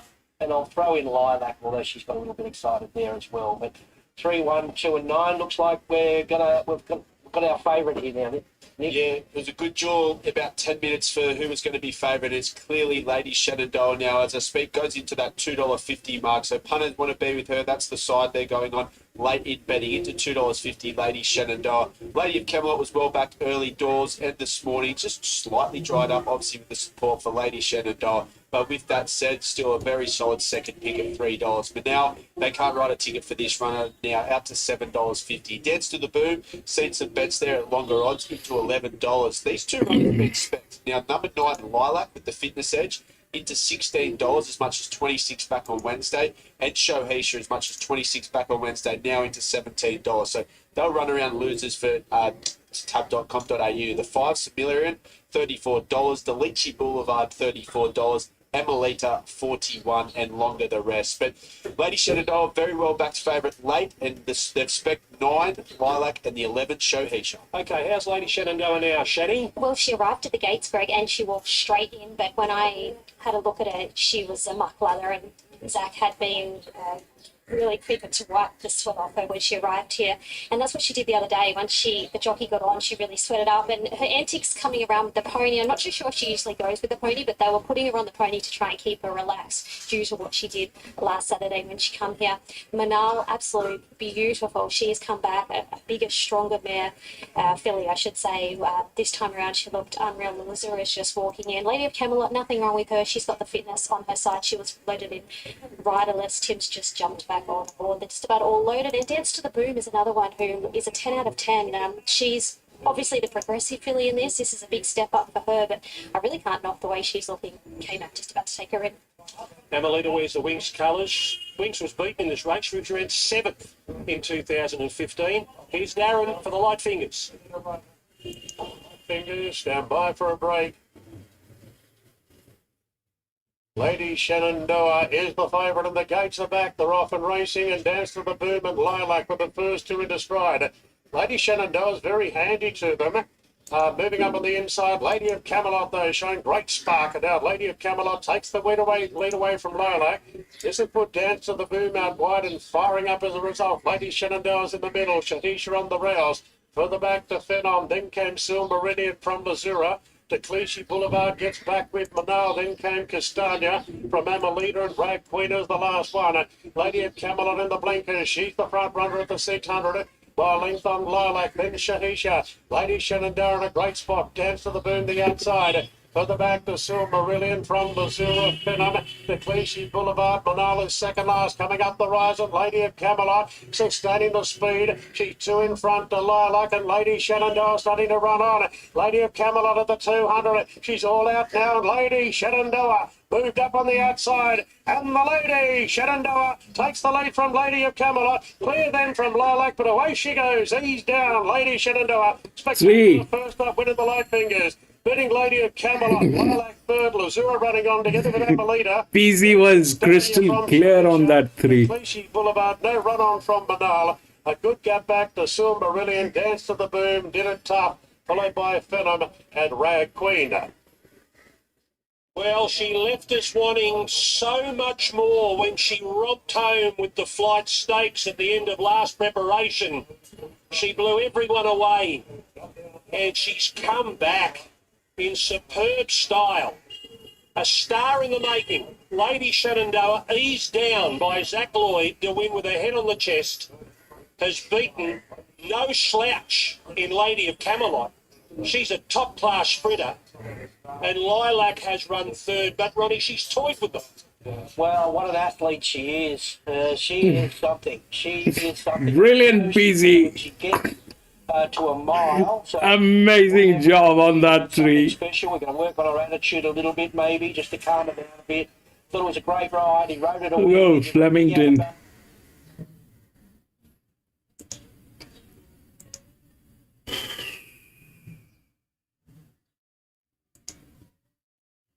Okay. This is what I have, okay? That 11.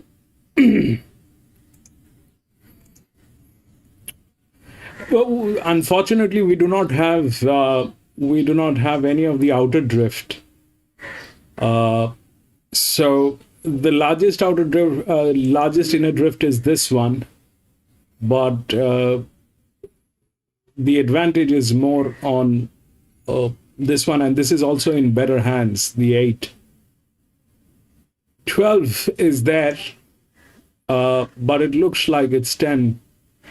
I'm sorry, 11, with the way things are. 10 is very strong handicapping with the highest dev that's there, but the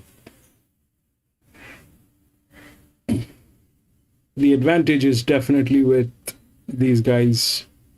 But they are almost everything is the same. It's very difficult. It's just that the advantage which is here, in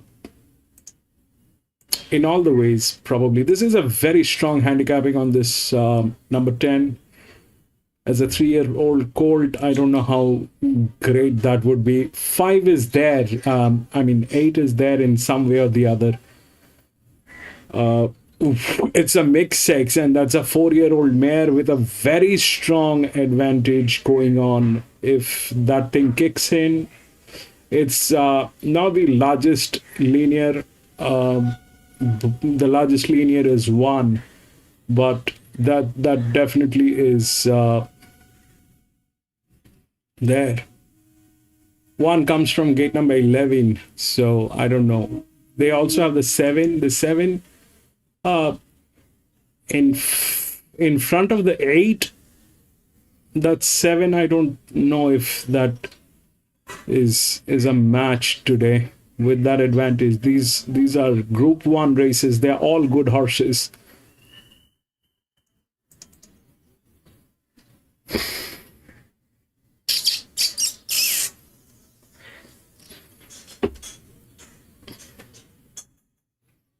So here, fantastic lineup. Sky here, the team second jump out during Flemington about 8 days ago.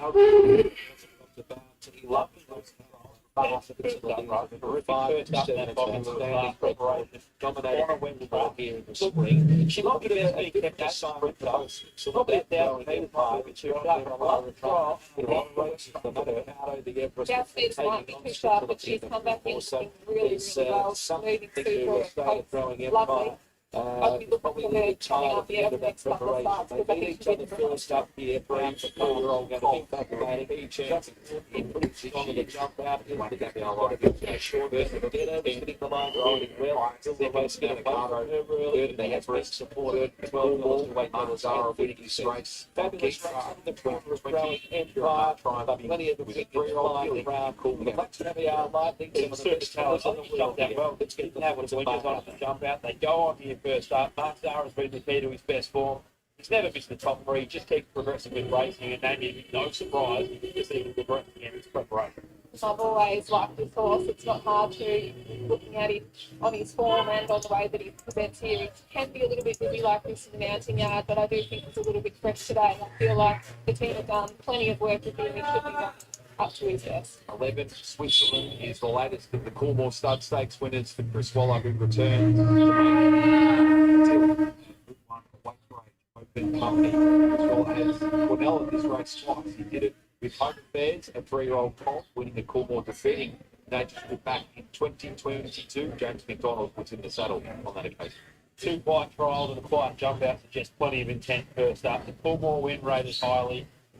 Look, if he can reproduce that sort of here and win the race, he could take the man with Australia's top sprinter in G. He looks well, Amy. He certainly does. When I went up out to the stalls earlier and stood up right beside him, it's not an overly tall horse, but geez, he's neat. He's very well put together everywhere, and he moves incredibly well. I think the team have got him here in A1 condition. 12 with Traffic Warden had excuses in the Coolmore. Jamie Mellon has won this race on 2 occasions. Started 4:20 in the Coolmore, so he started short of Bryson the winner, and he pulled up with the internal bleed or EIP action exercise, which was pulmonary hemorrhage. Very interesting one, and that I don't know what to do. No surprise to see him right. This one, they do not have an outer drift, so the linears are going to play, but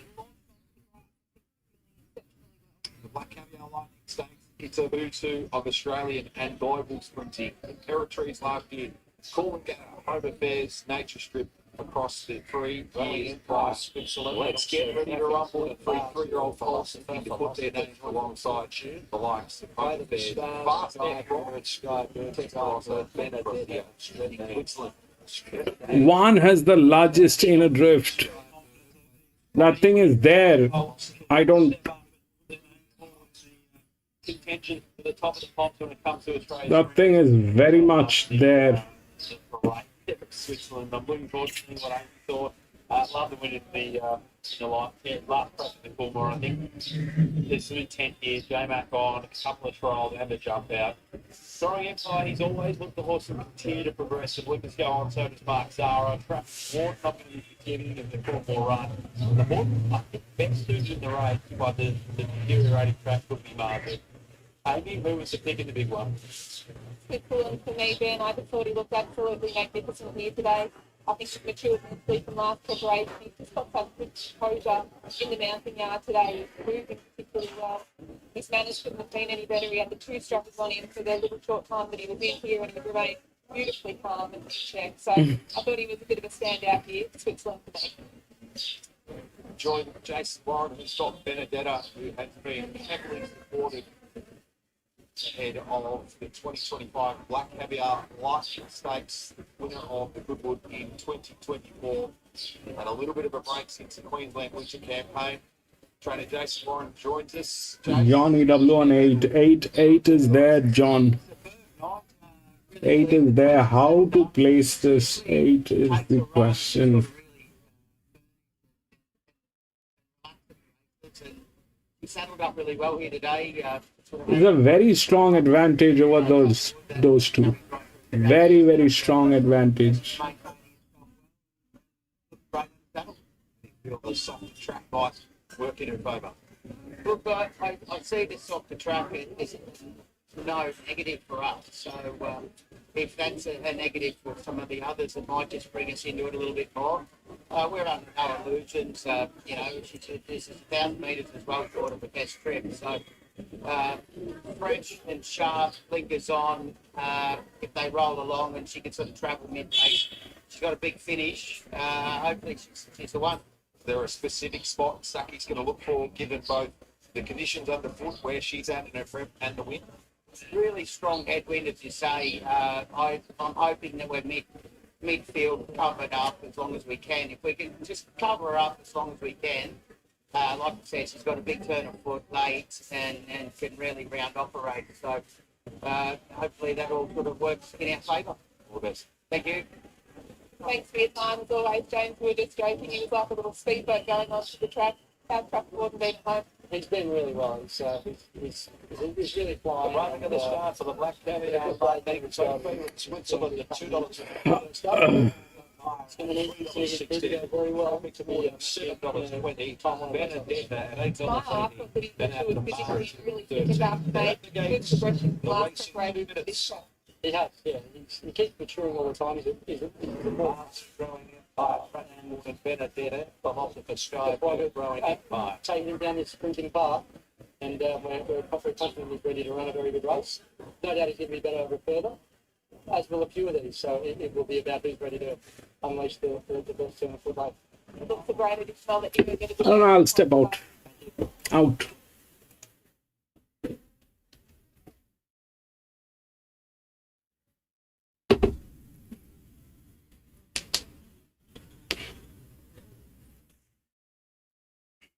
The 11 is strong with all the advantage, but it's all linear. The drifts will work in what fashion, I don't know. The 1 is also there. The 8 is also there.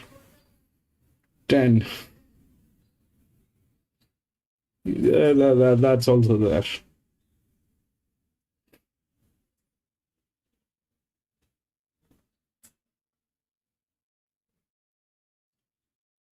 God knows what will play.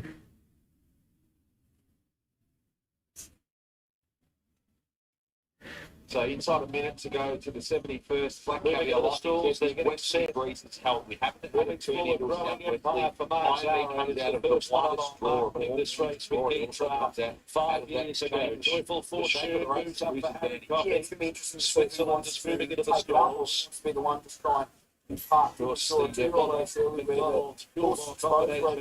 previous race was home affairs 3 years ago. Held up.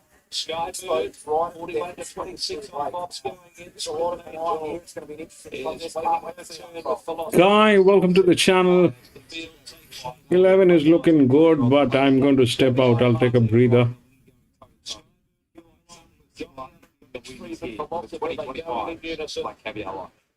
What is MCDO? Join them, traffic warden. 14-3. Guy, what's MCDO? Sandy, welcome to the channel. 7. As Growing Empire is in, Stretton Angel takes the middle alley, and the field is now locked away for the Lightning Stakes. We've got 1 to go up. got some fireworks going off over in the then Joyful Fortune, Benedetta, Marzu up the outside, also showing lick after 250. Way to the Stars in front of Marzu, and they were followed by Growing Empire, Switzerland, and Philosopher. Joyful Fortune behind them, followed by Stretton Angel, Benedetta, Traffic Warden, and Skybird is at the end of the field. 550 out. The leader is Marzu from Way to the Stars. A length and a half to Switzerland, curled up behind them with Growing Empire. Further back is Philosopher, deeper with Stretton Angel, then Joyful Fortune. Benedetta's about 4 off the front, and behind those horses then is Skybird, who's Here trying comes to get 8. through. It's Way to the Stars, joined by Here comes 8 with the drift. Come. outside. Benedetta coming on, or Growing Empire 8. running all over the place, and Skybird. What is that now? 9. 9, 8. Why 9? For what joy? Traffic walks behind them, followed by Marzu, Growing Empire. Further back, Way to the Stars, Philosopher, and Joyful Fortune. Mitch Friedman, Skybird, and Sweet 9.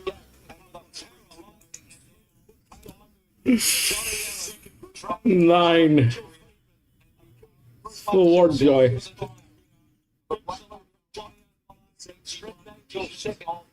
Stretton Angel, Lockie Nigel for Philip Stokes, and 73, 73. That's weird. 56.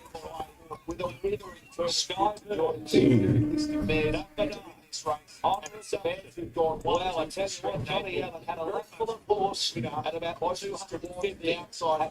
Get off heels and just find the gap. The gap didn't appear for some time. Once it did, he had a lap full of horse, and she has absolutely exploited the slow start. It is 41 to 26 05. It's one at a time. 59 to 05. 11, 59 to 05. Scott defeating. Number 8, Stretton Angel, 7, Looking 9 for Philip, 7.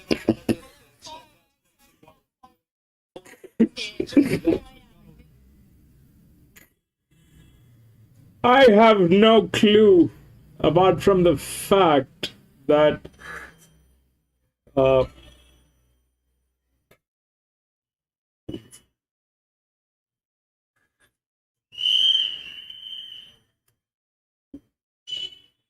Certainly, Simon. Yes, race 7, number 3, Let's Get Down, is the favourite. 230 out to 240, ahead of number 2 at Sonic, 380 into 350. So 3 and 2 are the popular 2. Having said that, a Samurai Mind, who's normally partnered by Lockie Nigel, of course, he went to Melbourne today to ride Stretton Angel, but just finished second.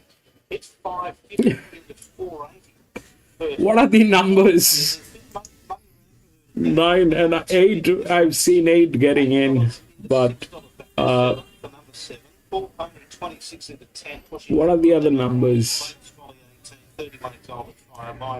So this was supposed to play foul. They did.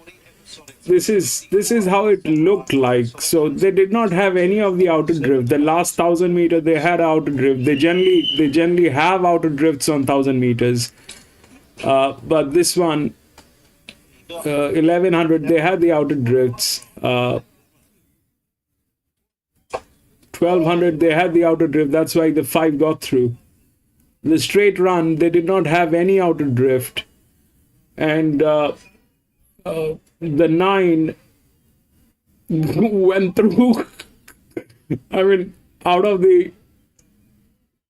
this one, this is the lowest out of, if we match with the ROI that these horses have been making. On the ROI, this is the lowest handicapping. That's weird. You can't.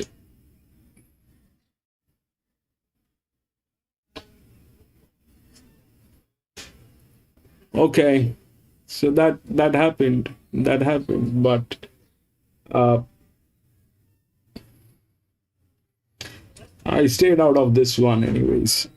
Oh, this did not look right.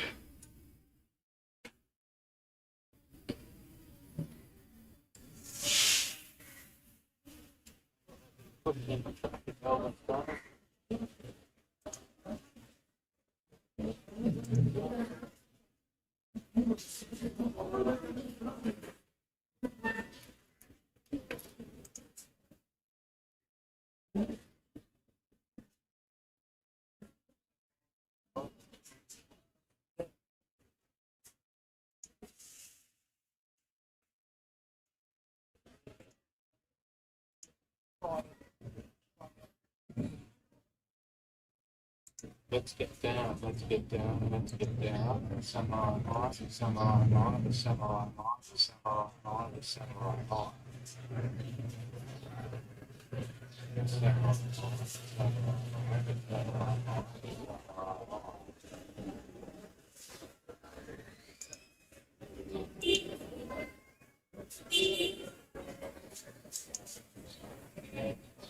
Let's get down, let's get down, let's get down, let's get down.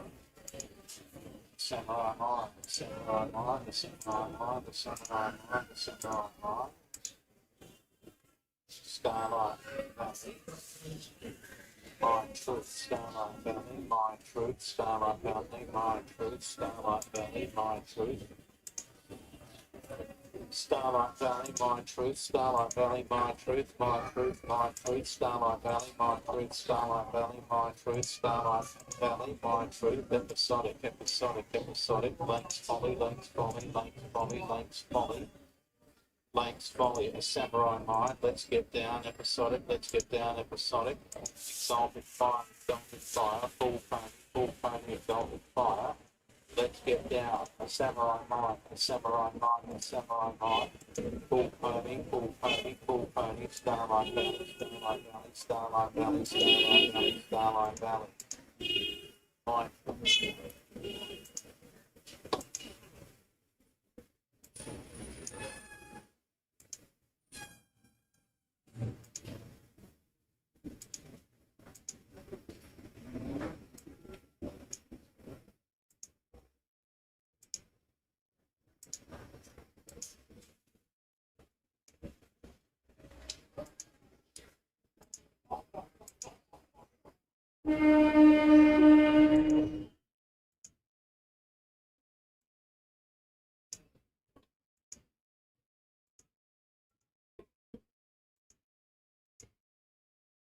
The tricky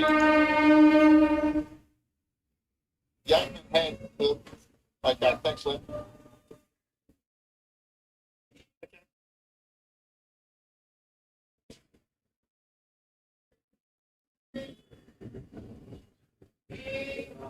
I won lot last week. Yateman's looked certain a lot this week. He had the short price favourite just to run a plates in that race of Flemington. And it's missed third by an absolute whisker and run fourth.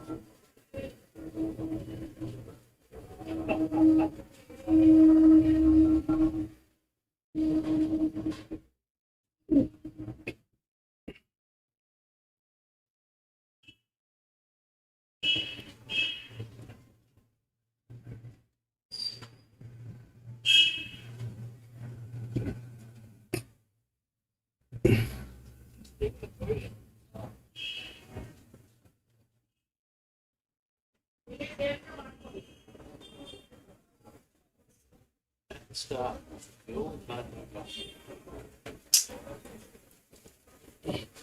Piece of shit.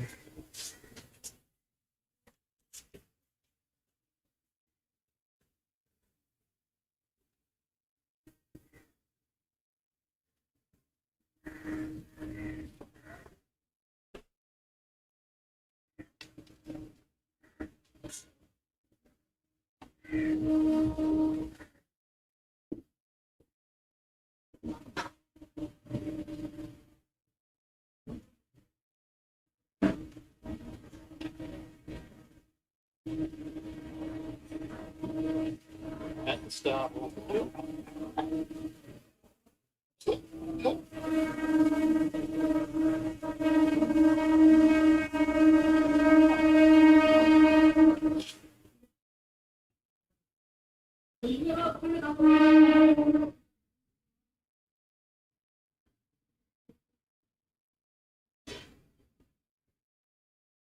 Switzerland ran 4 for the Trixie.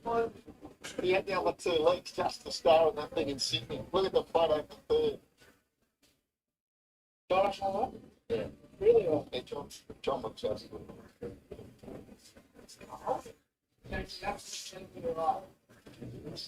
Yeah. Yeah, we're up and about here, Zed, especially when it looked like Lachlan Nindorf was going to win on Stretton Angel there at one The stage. 200 metre mark, I was cheering hard for Lockie. He did give Stretton Angel a great ride, and it's still a fantastic result for SA with the Stoke stable and Lockie Nindorf in second. It's also a great result for the SA Racing Carnival. All three of those place getters ran in our Autumn Carnival last year and ran really well. They provided the Cornella a good look here. Fair chance from that, those three mares as well, John. Be great to see. They're all genuine Group 1 performers. 7. What are you doing here for this event where the favourite is Let's Get Down ahead of Episodic and a Samurai Mind? Not a great deal between the trio. Very interesting race, and that's the order I put them in. Let's Get Down is race fit and well served at over 1,250 metres, and he was able to adapt to a small field last start and win in track record time. The Samurai Mind, we know he's a really talented horse, 1250, maybe a little bit short of his best distance. Trialled recently and trialled quite well without blowing me away at Strathalbyn. The Great Baby trialled in the same trial and I thought went the shade better than him, but the Samurai Mind's got bigger fish to fry. The biggest problem all three of these favourite runners are going to have here is the race map. There's very little speed in the map, and none of them are go-forward horses. Episodic's also got to take care of a whitish gate. She's drawn 7 of 8 in this race. I'd imagine none of these three favourites are going to be in the first 2 or 3 in settling. The horses that might go forward, Starlight Valley has a chance to lead, and she's been absolutely bumped in the market. I know you tipped her on Get On SA, Terry, and maybe that's the reason that money has come for Starlight Valley. She's a possible leader in a race that whatever leads is most probably going to get a soft run. We saw the market with Simon on Thursday night, John, would Get On SA. Starlight Valley at that stage was $18 into $11, but that money just continued for her. It has, and I'm sure the race mappers are very keen on it because she's the horse that probably has some chance that will be in the first 2 or 3. The other horses that will go forward, I think Exorbitant Spire has a chance to go forward and possibly lead or box seat and Light Truth, but it's at over 100 to 1. So the favourite runners are going to have to back themselves to be better horses than those in front and be able to run them down in what might be a sprint home. Let's Get Down to really honest horse, and we know how well the Stoke Yards place their horses when they come to SA. He's been a model of consistency since coming to South Australia. He's won 3 races, beating Cork Harbour in track record time last start. Another horse that since coming to South Australia that's been a real find is Episodic for Clark and Sir Shane. She's had 15 runs for the trainers, 5 wins and 6 second placings, and not disgrace at all behind stablemate Prairie Flower at equal weights last start being beaten 4 lengths. Episodic, we know she's a talented mare, but she'll probably get back in the run here and also might be covering a little bit of extra ground compared to the other 2 favourites. Runners are coming forward. The Samurai Mind, James Stevens, seems to talk to us before. Number 3, Let's Get Down. The Samurai Mind wants to get to this time. Next race for him, if it runs well, will be an Adelaide Cup Day. Yeah. 16th suited very well. It's a fascinating race. It's been really interesting to see what he does over 12.50 first up this prep. We know it's only a lightly weight horse. The owners have got back big money to keep him here in Australia. He's a promising horse, but maybe this prep will really deliver and get to that black type level that we know is capable of. Through and they're trying to delay him away. So that will be very that bikes this week as well, but right now, race 7. So John, so exactly the same way. 3, 2, 4, and on the blinkers are off as well. But no barrier blanket 6 for Starlight Valley as My Truth moves into the gates. So we're pretty close to a jump here for race 7. Now a Samurai Mind moving forward. No, I'm not on Ranwick. I don't have I couldn't do the data PC. The server slowed down and I couldn't do it. So I'm not doing. Oh no, she doesn't. She almost did. She's got 3 parks in and then backed out. But I'm taking the wins. I mean, by the looks of it, and try once more. We'll match it. The others are standing well. Yeah, this is. Oh, $2.60. Sorry. Sorry. She looks like she's really Sorry. thickened up and yeah, she looks great. Okay, let's look at the runners here in the Apollo Stakes. Well, Ben Enum's Sorry. got for the price. I've heard from all the big guns, Via Sistina, Fangirl and Chawolf. What about Golden Path, the unassuming Golden Path? Because tactically, in a race where there's no natural leader, could Golden Path be asked to take it up? One rule, don't be scared of your opposition. I know they're the best horses in the country, but he's got a path to get to some bigger races for him in the autumn. So this is his kick-off point. He's here, he's in good health, and he'll run a race. He's been left nice and fresh to run well first up. You know, these horses, if they're going to be vulnerable, it's going to be first up for a horse like him. You know, a couple of them might need the run, but he's not going to beat them second up over a mile when they've got a run under their belt. So, Guy, I don't know if I have Moffatville. If it is showing, it is going to be showing either with Flemington or with Randwick. I don't have a control on the feed. It's a continuous feed. If it comes, it comes. I don't have all the feeds, my friend. Who appears to you the most likely winner here of the Apollo? It was super hard, but I ended up going with Charles. Where is it showing? Is it showing here? Okay, that's Morford. I think that's Morfordville. They're showing it with the Flemington. They're showing it with the Flemington. 3.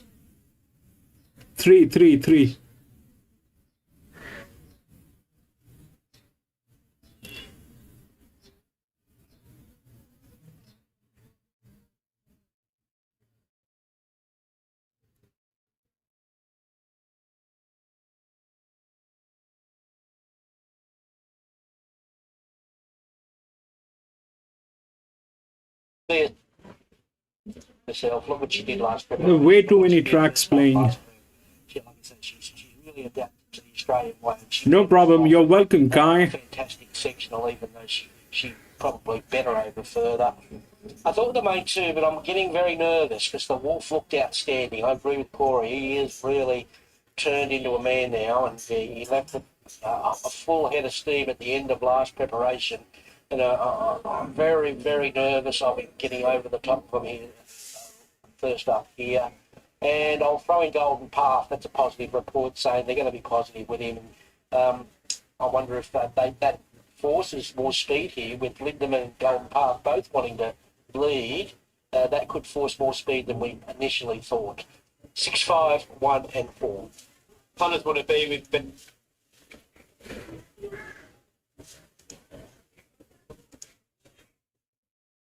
Warren Curtis well back with Ever Given, and the Wanderer drifting back on its inside and 3 lengths to the stock route at the end. Up before the turn, Sertamigo on the outside took the lead from Tim Bolton, who's on the fence, trying to come through with controversy. Guy, that's okay. He's unwinding now. Then Eva, who's trying to get to the But thank you for being here, Kai. The favourite has got out and starting to come on strongly down the outer. Controversial miss on the far side, though, is the leader. From Kent Tartan out wide, who's starting to drive at it. Controversial miss hard against the That's inside. which track? I don't know which track it is. Controversial miss will win from Kent Tartan. Warwick got Bendigo. That's Bendigo. It's on the speed. This is Randwick. National Wheeler on. This has been well backed at odds. So $26 into as short as 17 today, into as short as 13, I should say. Now back out to $14 about Lindemann. Golden Path, $19. A couple of bets rolling in for that run at 21 into 19. And Tissue, $21. Zardozi, $34, and Arapaho out at $71. So she's still $2 Via Sistina. Lindemann is the other firm, though, at one of odds, the 3 Lindemann, but Via Sistina is heavily backed, and a lot of big bets rolling through for this runner. Okay, she still hasn't arrived at the gates, Via Sistina. She's still got about 150 metres still to go, and so is Dozy.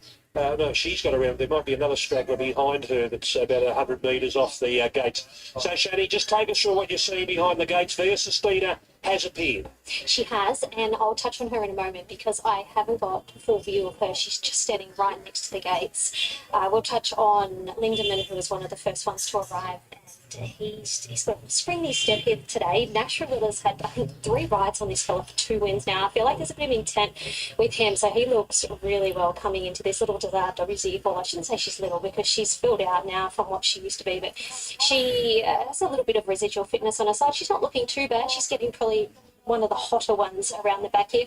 VR now, you should be able to see her, horse number 5. She's a big... Avias, welcome back. We saw her here last Saturday, and I thought she looked really good, but she was still going to tighten up, and this will tighten her up even more so, but she's definitely looking fit and forward enough. Golden Path, he presents really well here. I know he's got bigger, better things to fry, but I heard you speaking to Ben, and that there is intent to have him ready for this first up assignment. Fangirl, Jason Collett just gave her a really good warm-up out the front of the gates. He was trotting her around there and just making sure she was really switched on. And Chaywoff, I had a really good look at him down at the stables. Yes, he's got improvement to come, as you'd expect. You wouldn't want him fine-tuned for this first-up assignment, but his manners have been impeccable. I know Corey touched on just how well he was in the yard, and he's been on his absolute best behaviour here. He's just about to load in. And then, of course, the Tissue. She's the one that used to be a little bit funny in the gates, but we'll see how she is. Hopefully she's on her best behaviour. The Sistina won first up last preparation, winning the wins over this course of distance. She's the best in Australia. Here's the Apollo at Ramwick. Sistina in the rough and racing. She was last out and Lindemann was first out. Arapaho pretty handy together with Sardozi, and Golden Path is not that far away. Followed then by Fangirl, one off the fence on the outside of her, Sistina. Length and a half to Chaywoff. And a Tissue's been taken back to softly for Lindemann out by 2 lengths. Arapaho on a forward roll. A couple off to Golden Path and Sardozi. I've heard that name, Sardozi. Length and a half into last year's winner, Fangirl, is keeping the star bed. Bear pinned away on the fence for the moment, Via Sistina. A length further back to the youngest horse in the field, Chaywoff. And a Tissue sees them all. So Lindemann minding his own business in the lead. Out by 2 lengths to Arapaho. 7 lengths away to Golden Path on the outside of Sardozi. A length and a half to Fangirl. A half the inside to Sistina. A length further back to Chaywoff. And a Tissue's the last one. Around the corner now in the Apollo Stakes. Lindemann 2 lengths clear. From Arapaho, Golden Path. Fangirl pulling out. Sardozi on the inside. And a Chaywoff moves up. Just trying to keep Via Sistina in a pocket there. Lindemann 2 lengths clear. Fangirl is starting to lengthen. Lindemann being tackled by Fangirl. And away she goes. 6. Back-to-back wins. Via Sistina rattling home late, but Fangirl 6, 3, 5, 1. Lindemann, Via Sistina, and Chaywoff did the favourite no favours. Further back then to Arapaho, Golden Path at 6, 3, 5, 1, 6. Jason Collett. Back-to-back wins here in the Apollo Stakes. Really, you had money on that 6? PC, that was fabulous. The stablemates, Lindemann and Via Sistina, will just wait to see who gets second or third. It might have been Lindemann just in front of Via. Via and Chaywoff were having a bit of tussle at the top of this Ramwick straight. And Fangirl went for a life. So she wins back-to-back Apollo Stakes. 6, Fangirl. Brilliant. That was. And Chaywoff. And we can't wait for round 2, Ronnie. Yeah, round 2 might be different, but that was just everything fell beautifully into place for her. She got the right card into the race at the right time, presented best 1400 metre horse in the race, and she proved it here today. She's a top quality mare. 5, 2, 1, 4. This is her day. This has been her day in the past, and she's lived up to it again. So Lindemann was great. He took the race by the scruff of the neck and fought on well. Don't mark her down on that. Via Sistina. When they sprinted, they just got her off the bit, and then Chaywoff was laid on her a little bit. They've both gone really, really well. Just, it's early in their preps, and there's a long way to go. So I'm not marking them down whatsoever, but just the flop.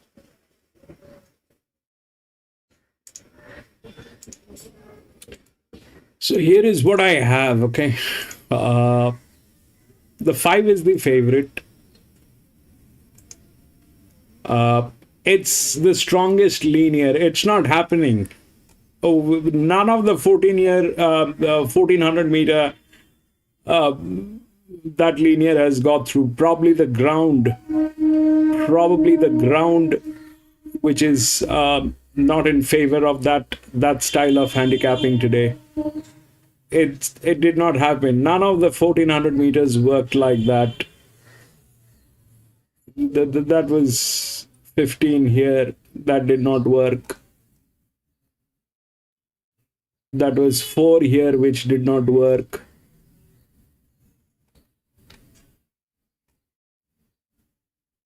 That was 3 here, which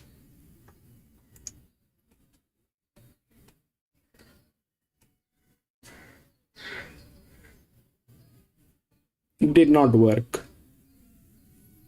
So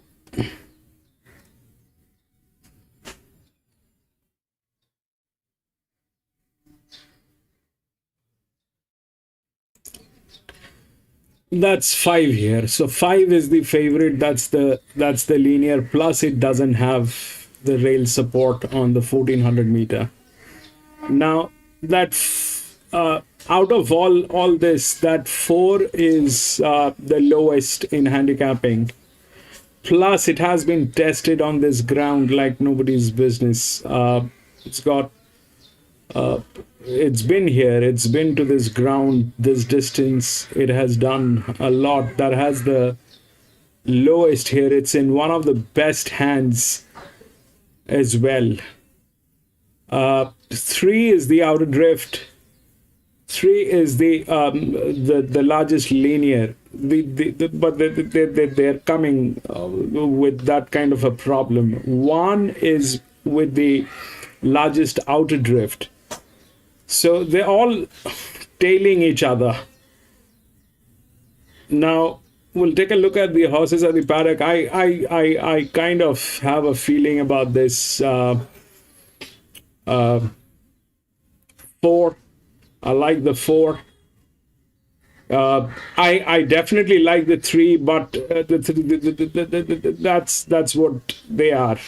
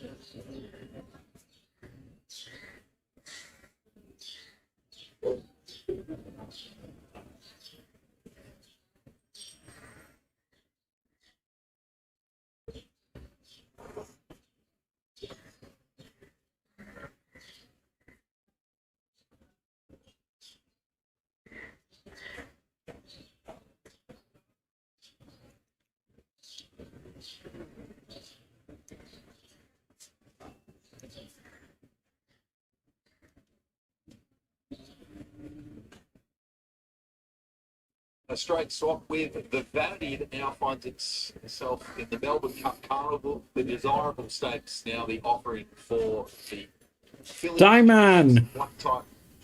Like having a London Stakes. Welcome to the channel. Listed level, 10 weights plus penalties.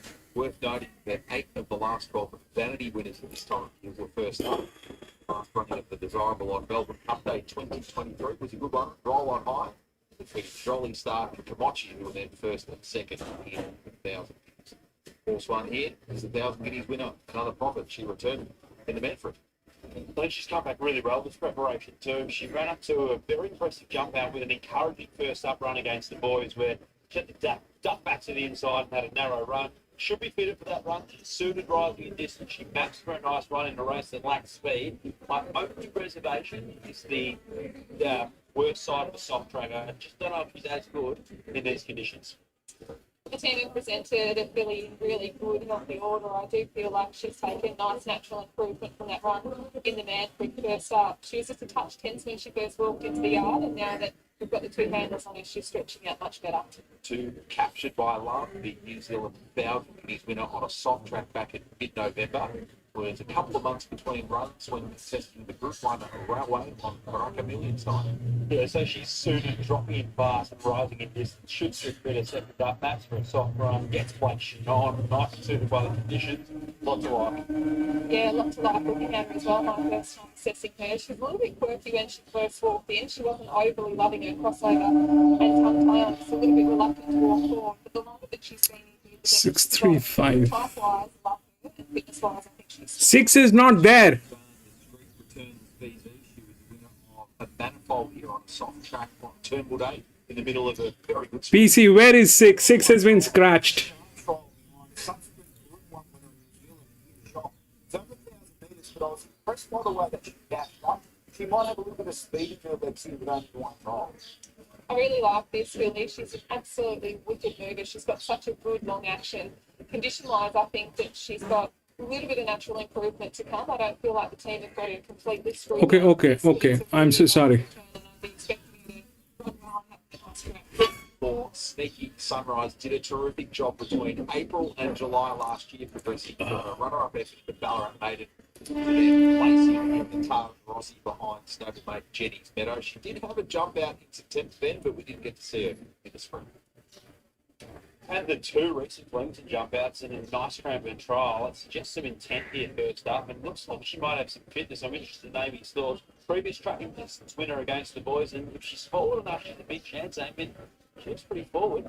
Yeah, I think she is. I feel like she's done plenty of work. Needed to go to a spec 7. Okay. This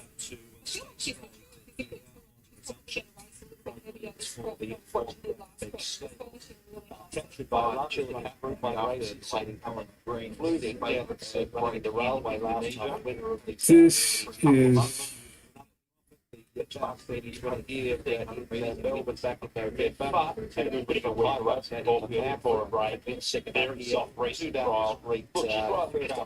There's no ceiling on her. She just keeps getting better. There's also yeah, I'm considering those PC.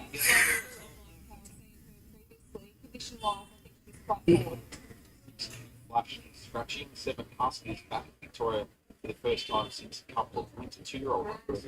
Could potentially forgive the margin last start. Look, she rises in class and distance, but she gets back against her own age. With all the speed coming out with one of the scratching, she nailed it, being ridden more conservatively. Maybe she finds a front. She looks really well. She's a nice, neat type of horse. She's got a really good deep girth on her, and from a parade point of view, she's been very straightforward. She does have fitness on her side. 8 and 9 scratchings, 10 Macedon Rose, and third crack in Stakes Grade Z off wins in Seymour and Maiden, and a 58 at Pacman. Very similar profile to what we saw with Sequence. When you see some stakes through what looks soft and impressively, and now gets a chance against My vision gets absolutely blurry after certain time. My vision gets absolutely blurry. I start sweating. Can't wear the glasses. Can't walk without the glasses. It becomes messy. She's got no surplus weight on her whatsoever. I feel like in time she was probably going to get up over a little bit further as well, but really nice parade. 11 that she nailed it. Her sole victory in 5 career starts was on a soft track in a Moe Maiden. She just went too hard in front first up and got really tired late. She'll be fitter. She's suited rising in distance. She did look the likely leader prior to down the change captured by love on the profit She should get the ball a bit strong enough. I thought they gave away the last advantage of going forward. Macedon Rose and I think she's found herself in a pretty tough place here against the pretty competitive young fillies here, but she's been saddled up in nice healthy order. So the desirable stakes for the fillies at listed level over 1,400 metres. What with the Vanity that's headed to the Melbourne Cup Carnival that's mentioned. The Vanity 8 of the last 12 were first up. The profile and also captured by love. Sneaky Sunrise. Yeah, this it's almost the same thing. Easy. Don't.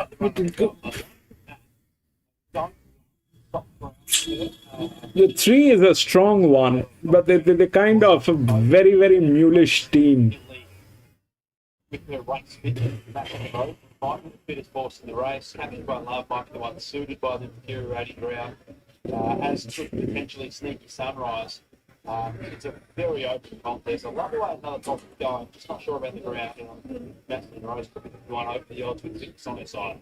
I've gone with the 2 captured by love here on top, just ahead of another profit. I found it quite difficult to split these 2 fillies. I thought they were both here in excellent order, but I was quite taken by the parade of captured by love for first time over here in Australia. This thing can go horribly wrong. This thing can go horribly wrong. The longer that she was in the yard, the more she settled in, the better she she's gone down with the pony, which is no surprise to see. So obviously, the way that she was just a little bit tense at the start is pretty typical with her.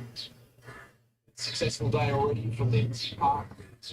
Earlier on from Rising Dawn in the Alps, they search for another listed victory here with a couple of fillies attacking the desirable. Ben Hayes joins us. Ben, good to see you. Well, first of all, give us an understanding of what the last sort of 8 or 9 months has looked like for Sneaky Sunrise. She shot to prominence through the winter, jump out in September, and then we haven't seen her since. Yeah, unfortunately, she got sick in the spring, and we just had a whole ownership team decided to put away, give her time, and that's what we've done. She's had 3 jump outs now into her first up effort here. She's kicking off at stakes grade, but her jump out's been great. We're very happy with her. We've got a good barrier, and hopefully we can see her run well and hit the line well.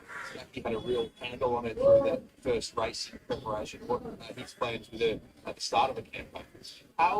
Luckily, we've drawn a nice barrier, so we just ride her where she lands, let her get into a nice rhythm, and she's definitely forward enough, I think, to run well, but in the back of our mind, she has had nearly a long time off, so she will improve out of it as well.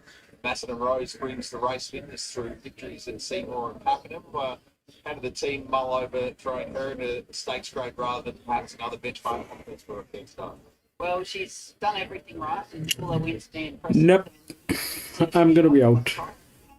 Control in between into this. She's never been on wet tracks, but she's a horse that would really like them. So we're hoping a wet track is to her liking, and wouldn't surprise me if she runs a good race. She's just a big, strong thing, and she'll hopefully run really well. 2.5 just off the desirable stakes. Very open race as well. Centre Cap $4.10 ahead of another profit of $4.90. $5 captured by Love. Sneaky Sunrise at $5.10.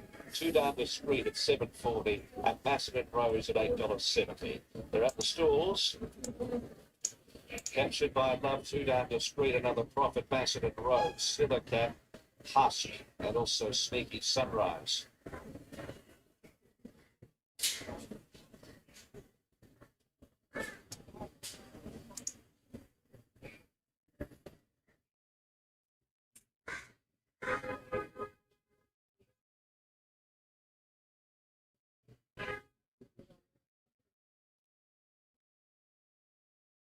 Yeah, just having a look at the milling behind the barriers, and just looking at Daniel Stackhouse's mount. We're just getting over there. We're trying to have a little chat to him. Just saying that she's really furnished and come on since her 2-year-old year, and obviously had a bit of association with her then. She's lovely and relaxed, this girl. She's dropped her head beautifully and just really sauntering nicely behind the barriers. She's doing everything you want to see a horse do pre-race. And she really took my eye coming around here, so I can give her a good push here. And Seth was nice and relaxed on her, looking forward to this ride. So a minute out here from the desirable stakes, which could feed some of these fillies towards the surround stakes in Sydney. They could head on a Oaks Path in Adelaide or Sydney, or they could head to an Australian Guineas in a couple of weeks' time. Andrew, the streets formerly run in the spring, and they've swapped the vanity, you might, for Chiller Cap. That has run on Derby Day. This race, the desirable appearance, usually the precursor before the Melbourne Cup, and about 20 minutes before the Melbourne Cup. So now in the autumn, probably going to be back there straight to last at first. Getting set, we did have only one leader on Melbourne. Nine other program baskets, Rose getting in, but also Husk. Captured by Love was the area, but only one back is about to come on, and that's the very that's out behind the line. We'll find out very shortly. The loading line for the desirable stakes. It's the penultimate one. The next one is captured by Love with the leg shin for the Walker Stable. Silla Cap, another profit, 2 down to street. The final 3. Brilliant win by Skybird in the Lightning. Those words Royal Ascot mentioned in dispatches. Always been the race, the Lightning, that the Royal Ascot officials watch very, very closely. 2 down the street going in, and here's Silla Cap to complete it. Silla Cap with Craig Williams. And they're locked away. Set to go. the listed desirable, and they're racing two down the screen. Just took a backward step. Macedon Rose going back towards the end. Husk is the initial leader from Captured by Love. Another Profit free wide. Silla Cap 4 deep, just trying to slot across. Then came two down the street on the inside from Sneaky Sunrise, Macedon Rose, and she nailed it. So they reached the 1,000 marker in the desirable, and the leader clearly now is Husk. Pulled its way to the front from Captured by Love, a length and a half away, two down the street, who used its rails run to get up on the inside to third from Another Profit. Then Sneaky Sunrise, Silicat towards the back of the field, and a little bit wide there is She Nailed at the roughie, and Macedon Rose is at the end. Front runner is Husk, comes up towards the home corner at the 650 from Captured by Love. Another Profit third. Two down the street, the inside. Silicap easing three wide. Sneaky Sunrise in the middle of the pack from Macedon Rose, and She Nailed it. Husk around the corner, sprints up at the 450. Captured by Love a length away. Then came Another Profit three off the front. Behind those horses, Sneaky Sunrise and Silicap trying to wind up wider. So the leader is Husk as they reach the 200. Captured by Love making it in dead. Here's Silicap on the outside coming on, but it's on one rein. Still Husk in front of Silicap. Sneaky Sunrise at the 50. Husk on the outside. Silicap is coming now. Husk and Silicap, they go to it. It's a photo finish, but it'll be the winner at Silicap. Silicap from Husk and Sneaky Sunrise. Captured by Love behind those. Followed then by Macedon Rose, Another Profit. Two down the street. And at the 5 and 7 was, after sitting wide, the bolter in the race. And that's She Nailed it. Silicap 370, 170. Guy 5. Yes, 5. They couldn't separate Silicap first smile and tail Husk each other. And so Sneaky Sunrise. Jeez, it's one of the luck there. After the whip at the right hand from Craig Williams, that's forced Craig just to go hands and heels. As Husk put its head down into the line, Silicap is rolled up on the outside of her. Had Husk for toast, but just had a straight put her away. She got her on the line, 125.60. Silicap the winner, winning on the desirable, 370 and 170 from Husk seconds to suit earlier on that following for Team Points. And in the third, number 4, Sneaky Sunrise, who was finishing at the rate of knots, was just on the heels of the winner. Yeah, you see that?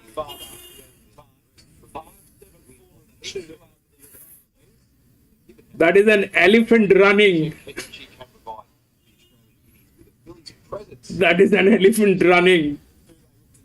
One Philly's only targeting for the surround stakes. There's a number of options for Grandstand and connections, but they've got a stakes victory. Let's hear from the winning jockey, Craig Williams. Yeah, it wouldn't be a day out at Flemington without hearing from Craig Williams, and that was a good party win.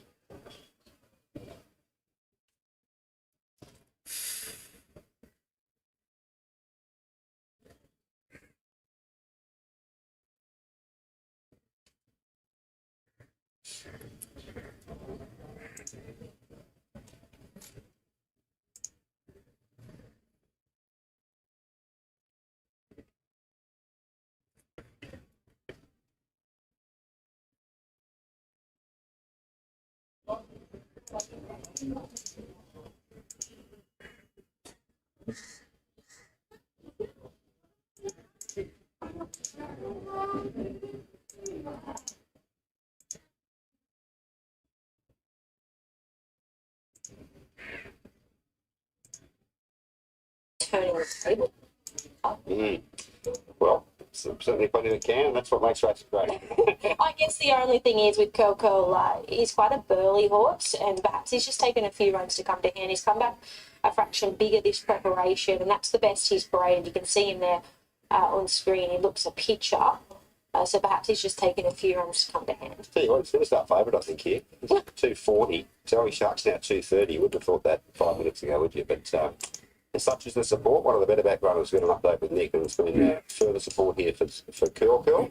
He's now really challenging for favourite, and you'd think might even go past him. Anyway, they're moving in well, half the field in. Here's Phil, race 7. Curl still out back. Iron Hat about to come in. Trialled particularly well at Musselbrook recently. Iron Hat running good time. Curl goes up. So Curl coming into line. Red light's now turned on.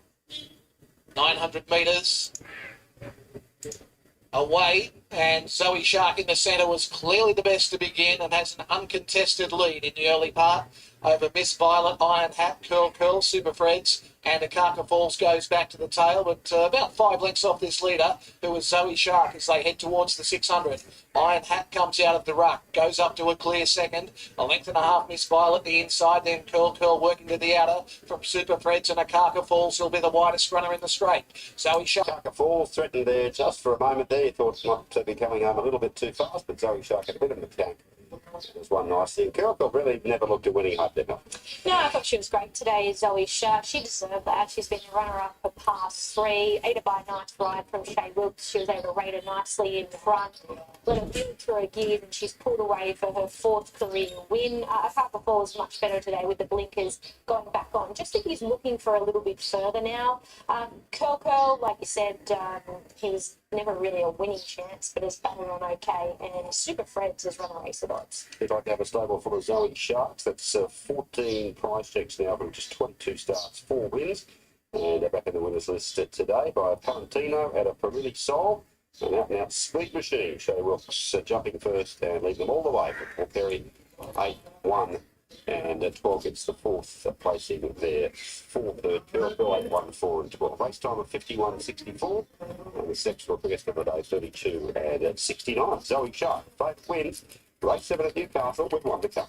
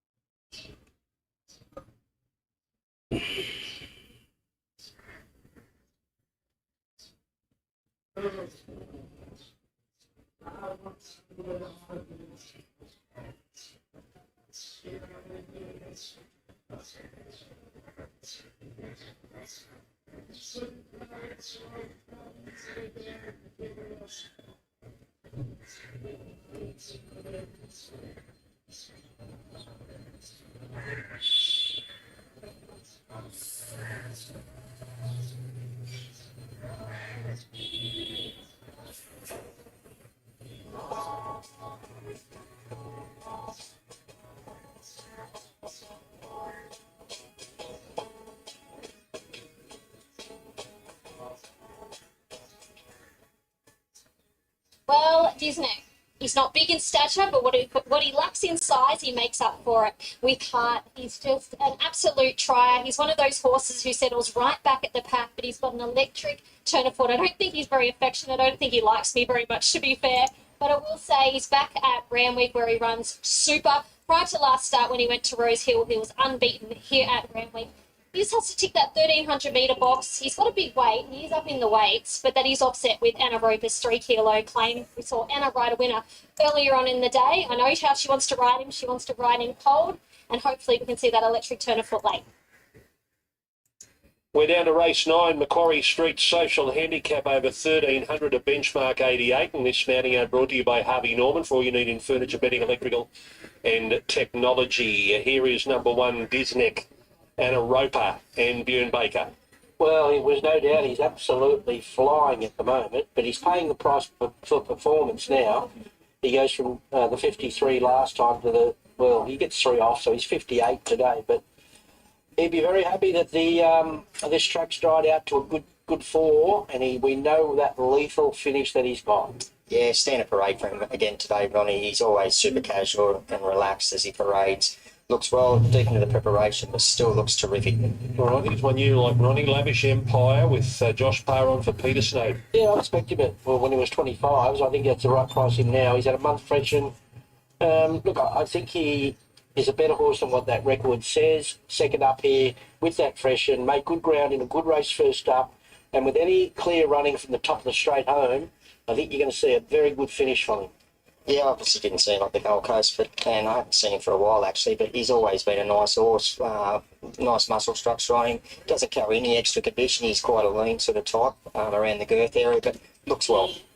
Perfect Thought, number 4, Molly Burke and John Sargent. They won the first today. Here they are lining up in the 9th. Yeah, it's a similar setup to the first two, because this horse won here at the 1400 2 starts back, beating Bunker Hut, mind you, and then had a bit of an off day at the Magic Millions Carnival. So month freshen, and if he runs up that run, win 2 starts back, he could shape right up here with form around the favourite. Looks really well, always parades well, nice and healthy in the coat, really good attitude. He's got a really big action as he parades around the enclosure, so yeah, he looks well.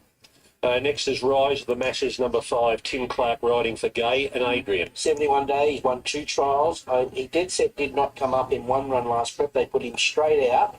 So the trials say he's back to form, and he gets a good on-pace run here. He's not a 25 to 1 chance. I really like him as a horse. He's got a real bit of cheek about him. He walked in the enclosure, he was up on the toe having a good look around. He's relaxed down now. Looks fairly forward first up. He's pretty fit. Okay, with your blessing, number 6, Alicia Commodon for John Thompson. Look, his 2 runs back are great. I would have liked him. I know he went on a good track first up, but I would have preferred him if the jar stayed out of the track here, because it's a length or 2 better when that is the case. But still, he's come back in the best form of his career, I think. Yeah, he looks he's in tip-top shape. He's obviously 3rd up, so he's going to be hitting somewhere near his top right now. Coat-wise, he looks outstanding. He's always had a great attitude, and then today looks great. Okay, here's the favourite, currently around 380, Bunker Hut. Number 7, Chad Schofield, Michael Free, but it just holds the call over by the fire. Yeah, he's well found, but he's just such an honest gelding. He deserved his win last start after being so consistent all the way through, and he will be again today. Just a touch more depth here. He's pretty cruisy since he walked in the yard. He hasn't turned a hair, deep into the prep, but still looks terrific. Really good. Delalat, number 8, Nash Rawilla riding for Nathan Doyle. Needed the run first up. I'd rather watch him today and assess after it. Couldn't really fault him as far as appearance-wise goes. He's big, strong, coats really well. Yeah, I couldn't knock him. Right, here's the second favourite, Eye of the Fire, Jason Collett for the Neesham Archibald Yard. He's a tricky horse to ride, but Collett gets on with him well. There's nothing wrong with his recent form, and if things fall into place for him, he's right up there. Looks terrific. Another one that's deep into the preparation, but still looks really, really well.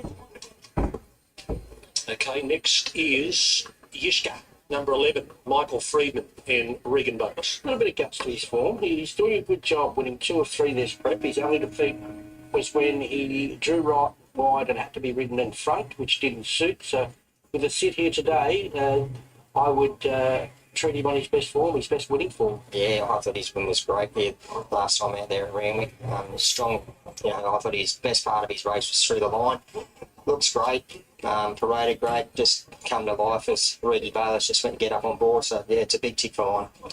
Okay, after Yishka, we move to French Endeavour first up, Zach Lloyd and Matthew Smith. I like her. I would have liked to have a lot more from a decent draw, so just the barriers put me off a little bit. She's still in the numbers. She goes well fresh, but just needs things to go right. Needs a good Zach Lloyd ride. Yeah, she's a lovely horse. Doesn't hold any extra condition. She's on the leaner side, but very fit, very forward. Still a nice bit of brightness about her, so she looks well. And Cool Jakey, Zach Waddick and Jay Pride, Ronnie, he wanted more towards the 50 mil last night, not the 3. Still go well on a drive here. He's got the blinkers back on and an inner draw to help him race closer. He's well fancied. Yeah, he looks Okay, Corey. Who do you like in the night? I end up sitting with number 9, Eye of the Fire. Deep into the preparation, still holds really, really good condition. Gets back, but with decent speed. On paper, there's decent speed, so I think you should get a perfect run from that barrier 5 with Jason Cobbett on board, who is in form. I am 3, 11, 12 and 9. I thought this was the hardest race of the day. No money for my horse here. He's getting back out 20 to 1 here. Number 3, A Lavish Empire. Yeah, I just think if they go along a bit, he gets in the clear running, Josh will suit him. You know, he can steam home and have a little bit to say. I think Yiska, with a quiet ride today, is midfield, is going to finish off well. Needs luck, swift French Endeavour from that wide draw. Scratchings help a little. She finds her back to follow. Look out, she'll run well. And Eye of the Fire. So I think it's an even race, even though they've singled just 2 horses out here, which surprises me. But I'm 3, 11, 12 and 9. Very, very well back these top 2 in the market, and that is in Bunker Hut. So there was as much as $4.80 this morning about the 7 Bunker Hut. Now it is short as $3.50. So they've, as you said, Ron, they've really singled into these 2 runners here. So Bunker Hut, $3.50, your favourite at the moment. Eye of the Fire is the other one as well. You could have got as much as $5.50, now into as short as $4. So heavily back the 7 Bunker Hut and the 9 Eye of the Fire. The one that obviously had to get soft was Disneck, $4.80 all the way out to $6.50. Now the bottom one, Cool Jake. William, welcome back. It is one of the worst results for Tab across the whole entire day. So that is the 15 Cool Jake. He been very well backed from the inside draw with the claim. The 11 Yiska, $10. French Endeavour has been 12, just a little spec there back into the 11 first up. With your blessing, the 6 out to $18. Lavish Empire, earlier on in the week, there was that money for your on top selection, Ron, and that's just dried up slightly in the last few minutes of betting here, now $19. Rise of the Masses, the 5.23, the 4 Perfect Fort, $34, and Dalalat, $41. Back to the firmers, it's all about Bunker Hut, is $3.50, Eye of the Fire, $4. They've been heavily backed in the last 10 minutes of the trade, but I must say, Cool Jakey did go up $21, and it's a really bad result for Tab back in the office with only the 2 cent deduction. But Bunker Hut, Eye of the Fire, well backed here. Okay, let's go over to Chantil for the 3rd leg of the quaddie. The first leg went to Lady Shenandoah. The second leg to Fangirl. Here's the 3rd leg. What can you see, Shen? Well, Disney arrived here first because he was horse number 1 out of the yard, and he's just... But I will say the temperature has really dropped. It's nowhere near as humid as it was, and there's a really nice breeze. So I'm expecting these horses to arrive around here really well, and that's the case. None of these have really screwed up at all. Disney, as I said, was the first one to arrive around here, and he's just one of those honest little geldings. He's not big, but he's steep into his campaign and still holding really nice condition. Chad just gave Bunker Hut a little bit of an extra warm-up up at the... likewise, Disney, actually, they both went up to the 1400 metre mark there, and just an extra bit of a warm-up, so they're in tip-top order. Cool Jakey's right in front of me now, and he's trimmed up on his first up run, which he was always going to. He would have loved to give him the track. Unfortunately, he doesn't get that, but there's certainly nothing wrong with his condition. He's got a brilliant second up record, and a set of blinkers going on him. Lavish Empire, seeing him for the first time in his preparation, he's one of those horses that does get himself quite fit quite quickly, so he's had a run under his belt in that trip away. And then Rise of the Masses, he's first up say, but he's only had a bit of a let up, so he's got that residual fitness here. Yish's in tip-top order, that's him moving into the gates now. And of course, with your blessing, another one, he's a lovely big horse that always presents beautifully. So all of these horses looking really good, and not one of them was sweated up, so you can tell that the temperature has really dropped.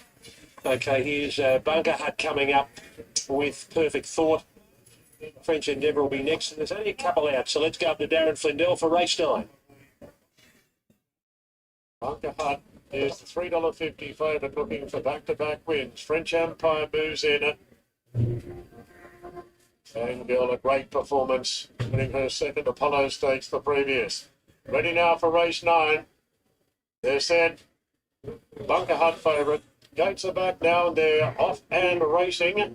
And jumping really well was Cool Jakey off the inside. It is going to lead from With Your Blessing. Eye of the Fire is pretty handy in the early part, with Rise of the Masses going forward.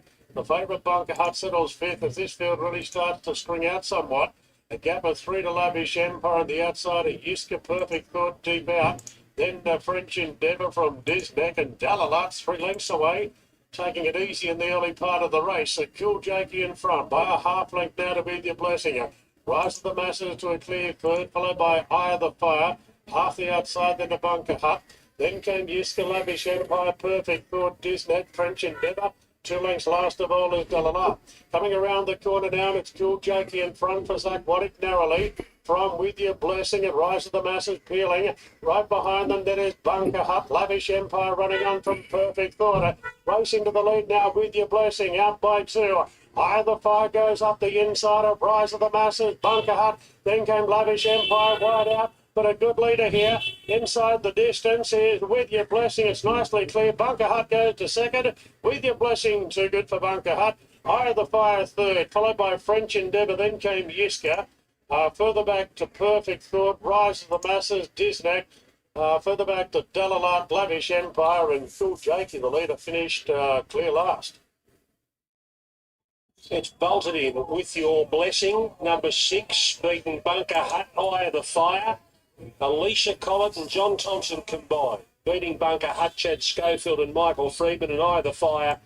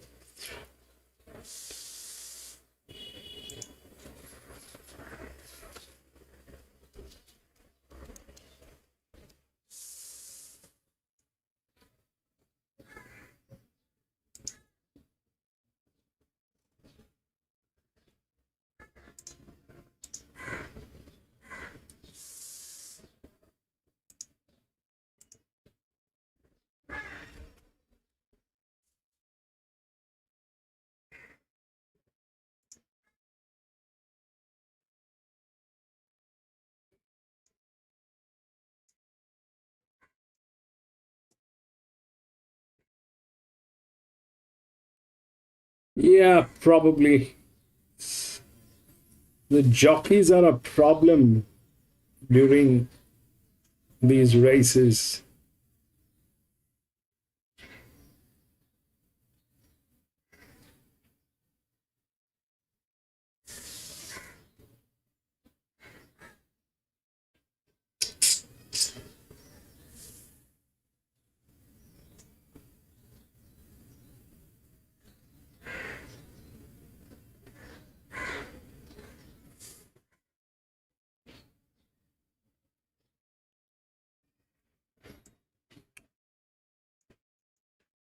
This is what's going on.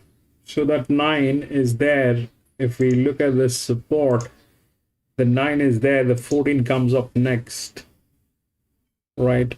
The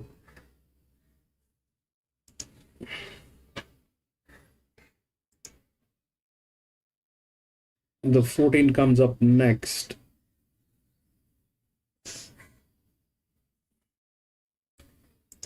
Twelve is with the management and the handicapping. It's a little better. 10 is the outer drift. 2 is the inner drift. 3 is probably in the best hands. That's how it is. Now, 3 is the favorite, but 12 definitely is way more relaxed, but it's coming from that gate. And the 9 has all the advantages, but that's how it looks. It's a linear over a 1400 meter again, but this linear actually went through.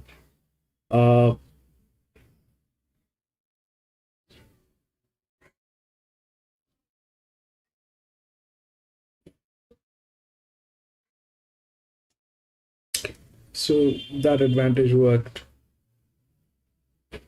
Here it is not the same case. So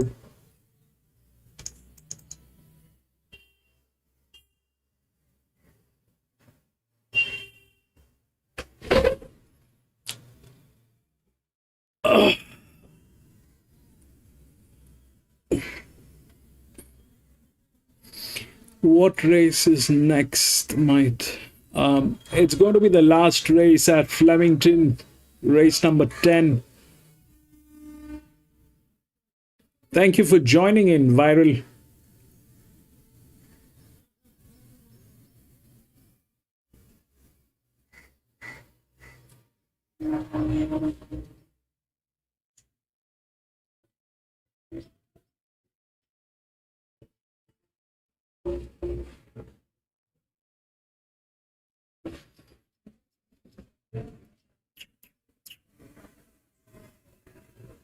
What it's over 1,400 metres was running. It's business time. It was she, I should say, might have beaten the run first up. She looks straight fitter. The rising distance looks a real positive, and she maps for a soft run behind the speed. So, look, she was a tad disappointing relative to market expectations first up, but she could be a sharp improver. How does she look at it?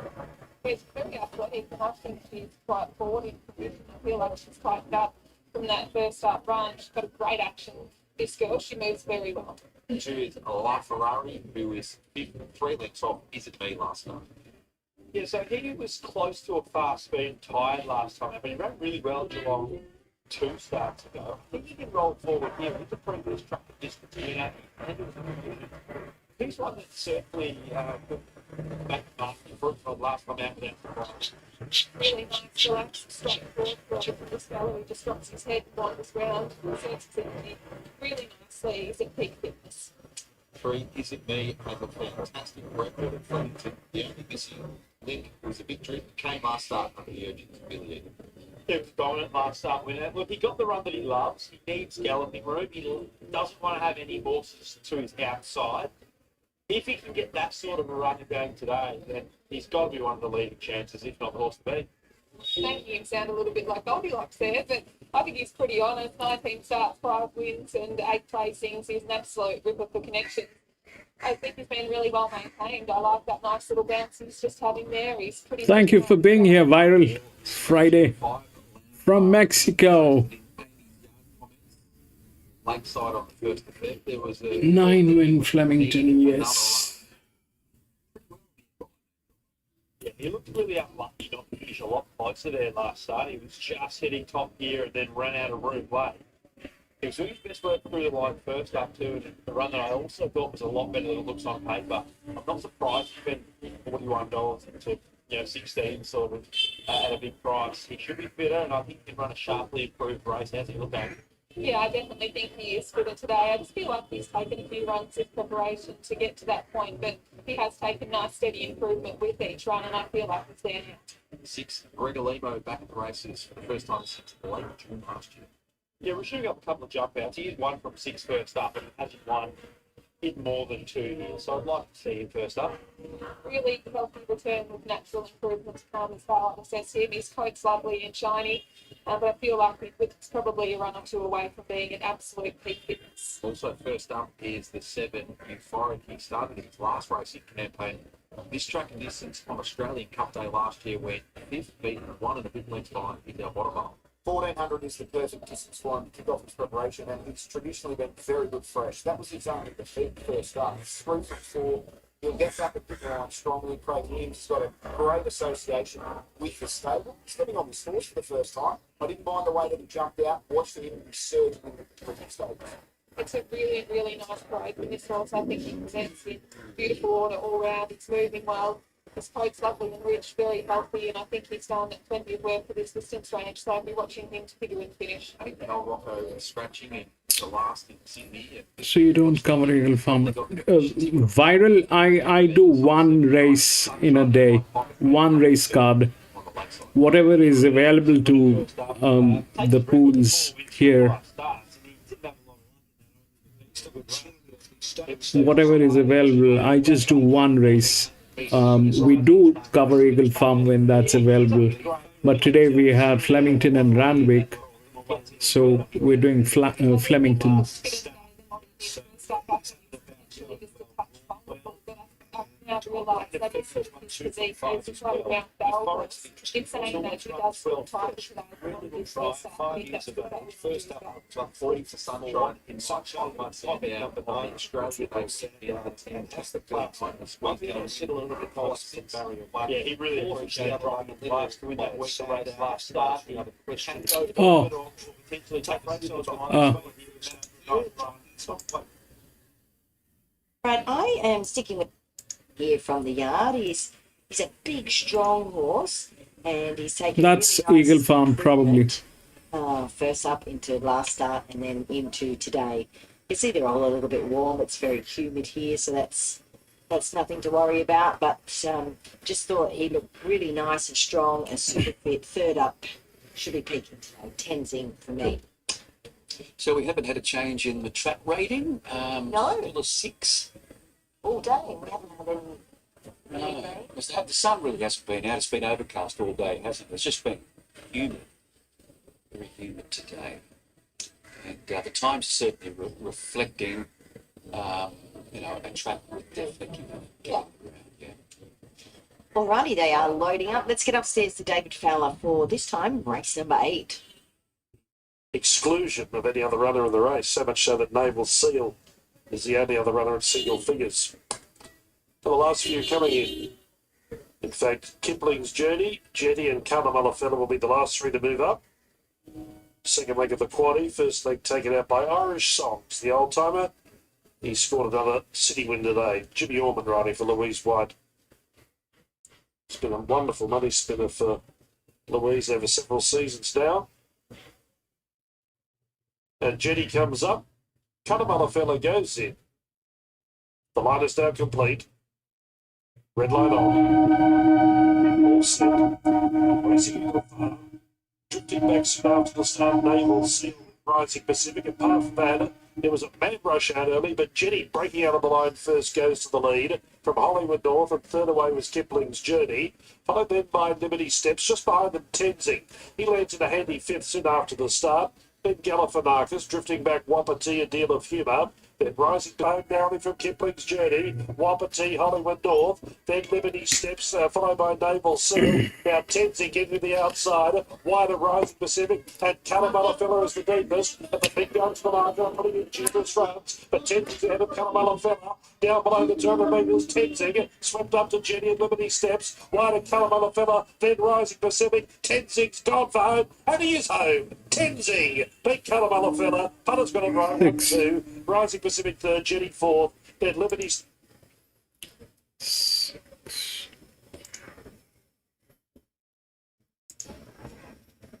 We're going to chat to Greg Urell, who's been put in the exact position our format in George Trell wants to keep on a bit today, George. Jumping horses earlier on now, arranging trainers to chat to us. Greg, let's talk euphoric. It's been a long time off the scene for him. Has there been any circumstances behind that? No, not really. I mean, he looked last week. He finished off with a shot, give him a break, and get back into it. And I think the him and very, very happy with it at the moment. What have some of those benefits of the extended break been? Oh, look, I mean, some of these horses get a little bit tired, and, it's sort of feeling a few things, but I mean, with this bloke, this time in, he's come in a little bit niggly with a couple of things there, but soon to sorted it out. The more progressed, the better he's got. Give the report this morning, everything I was sort of seeing at home, I'd say what's his back looks best. And he's certainly taken with his condition from a yard perspective. How does the race set up for Craig? Yeah, it'll be interesting. Craig's starting to get a bit choppy out there now. I mean, he's always been a little bit slow to begin sometimes, which a bit of a negative for him. So hopefully if he begins well, a couple of jump outs, he's going to a little bit better. So hopefully we can do that today. Get into a good spot. Bit of give it the track. Interesting. I'd rather that way than going the other way. And so yeah, I think there's a couple of boxes still. Are there any specific ambitions you've got in place for him at this stage? Not really. I mean, we'll just have to see, how he performs and progress from now. Look, I mean, he's always been with plenty of talent. If he's back to his best, well, then we can start, put a plan together. Good luck. Good to see you back. Thank you.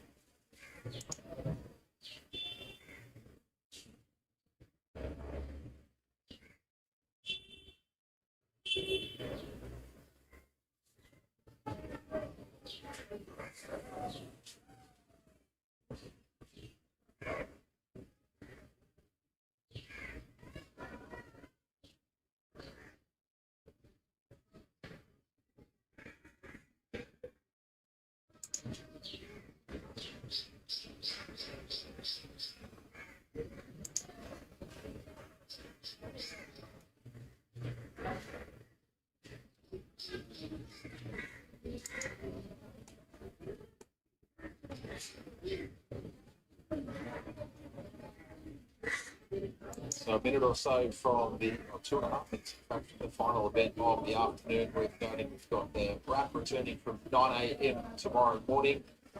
Starring Matty Hill, part of our review of Black Caviar Lightning Stakes though. Jayla Kennedy is alongside Charlotte. She has the ride on Sunshine in My Pocket.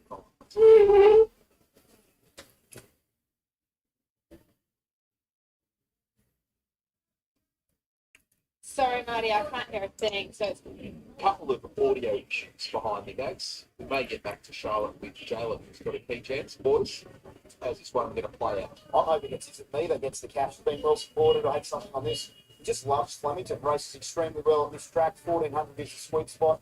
He's been unlucky on a couple of occasions when he was locked up on the inside. Giving clear air and rolling into the race at the right time is the plan. Would have to be the plan for Billy Egan, because he just doesn't like to be held up. He just doesn't like being on the inside of horses. We've heard Dan Bowman talk about that time and time again on this horse. So it's an interesting race because Cava 39, you think, crosses those inside and finds the fence. Eugenius, Porter, LaFerrari all push forward. There looks good speed on paper. But in terms of Is It Me, Billy Egan's got to be mindful. Riverina, Power, Euphoric, Gregor Limo, Lounge Bar, Ruby, all is outside. He doesn't want them. There's when we see one off the fence with them, three wide line on his outside. Now they're at this stage. Sunshine in My Pocket. It's in me, the Flemington favourite here. $3.70. Sunshine starts at $4.20. Euphoric at $6.20, and then Porter at $8.40. As they load away for the final time, race number 10. It's business time going into the stall. Porter is about to load in. We've got close to the start. The horses are moving into the barriers for the last. It's also Black Caviar Lightning Stakes Day, upsetting the feature with a big 40 tickets. If you're still online, stable staff leadership. may they be many returns. Let's get that hill for the last. Geez, I tell you what, if Kappa 39 was able to win here at a big price, Andrew Bensley, it'd be a very entertaining interview afterwards. There's Is It Me going in. Riverina Power is about to join them with Euphoric, who's very good fresh. Gregor Limo and Lounge Bar Ruby. To wrap up what's been a thoroughly entertaining afternoon, we've had a bit of everything. What a win by Skybird in the Lightning. Pulled up lame for those relos that haven't found out that as yet. Skybird's pulled up lame, so that's interesting.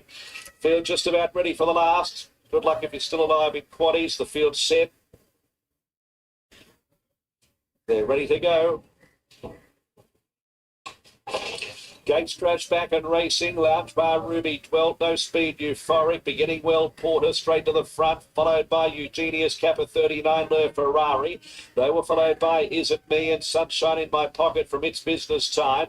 Further back in the field, Riverina Power, Euphoric, Gregor Limo and Last Lounge Bar Ruby. Front runner is Porter, the last out Sandown winner at the 1,000 metres and strides out for fun about 2 1/4 in front. Eugenius second, Kappa 39 as third, and then came Le Ferrari. 2.5 Sunshine in My Pocket. They were followed by Is It Me, It's Business Time. Then Riverina Power, Euphoric, well back, Gregor Limo, and at the tail of the field is Lounge Bar Ruby. So it's Porter really stringing them out here. Is going to try and run them ragged before the corner. At the 600 metres, it's Porter by 2 lengths, Eugenius, Le Ferrari, Kappa 39. Then came Sunshine in My Pocket. Back behind them, Euphoric, It's Business Time. Is It Me, Gregor Limo, Riverina Power. Porter joined by Eugenius on the outside as they reach the 350. Kappa 39, a length and a half away from Le Ferrari. Is It Me is unleashing on the outside, then Riverina Power. Eugenius as they reach the 200. Is It Me moves up on the outside, then Kappa 39, Riverina Power. Is It Me with 100 metres to go from Kappa 39. Is It Me about a length in front. Is It Me by the last from Kappa 39, Riverina Power, Eugenius, then Euphoric. Further back, Sunshine in My Pocket, Le Ferrari, Porter, Lounge Bar Ruby. A gap in the field, Gregor Limo, and last it's Business Time. The keys, the specifics, here is It Me, who's got talent, but it had been a little bit number 3, Billy Egan for Daniel Bowman, a 340 and 160 races away. Has one from Kappa 39, running bowl race. John McNeil for Nick Bryan, and Riverina Power, number 13, Mickey D for Tom Davis. 3, 10 and 13 it'll be in the last. 3, 10 and 13. And it is the final favorites saluting here in race number 10. Is it me, the gelding by France? With 6 at start, number 20. Puts it away beautifully in last start. Racing so well this preparation. Very, very consistent. Pushes in the right place. Is it me for the saluting in the last? So it's Is it me from Capital 39 inside power. Is it me into the contest? That's run on a good third. Genius number 14.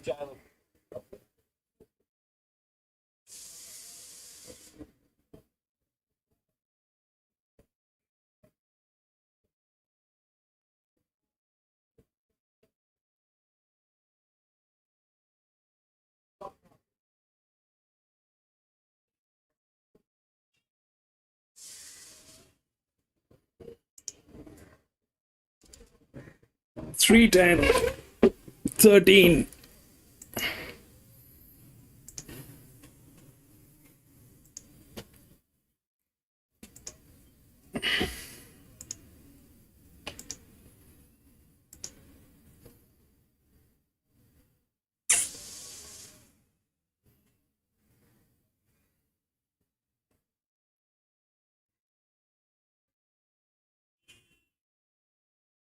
I'm going to track it.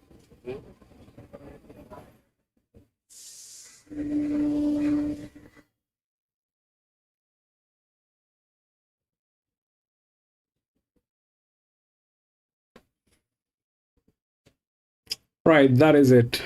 I think 3, 10, 13, 3, 10, 13 and 14.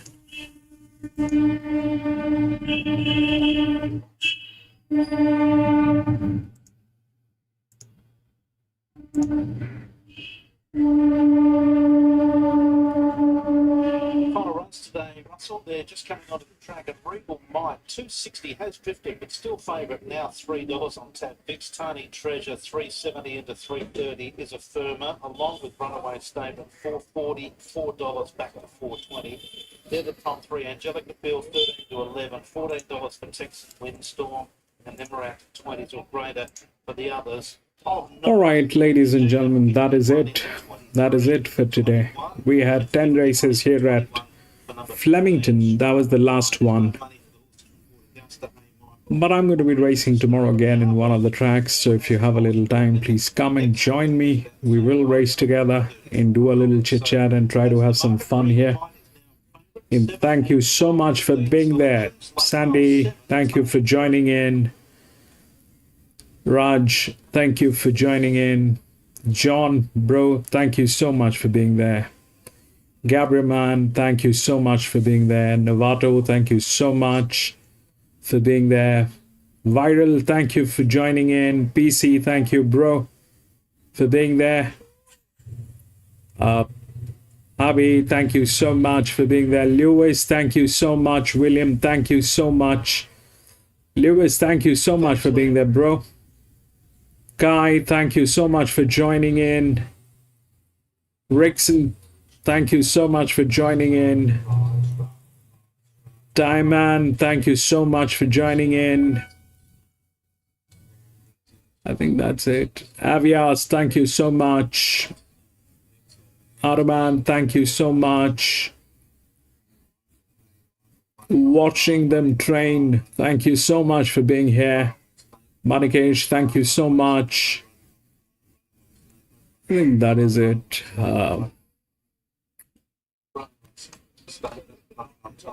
William, thank you so much.